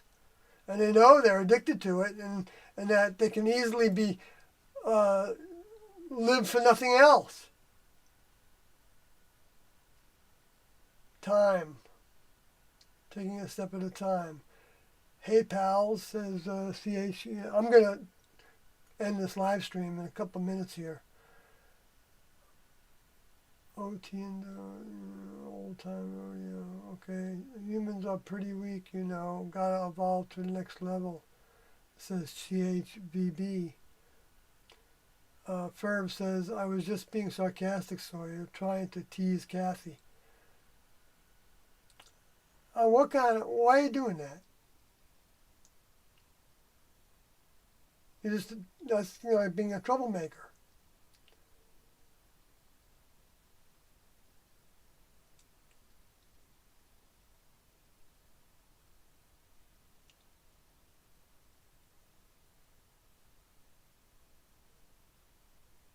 Next level members don't tease one another. They also don't gossip.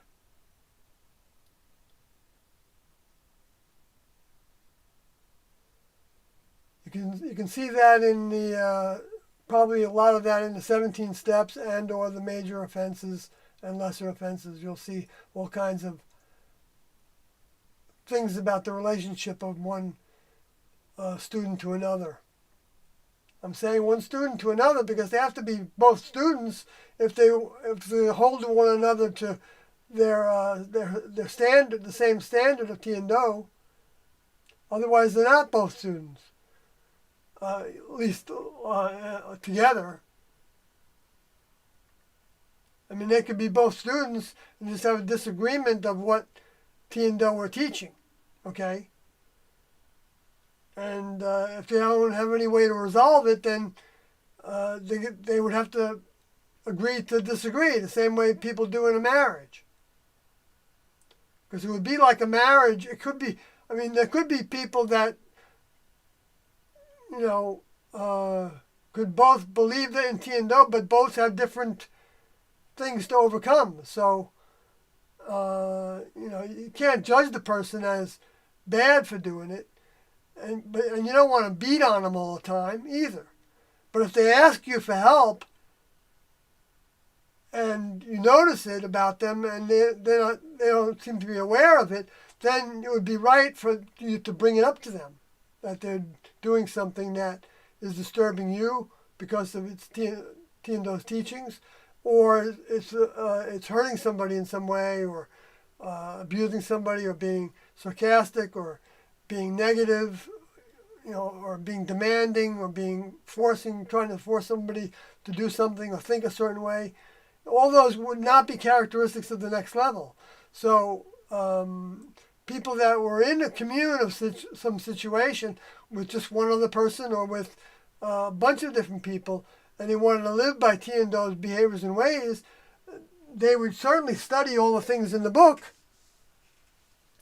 and then they would try to apply them, but they would have to wait for the person to ask them frequently for help on how to see the things they need to overcome.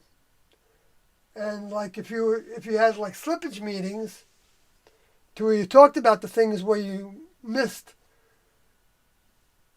the mark on, that's what the meaning of sin really is, then you would try to give a remedy during that time, and you wouldn't ever you wouldn't even use the word sex. So what you would say is, if you gave into some form of that, you would say, I gave into sensuality, and exposed it to my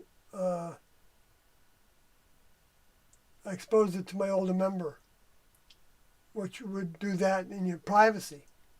Which your older member knows that already, but if you wanted to do that, I don't think there'd be anything wrong with doing that.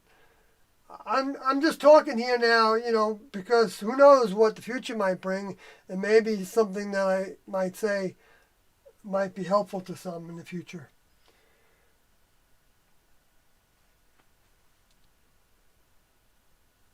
Yes, the next level makes infinite vehicles, and they also make vehicles they make perishable vehicles and imperishable vehicles was the terminology Doe used. I need to overcome my psychological dependency on substances, CHVB says. Well, if you believe in Tiendo and you ask them for help to do it, then keep your eyes open. You probably already know the different ways of doing it, and you can ask them for the help with the strength to do it. And then you might have to change something about your life. You might have to live someplace else. You might have to not have the same kind of friends. You might have to not have the same kind of job. It's like if you're working in a bar and all your friends are, in the bar, how are you going to overcome a dependency on substances? Or the whatever kind of bar it is, right? Or the sex club or something, right? Collusion says, I recognize my flair in speech, but what's not to be passionate about the next level, I enjoy the live experience, for it is the closest thing to the check partner and the exposure. Sure, I can understand that. Yeah, forgive them, for they know not what is truly up. You can't gatekeep nor force enlightenment. That's coming from the chat room from Ferb says, I was just proposing a less strict version of him. Yes, I think we understand that.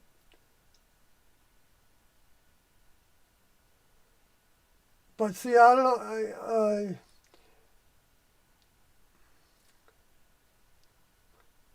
Kathy, you're going to have to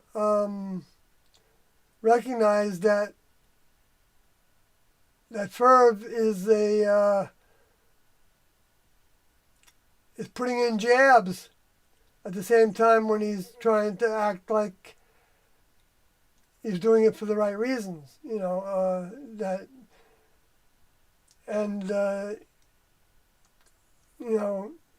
Like just saying that go the full Kathy as if they're making her like a Karen, using that kind of way of saying it is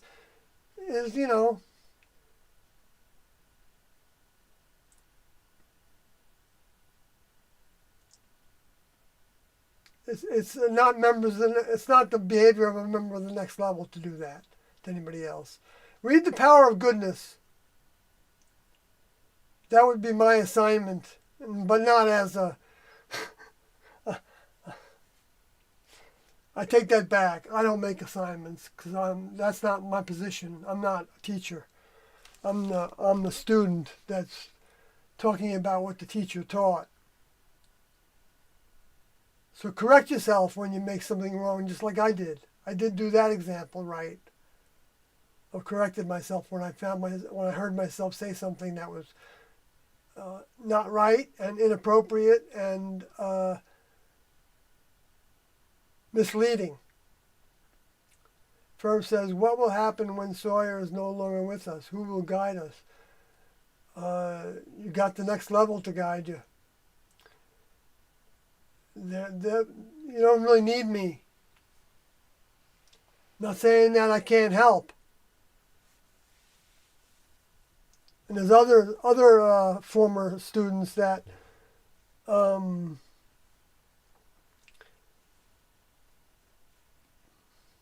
might be able to remind us of the things that Tiendo wrote and said in the audio tapes.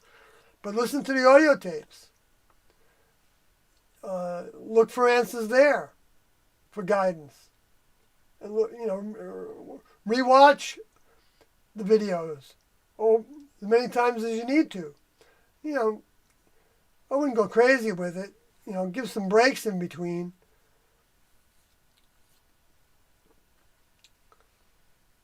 Because you don't want to make it into like a vain repetition, like a thing that you can't even hear anymore because you made it into such a ritual. So that would make it that would turn it into a negative.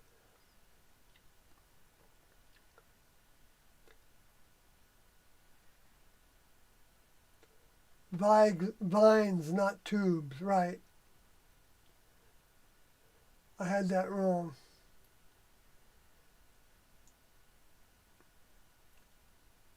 I'm glad it came up. CHVB. It's like the human vehicle has a pettiness check engine light that needs reset every now and then, like acknowledgement, forgiveness, and changing for the better. Yeah, that's a kind of good way to look at it. It's got a bunch of those little engine light things that we need to see. That's like having a little vision of like an engine light going off when you make a mistake. Is good. It's like, okay, now I'm going to check that. I'm going to put a check. What did I just say? I didn't really mean that. It was sarcastic, right? No, it wasn't sarcastic. Okay, so actually Ferb did that when he said that he was being sarcastic. So he was admitting to that because sarcasm isn't part of the classroom behavior. Even though I have that problem as well of being sarcastic at times.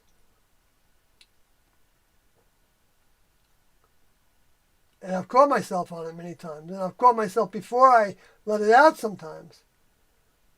I can change the tone of my voice sometimes as I'm saying something.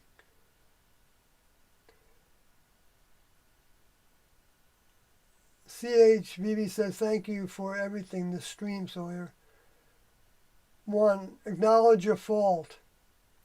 2, apologize. Change for the better. Yes, and you can add to change for the better has to do with come up with a solution. A remedy. That's what Tiendo called it, a remedy in the slippage meetings. And you can even tell the person that you did the slippage with what your remedy is. That can be seen like, the confessional, right? The confessional is the bastardization of that. It's the distortion of that, the dilution of that. It's all those things. It's not good. It's not I'm not saying that it's bad in the sense that if somebody wants to get something off their chest, they have something to tell somebody something to that doesn't have necessarily a political agenda, may not affect their job, may not affect anything about them that, but if somebody goes into a confessional and says, I just killed Joe Schmo, I'm confessing for it, that priest, to me, should tell that person that they should go turn themselves in or something. And explain their circumstance and take their punishment. That's my opinion about something like that. So even those Catholic confessionals could be of value. The next level are masters of taking negatives and changing them into positives. Not Pollyanna positives. Not like saying, oh, everything's wonderful, everything's wonderful. Everything's not necessarily wonderful, but can we overcome all our weaknesses? Yes. Getting rid of the word can't is a positive. And then asking the next level for help is the biggest key. And then looking for that help and then trying to apply that help when we think that they've responded to us. We won't know they've responded to us necessarily. We might have a sense that they did. And then, but then to play it out means we don't know that we interpreted their response correctly. So we become willing to play out what they suggested a step at a time. Now, if it's something that's against the nature of next level behavior and ways that you think that they're answering you with, like, oh, you want to overcome your sexuality? Well, then why don't you go to a sex club and test yourself and see if you can stay away from it? No, next level wouldn't do that. You don't make your own test. That's what Tiendo taught. You don't try to put yourself in a testing situation. You walk down a different street if walking by the bar is a test. You don't go into the bar to test yourself. Now, that doesn't mean that you can never be around somebody that has a drink when you've been an alcoholic. You can get to a place to where you've got control over it. But you're going to probably get to a place then that you don't even want it anymore. Like I'm kind of like that with sugar. Like I really like sugar products, of course, like most people do. And but my daughter makes things all the time. She bakes things and all the time, and I very rarely have even a nibble of it. Occasionally I have a little nibble, but I only do that once in a long while. And I can actually, I don't salivate or anything thinking about having those things. But sometimes I might need a little bit of that, so it might be a good thing to have a little bit sometimes. There's humor in the next level. Yes, there is. It's just not the same kind of humor as like when horses are running around a field and they're having fun and humor. Being humorous or whatever, having fun. That's the way I'm taking that. Humor in the next level, one example of humor in the next level is when they give us like word games and things, and they have fun seeing us, uh, you know, being interested in things, and I mean, it's not humor. They're not laughing at us. They're just They're enjoying it. When I'm saying humor is, uh, let me think of my sense of humor. Well,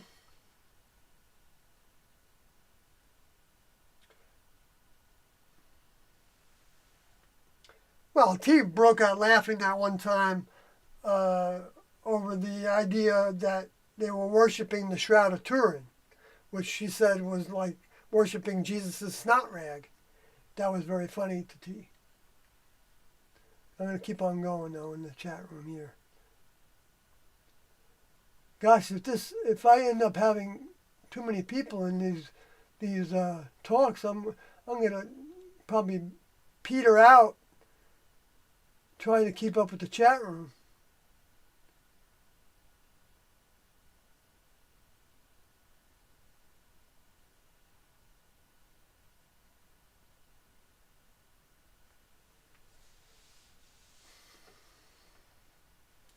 It's not a game. I agree with you, Kathy Southwestern.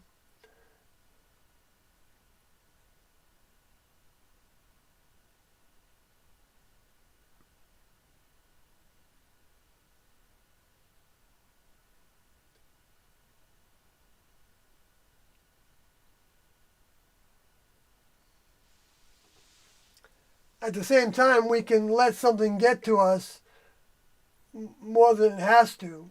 It doesn't have to get to us. Okay? Um, there's going to be people that are going to say all manner of things to you and about you, and they will at times be upsetting, and it may be a long time that they're upsetting for. And you might find yourself being angry with them and, carrying that anger around every day. Like talking to somebody in your head as if you were talking back to them, putting them in their place, or, or whatever. All kinds of influences can use us. So it becomes an opportunity for us to curb that. Even though it doesn't mean that it's right for another person to have stimulated it. But we got to watch out that we don't start being tit for tat kind of thing.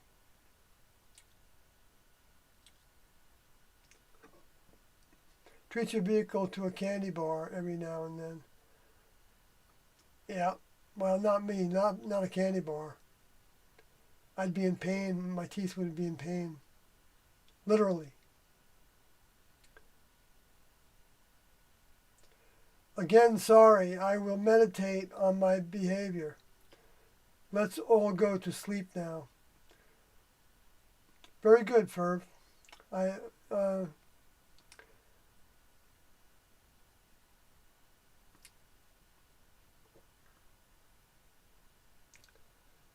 You might need a moderator later or something to help, but I think it's pretty low key for the most part. Everyone here seems pretty cool. Yes, that's true. So far, so good. I'm glad of that. Nuna Alt says, I think you are too serious, Kath. See, Nuna Alt, let it rest. Let it rest, maybe. Not even in the final tapes, they were serious like you're just saying. Well, yeah, some more than others, though. Lavodi was very serious and shed some tears because she knew the way that people would be, in her own family and friends would be responding, her vehicle's family. I think that's what that was about. And then Alodi was, happy-go-lucky. Sorority was kind of happy-go-lucky. But he was always happy-go-lucky like that. there is a value to being, light and not serious. So, and also to be not defensive is difficult. And when someone actually says something to us, accuses us of something, the response that we had in the classroom had to end up being, "Thank you. I will observe. I will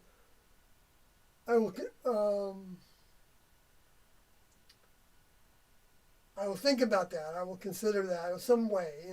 Saying that I will examine that. Examine that was said a lot. And if the shoe fit, after the person examined it, thinking about their older member, how the older member would think and what procedures there were, looking at the materials that we have, the books, the written stuff and the tapes and all that. And then we would get to the place to where we think, well, you know what? I don't think the shoe really fits me in that regard. I think that person was making a false accusation. And that's fine. You did the best you could do by examining it when someone criticizes somebody. And some things they're going to criticize you for, you're going to know are far off the track. Even though you might also recognize that you could be wrong about the way you think you know it. There's a double twist there, right? So you're always better off keeping and more accurate. What I mean by better off, if you keep an open mind to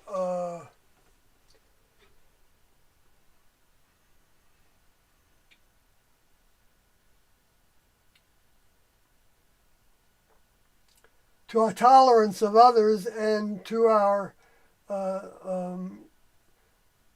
even forgiveness of ourselves and I don't know. I'm getting off the track now myself.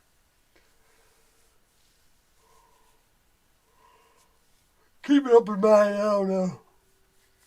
That's there's a value to that, but then there's you can get into a place to where you're open about everything, but you never actually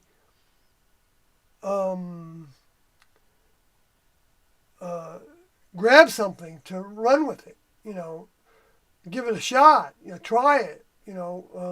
Like that individual that was known as XF. He would say, "I tried other religions. And I left Heaven's Gate religion, and then I tried this other religion for a while, but then I came back to the Heaven's Gate religion." And I would say to him every time, "Well, Heaven's Gate isn't a religion. We don't have any,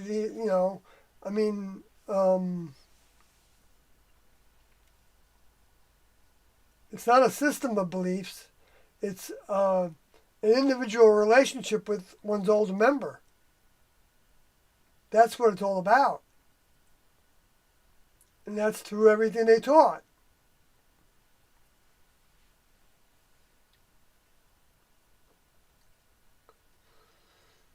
So with that said,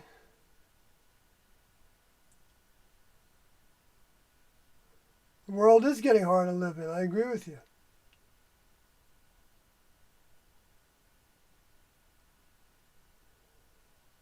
I'd be happy to leave this level. Well, one way or the other you will, and you can learn a lot of lessons right now with everything that's going on. You can help a lot of people. You can work for the next level and help a lot of people come to see more of the truth about Tian-Do.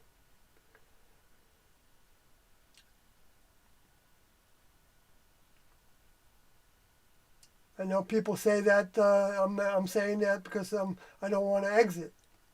Well, so be it. But it doesn't make what I just said not true.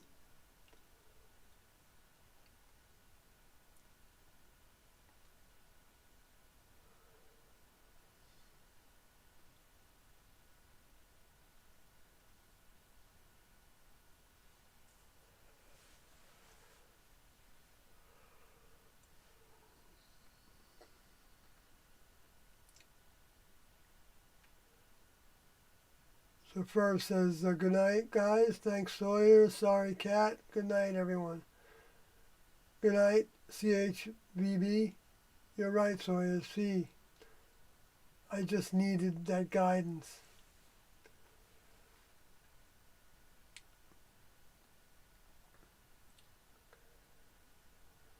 Yeah, we all need that guidance. I'm glad that we can get some help with that here. This is interesting, the way this live stream is.